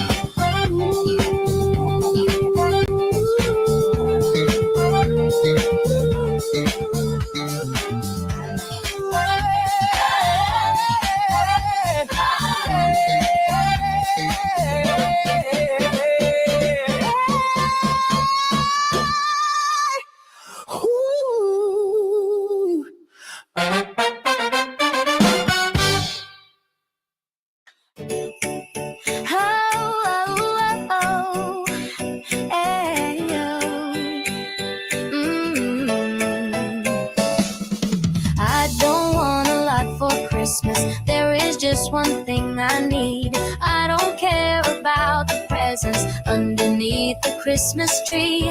I don't need to hang my stocking there upon the fireplace. Santa Claus won't make me happy with a toy on Christmas Day. I just want her for my own, more than you could ever know. Pack my pipe and let's all toke. All I want for Christmas is green smoke. Oh, I won't ask for much this Christmas. I won't even wish for snow. And I'm just gonna keep on waiting underneath the mistletoe.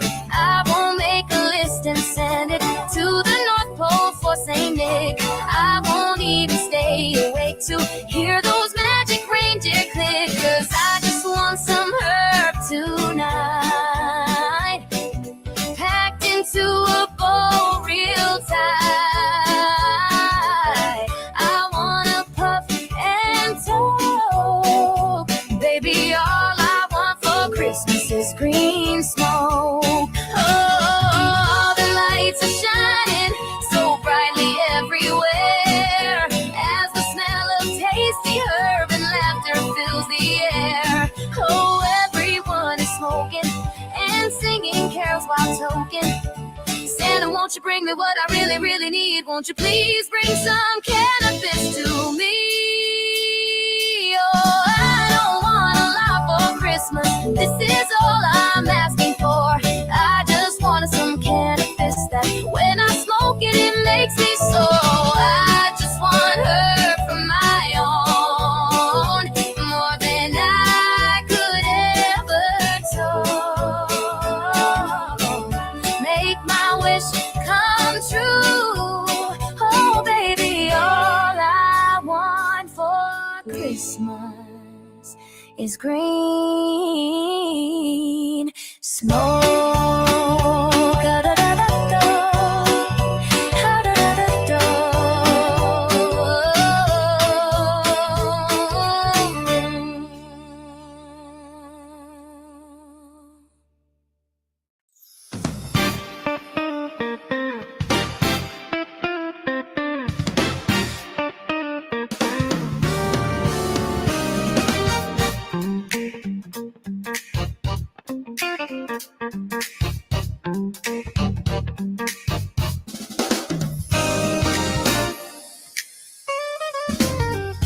Cannabis on holidays will be smoked in many ways by friends this Christmas. And as we smoke a J, we'll gather round for food and play when day ends this Christmas. With pipes and joints blazing bright, we'll go caroling through the night. And this Christmas is sure to be a stony Christmas beneath the tree. THC drinks bring us cheer. I can't wait to fly high this year with you. this Christmas. And when you come around, I'm gonna smoke a leafy pound with you. This Christmas, with pipes and joints blazing bright, we'll go caroling through the night. And this Christmas is sure to be a stony Christmas beneath the tree. Here's some smoke, take a toke now. Here's some smoke, take a toke now.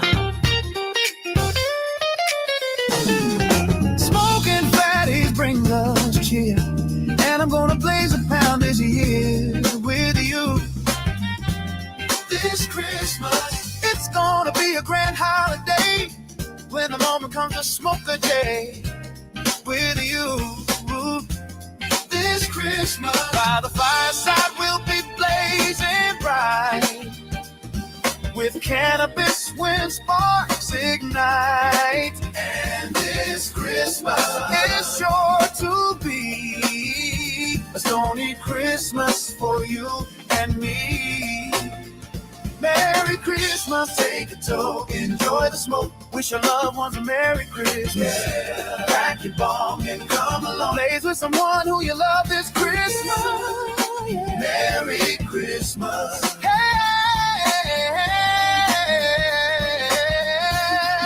Hey, Merry, Merry Christmas. Merry, Merry Christmas. Let's smoke a J and have a, let's blaze away the holiday. Say hey, hey, hey, hey.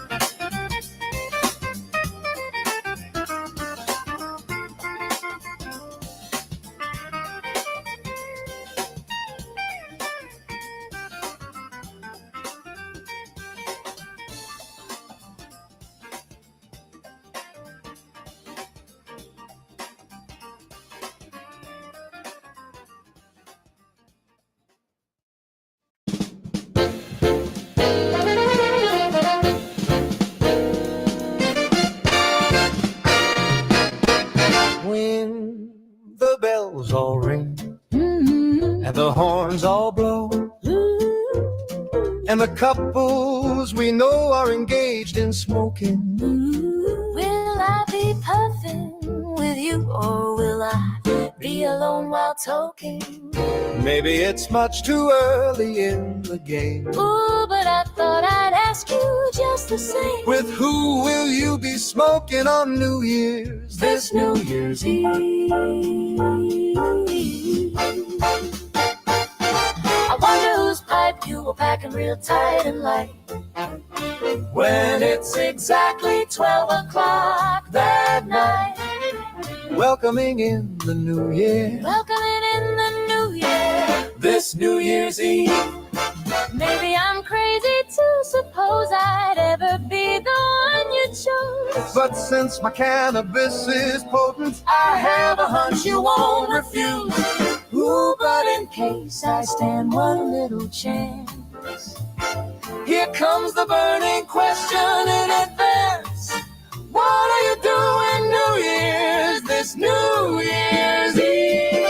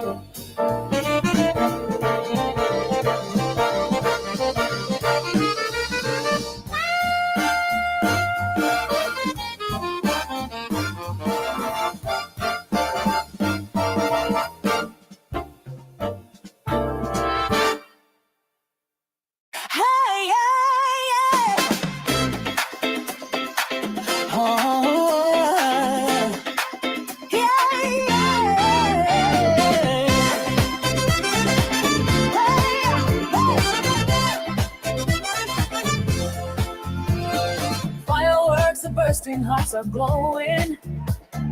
Cannabis is here to light the way. Hemp and joy together gently flowing. Peace and laughter greet the brand new day.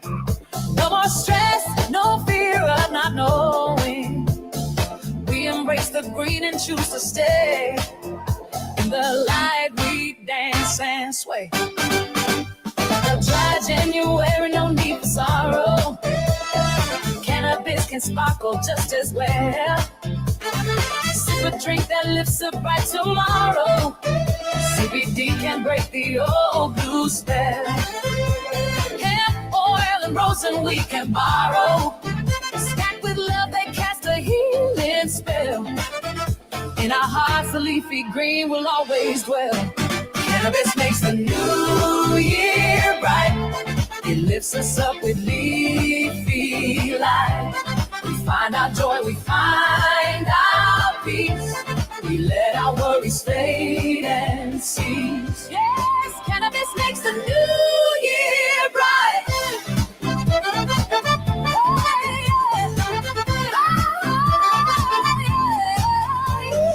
Workouts feel like mountains deep and aching. Cannabis can soothe the client with care. Topicals and tinctures cause a gently waking of muscles that get sore from daily wear. Runners highs and tranquil steps we're taking. THC and CBD do much repair. When the smoke is strong, we get light as air. Sweet returns with hemp, sweet lullaby, KBD, and dreams begin to bloom. THC whispers from the sky, smoke prepares the air in every room. Microdose and rest, there's no need to try. Cannabis can clear the mental gloom. It brings peaceful nights and takes away the doom. Cannabis makes the new year bright. It lifts us up with leafy light. Oh, we find our joy, we find our peace. We let our worries fade and cease. Yes, cannabis makes the new year bright.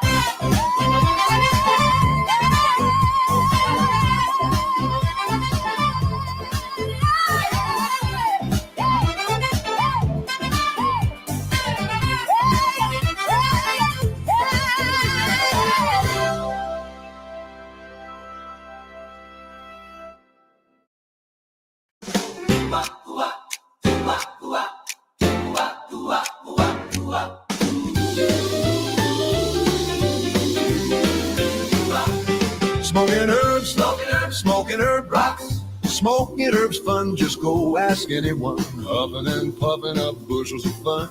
Now that the smoke out has begun, smoking herbs, smoking herb rocks. Getting real high, watching time fly by, inhaling and sailing and twisting up more until we start to soar. What a bright time to spark a lifetime, smoke the night away. Getting high time is always my time to pack a bowl and find friends to play. Fire up, pass the pipe, share with your friends, smoke herb around the clock. I'm huffing and a puffing when every day ends because smoking herb rocks.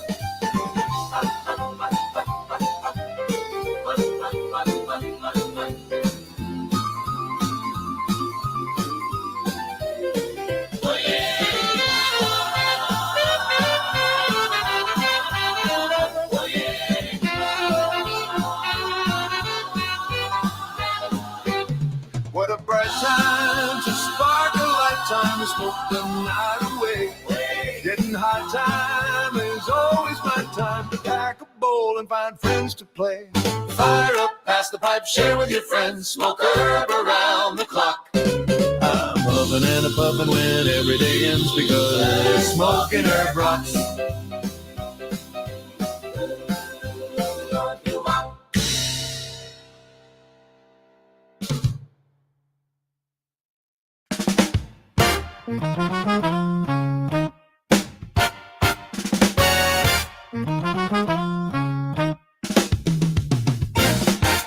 One minute to midnight, 1 minute to go. 1 minute to say goodbye before we say hello. Oh, let's start the new year right at 12 o'clock on New Year's night. That's when we'll spark a light and begin a cannabis flight. Smoking the old year out, toking the new year in, letting frustrations out, getting another token.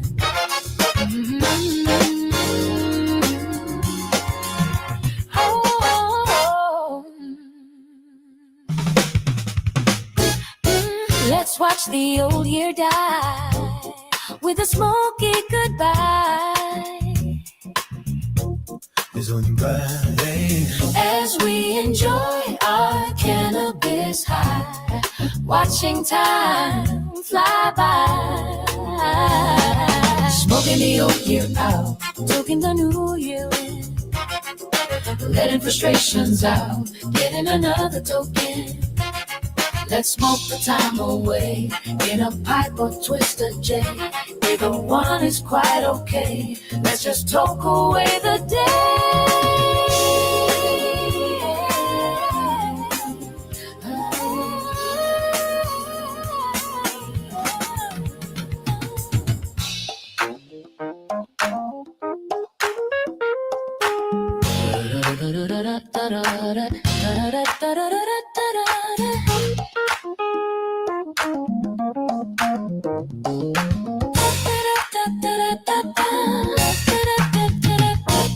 Smoking the old year out, talking the new year in, letting frustrations out, getting another token.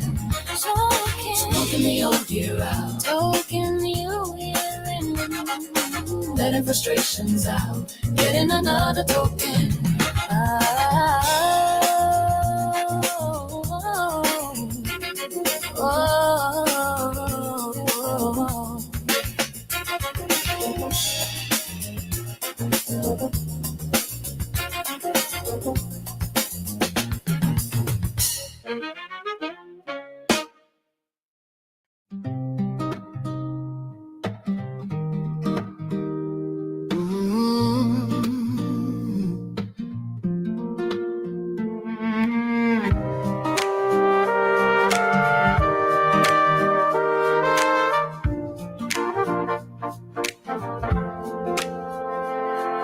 The clock strikes 12, a breath of hope begins.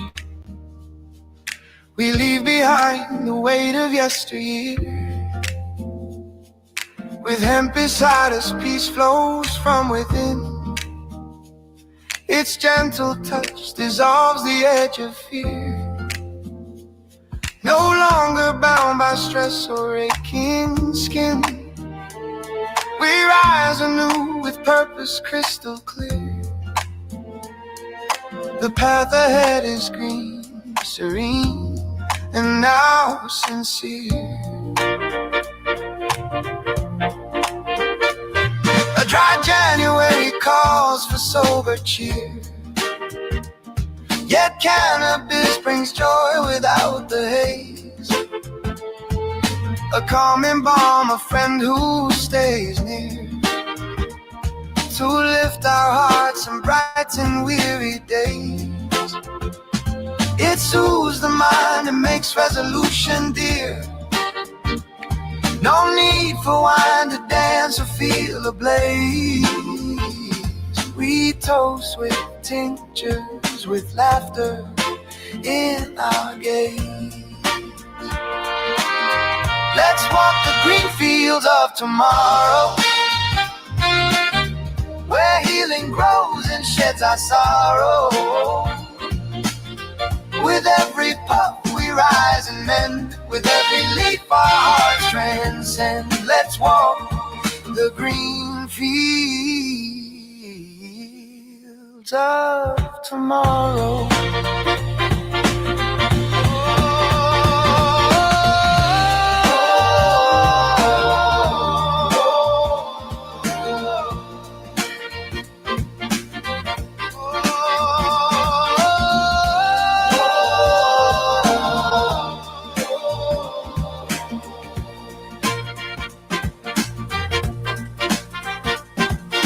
The gym awaits, our muscles ache and burn.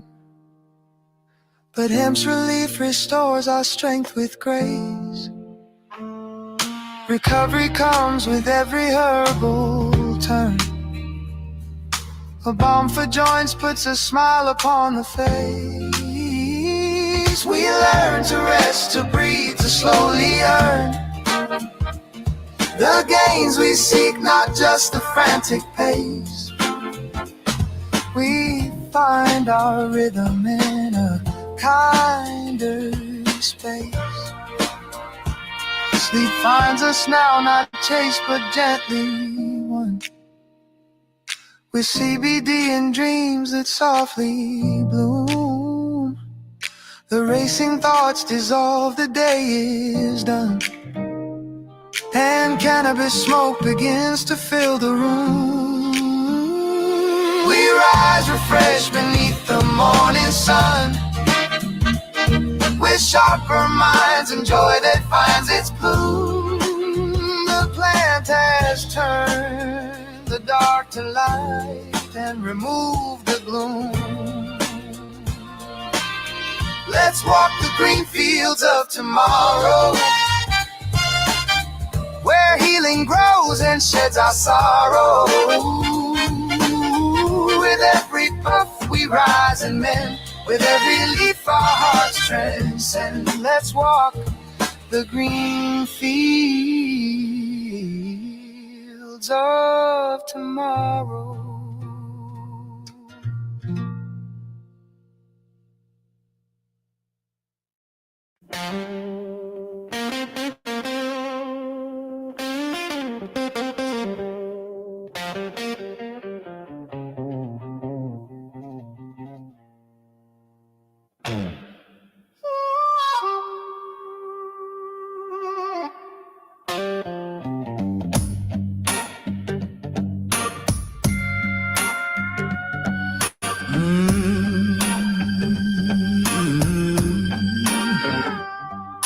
Fields of green grow wild and free.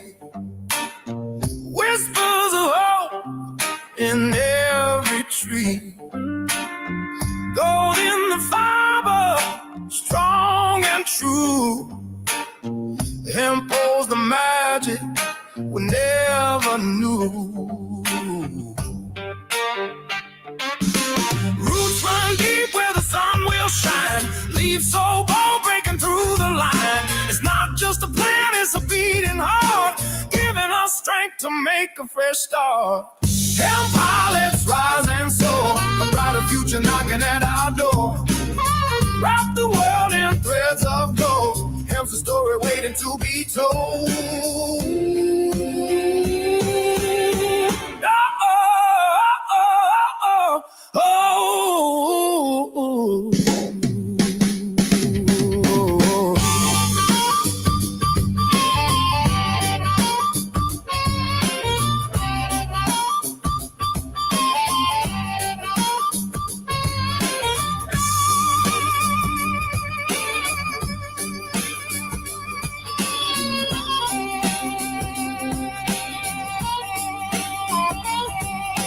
Making dreams from its endless strands, bricks and all shaped by human hands. It fuels our fire, gives power, heal. Feels so alive, it's a real deal.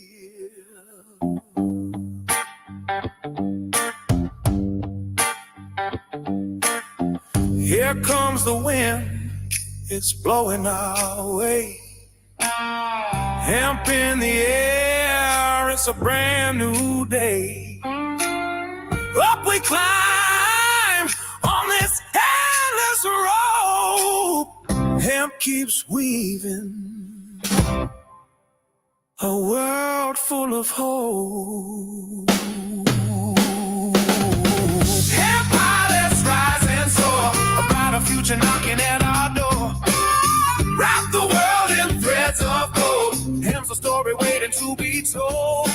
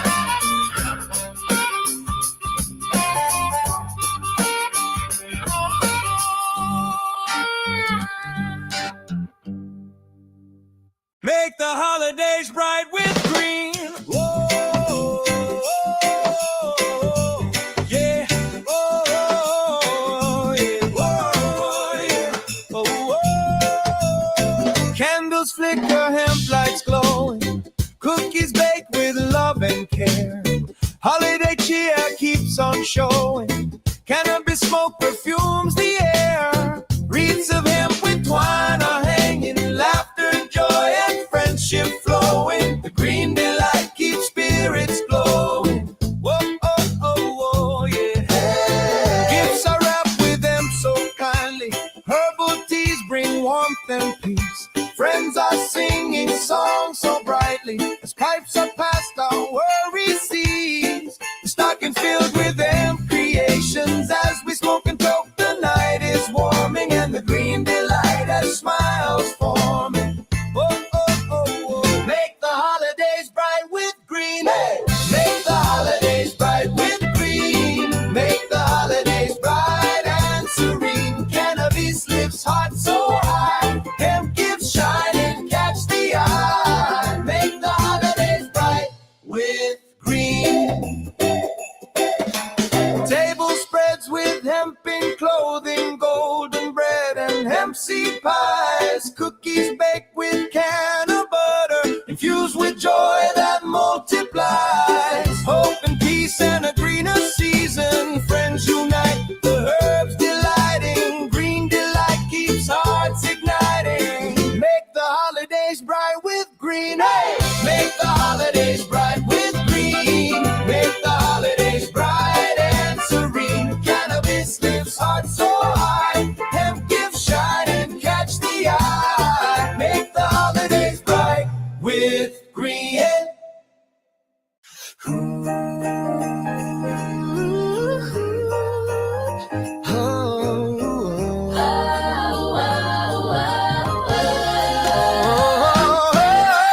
Look at all that money, yeah, the money that they spend. Take another look and take some time for him. Don't cut trees for paper, cause it hurts the environment. Stop deforestation, yeah, it's time for him. Well, an acre of hemp makes 20 barrels of oil. No need for pesticides to poison all our soil. People got no food, they got no clothes, they got no rent.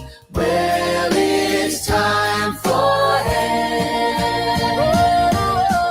Throughout Earth's history, hemp has been used, no mystery. Hemp was legal to pay our taxes for more than a century. Check your faxes. The founding fathers make sense to me. It's time to grow hemp legally. Ooh, ah. Think of all its uses, it's money that's well spent. Right now, no excuses. It's time for hemp. Sustainable green industry, that's our intent. A better place this world will be. It's time for hemp. Fuel and food and clothes and soap. Hose and cows and cars, no joke. Henry Ford built a car out of hemp. It's time for us to do it again. People be employed with balanced farming as it's meant. Right now, it's time for hemp. Hemp is a true necessity for the wealth and protection of this country. Thomas Jefferson spoke those words. He knew the value of these herbs. It's time to lift the hemp and it's time to make a strong stand. Yes, we can. I know we can. We can make a difference. Yes, we can. Just like birds of a feather, we can work together and lift the hemp band.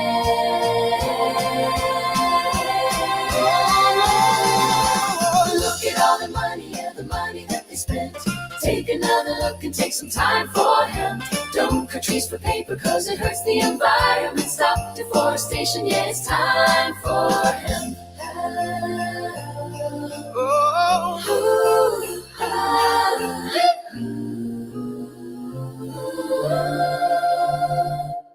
Stop deforestation, yeah. It's time for him.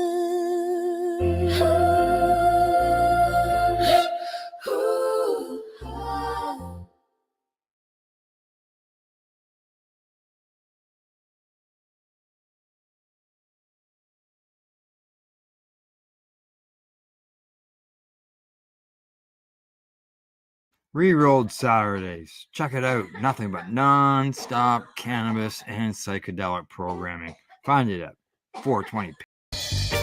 You're watching the 420 Pace, found at 420pace.ca.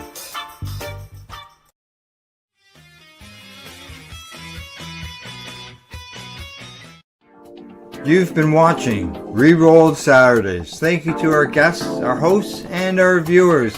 Up next, Rerolled Saturday Nighttime Edition. It gets started at 4 p.m. See you then.